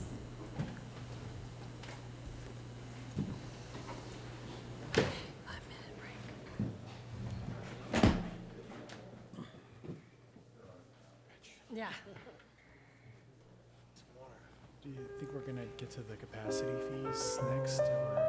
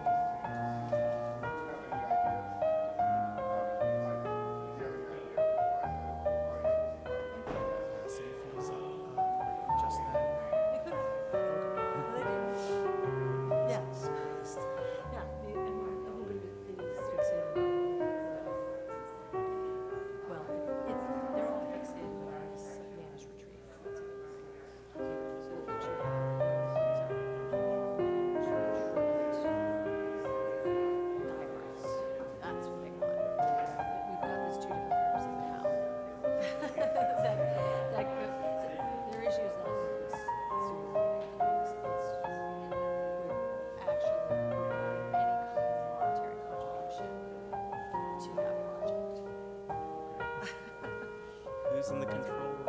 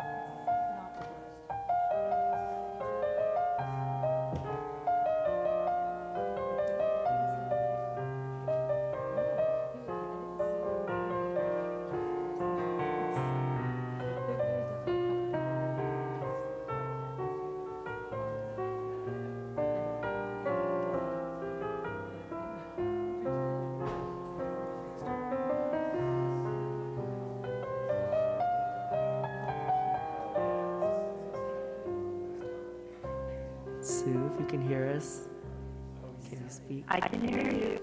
Can you hear me? Yeah, you're still reverbing. How weird. I don't think it's on your end. We're gonna try to figure it out on this side.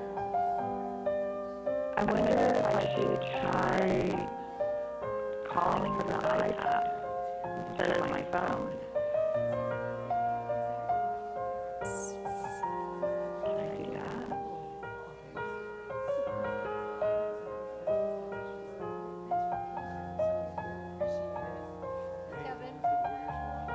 Do the Warriors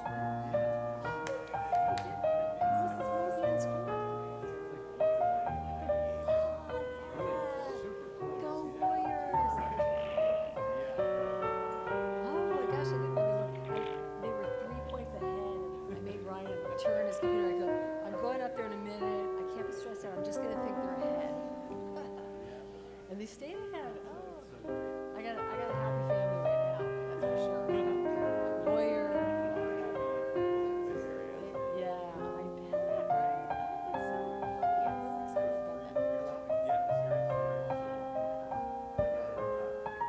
that's so funny. I've never done that before. Oh, maybe, right? Because they're going to get so much pressure. You're really good, young guy. Yeah, but I'm just so worried about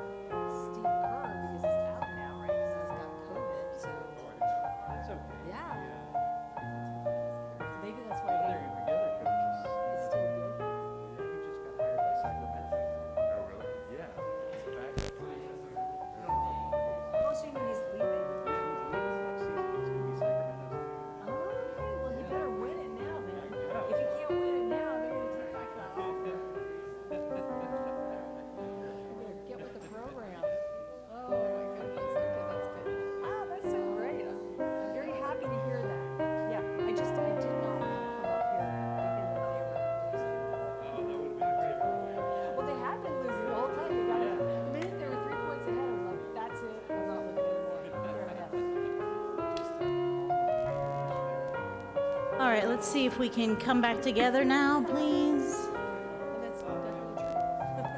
Mike O'Neill. I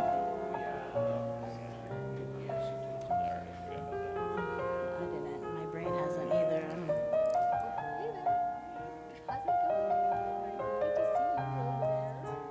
Okay.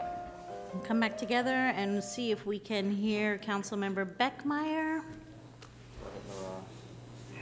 Hello, can you hear me? I can hear you just barely.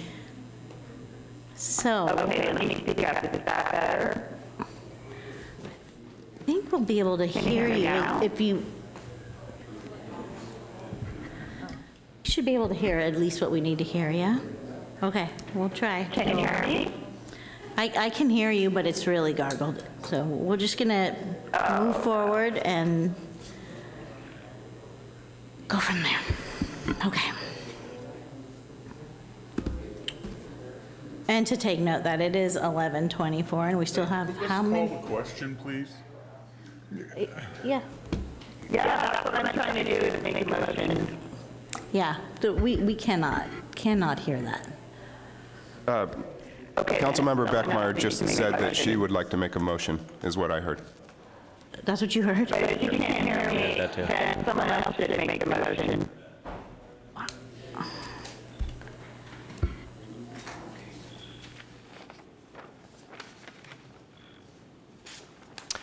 So I move we Can you hear me? introduce the ordinance. Go ahead. I move we introduce the ordinance entitled an ordinance of the City Council of the City of Pacifica amending Chapter 6 sewer charges and Chapter 11 sewer connection charges of Title 6 sanitation and health of the Pacifica Municipal Code, and to revise and increase the city's sewer charges, be read by title only and that further reading be waived, and adoption of the resolution of the City Council of the City of Pacifica approving the new wastewater sewer service charges and wastewater service capacity fees for Pacifica Municipal Wastewater, Attachment 1. Second. Councilmember Beckmeyer. Yes. Councilmember Vaterlos. Yes. Councilmember O'Neill. Yes. Mayor Pro Tem Big Stick. Yes. Mayor Beer. Yes. That passes 5-0. Okay, I think we have a decision to make because we still have 2 items left and it's 11:30. I'm not sure if I'm asking about extending the meeting anymore, but I do think we might want to consider moving an agenda item, pulling it. The next one I think will be quick. I don't know about 12. All right.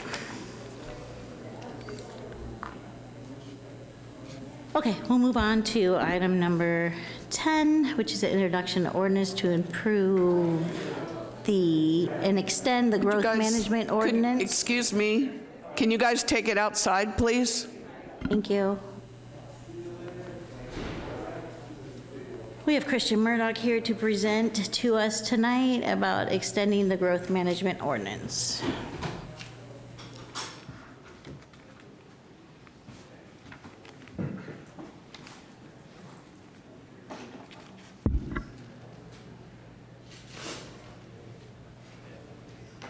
Good evening, Honorable Mayor and council members. I'm Acting Planning Director Christian Murdoch. I'm joined this evening by Planning Commissioner David Leal, who is the Planning Commission's liaison to the City Council for this item.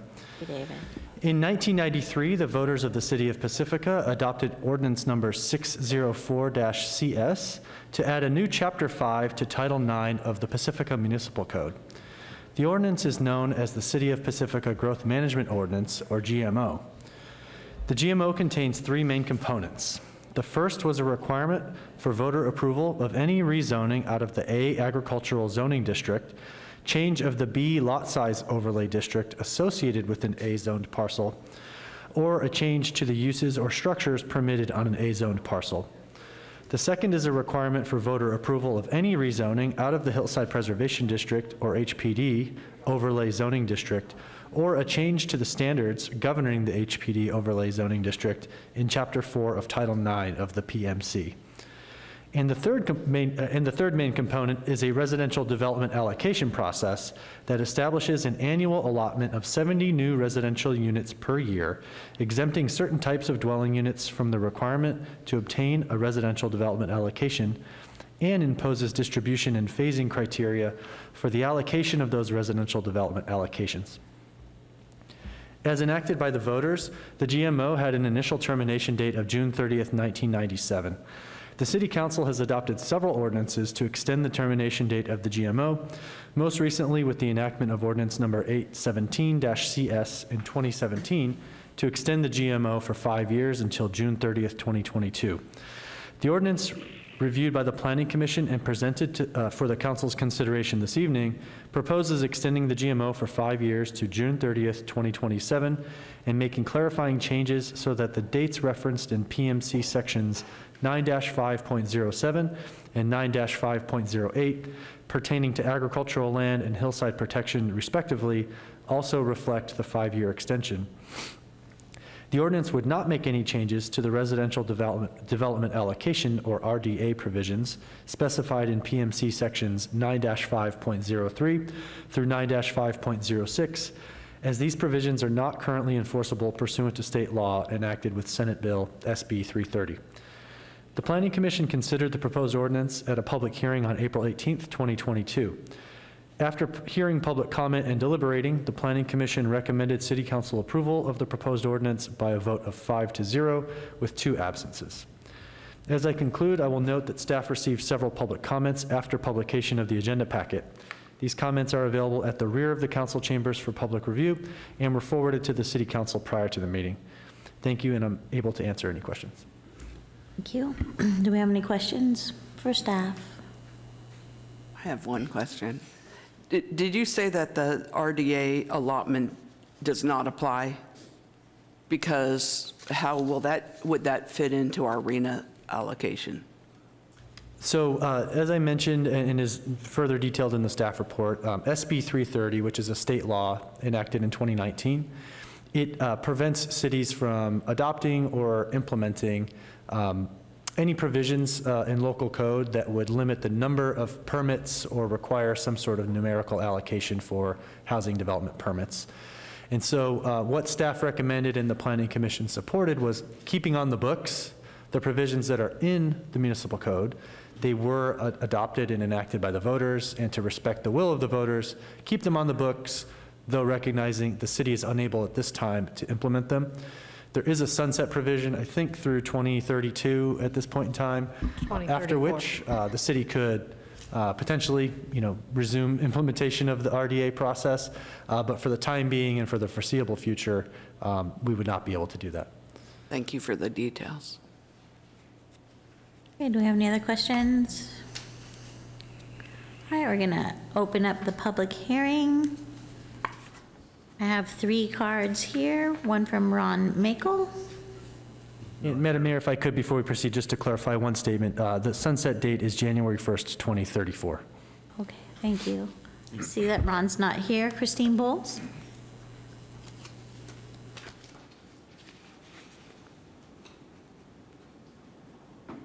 Hello again, this is Christine Bowles.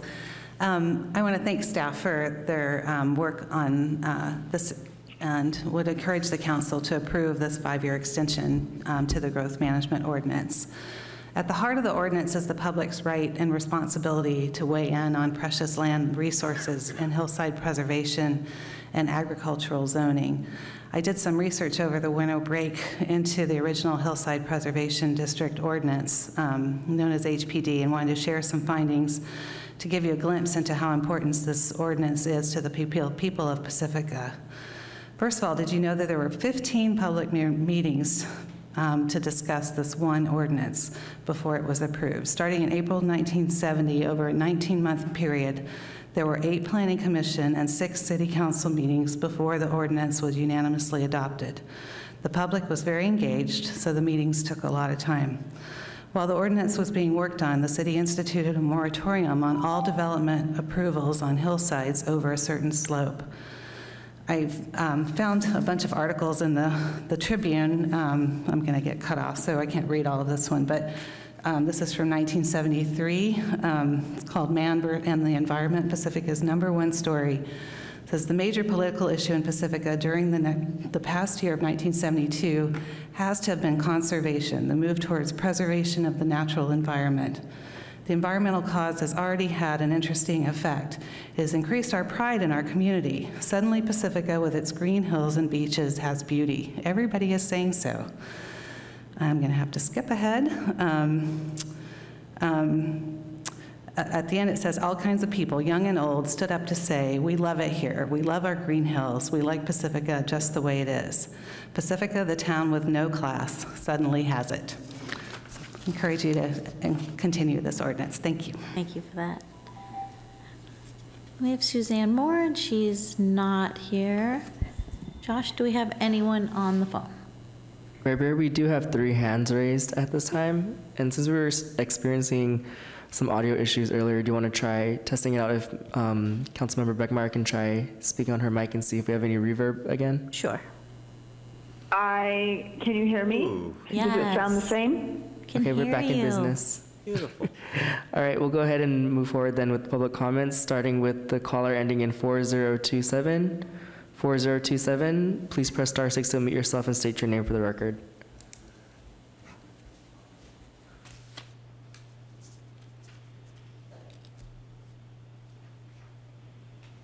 Hello, good evening.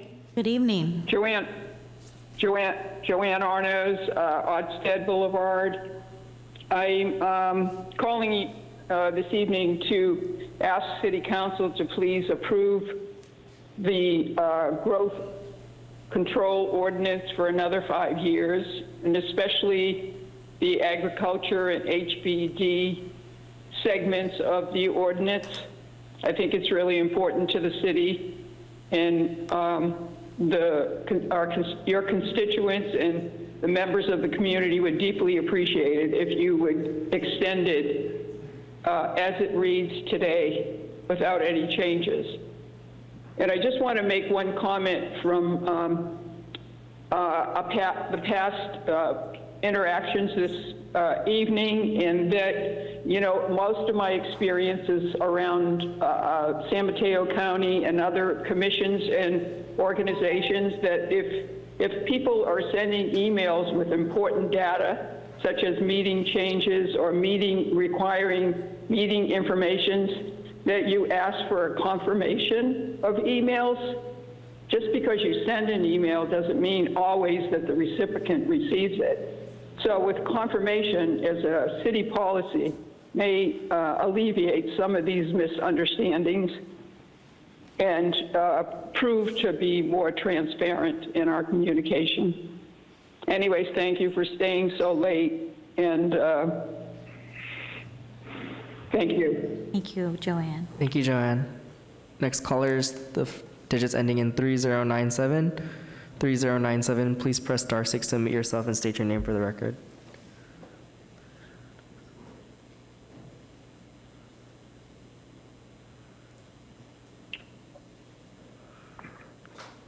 Hello, can you hear me? I can hear you. Hello, Yes. can you hear me?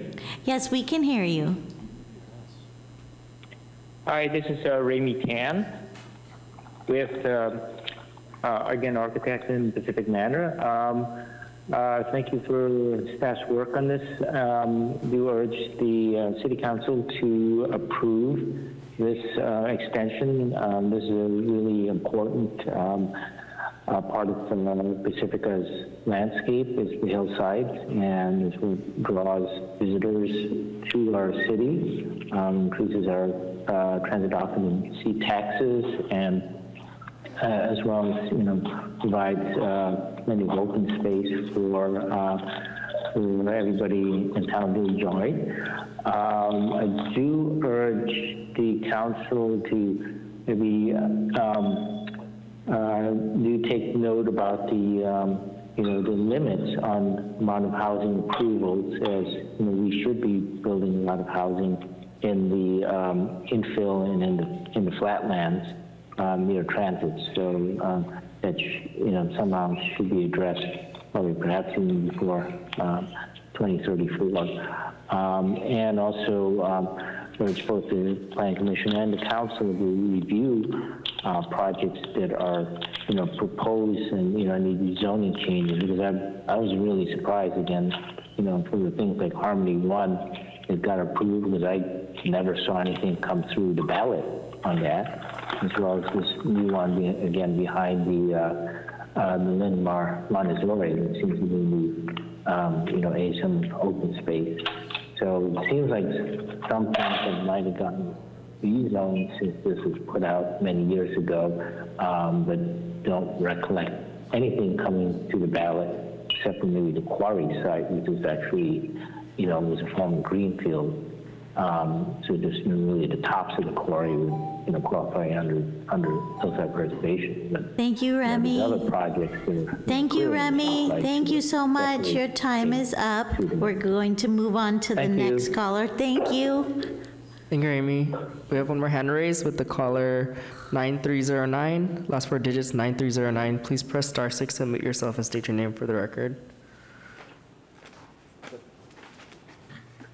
This is Cliff Lawrence. I want to thank Council and City Planning for bringing this forward for the renewal. Those that came before us some time ago, they put a lot of energy in to bring this forward. You heard earlier someone, I believe it was Christine maybe, who said there were like 19 meetings on this. This has a lot to do with defining who we are, what we think Pacifica is, a lot of what brought us here, and what makes Pacifica so unique. And hopefully we have an interest in preserving that, preserving the provisions of the Hillside Preservation District and the rest of the ordinance for future generations. And I just want to thank all involved for having that consideration and that interest. I thank you.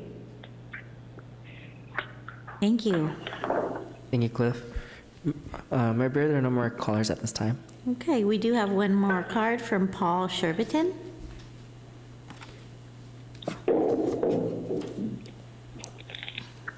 Hello again, City Council and staff. Once again, my name is Paul Curviton. I am up here this time to urge you to move to renew our growth control ordinance. The growth control ordinance is a critical part of our Hillside Preservation District. The growth control ordinance requires a majority vote of Pacificans to elect to pull land out of the preservation district distinction. This mandatory public engagement adds a layer of protection for land that has historically been part of the preservation district or zoned as agricultural. Therefore, I urge you to renew this ordinance to continue to protect our beautiful and unique hillsides. Thank you. Thank you. Okay, no more public comments, so I will close the public hearing and bring it back to council. Mayor Pro Tem. I had jokes prepared about GMOs and how I don't like them, but it's late and it's been long and exhausting. But past this long and exhausting evening, it's really refreshing. It's a nice palate cleanser to have something that everyone seems to be able to get behind together and agree upon. And so after the messiness we've seen tonight, I'll be happy to vote yes, and it's nice to have a moment to breathe in between. And David, do you have any comments from planning? David Leal, City of Pacifica Planning Commissioner. No, I don't have any additional comments. Thank you. Thank you. Thank you for staying so late with us. Councilmember Beckmeyer? I don't have any comments. I plan to support this and would be happy to make a motion. Great. Make a motion. I move to introduce, waive the first reading, and read by title only an ordinance entitled, An Ordinance of the City Council of the City of Pacifica approving text amendment TA 121-22 to amend Chapter 5 of Title 9 of the Pacifica Municipal Code to extend certain provisions of the Growth Management Ordinance. I'll second. Councilmember Beckmeyer? Yes. Councilmember Vaterlos? Yes. Councilmember O'Neill? Yes. Mayor Pro Tem Big Stick? Yes. Mayor Beer? Yes. Item number 10 passes unanimously. Thank you. Okay. We have 15 minutes. Do we need to extend the meeting? Mayor Beer, Kevin Woodhouse, City Manager. I just so you know, before you discuss extending, I did confer with Ms. Carter, Chief Financial Sustainability Officer, about the budget timeline impacts if we were to not hear the base budget and position recommendations in initial capital until the May 23rd meeting. And it's possible to do that. We were intending to bring the more fleshed out capital improvement program back on May 23rd after your initial input tonight on base budget and some of the limited term position recommendations, et cetera. But we can do that all together on May 23rd. The impact of that would be that it just compresses our timeline in getting council's input, processing it, and coming back at the first June meeting, which is June 13th for the proposed budget. But if it's it's almost midnight, and if the council prefers a fresh mind in diving into some of these budget issues, we can do that on May 23rd. Yeah, quite frankly, I think it's necessary after the night that we've had that we move it to the 23rd. Thank you. Since we're not going to hear that appeal on that night, that gives us more time. Yes. Do we need a motion? Yeah, good point. In looking, at our tentative list, we do have on the 23rd a lengthy study session starting early on the Heritage Tree Ordinance recommendations, but the regular agenda is not overly impacted. That we always manage to fill up the time, but Okay. it's not overly impacted. Do we need a motion for that? Yes? I make a motion. Madam Mayor, before we take a motion, though, we might open it up to public comment to see if there's anybody here from the public that wants to speak on this. That's a great idea. All right, open up the public comment. Is there any comments on this item? Josh, is there anyone on the phone? There are a couple of people on the phone, but hands are not raised at this time. Okay. I'll close public comment and bring it back for a motion. Go ahead. I move that we postpone this item until the next city council meeting, which would be May 23rd. June 13th. May 23rd. 23rd. May 23rd. Oh. Okay. Need a second. I second. Thank you. And with the motion to postpone this item to the May 23rd meeting, moved by Councilmember Vaterlos and seconded by Councilmember Beckmeyer, start the roll call vote with Councilmember Beckmeyer. Yes. Councilmember Vaterlos? Yes. Councilmember O'Neill? Yes. Mayor Pro Tem Big Stick? Yes. Mayor Beer? Yes. That passes unanimously. Just want to thank Councilmember Beckmeyer for calling in tonight. Adjourn for Gene Headley? You're welcome. Okay. Thanks for hanging in there, everybody. Would you like to say it? Oh, you can. Go ahead. I would like to adjourn the meeting in honor of Gene Headley, who recently passed away, who was a large part of our community for many years. Started Fog Fest. Yeah. Started the Fog She Fest. did. So, Wow. Thank you. Yes, we can absolutely adjourn in her memory. Meeting adjourned. Thank you, everyone. thank you. Thank you, Sue. Thank you, Sue. Bye-bye. Bye-bye.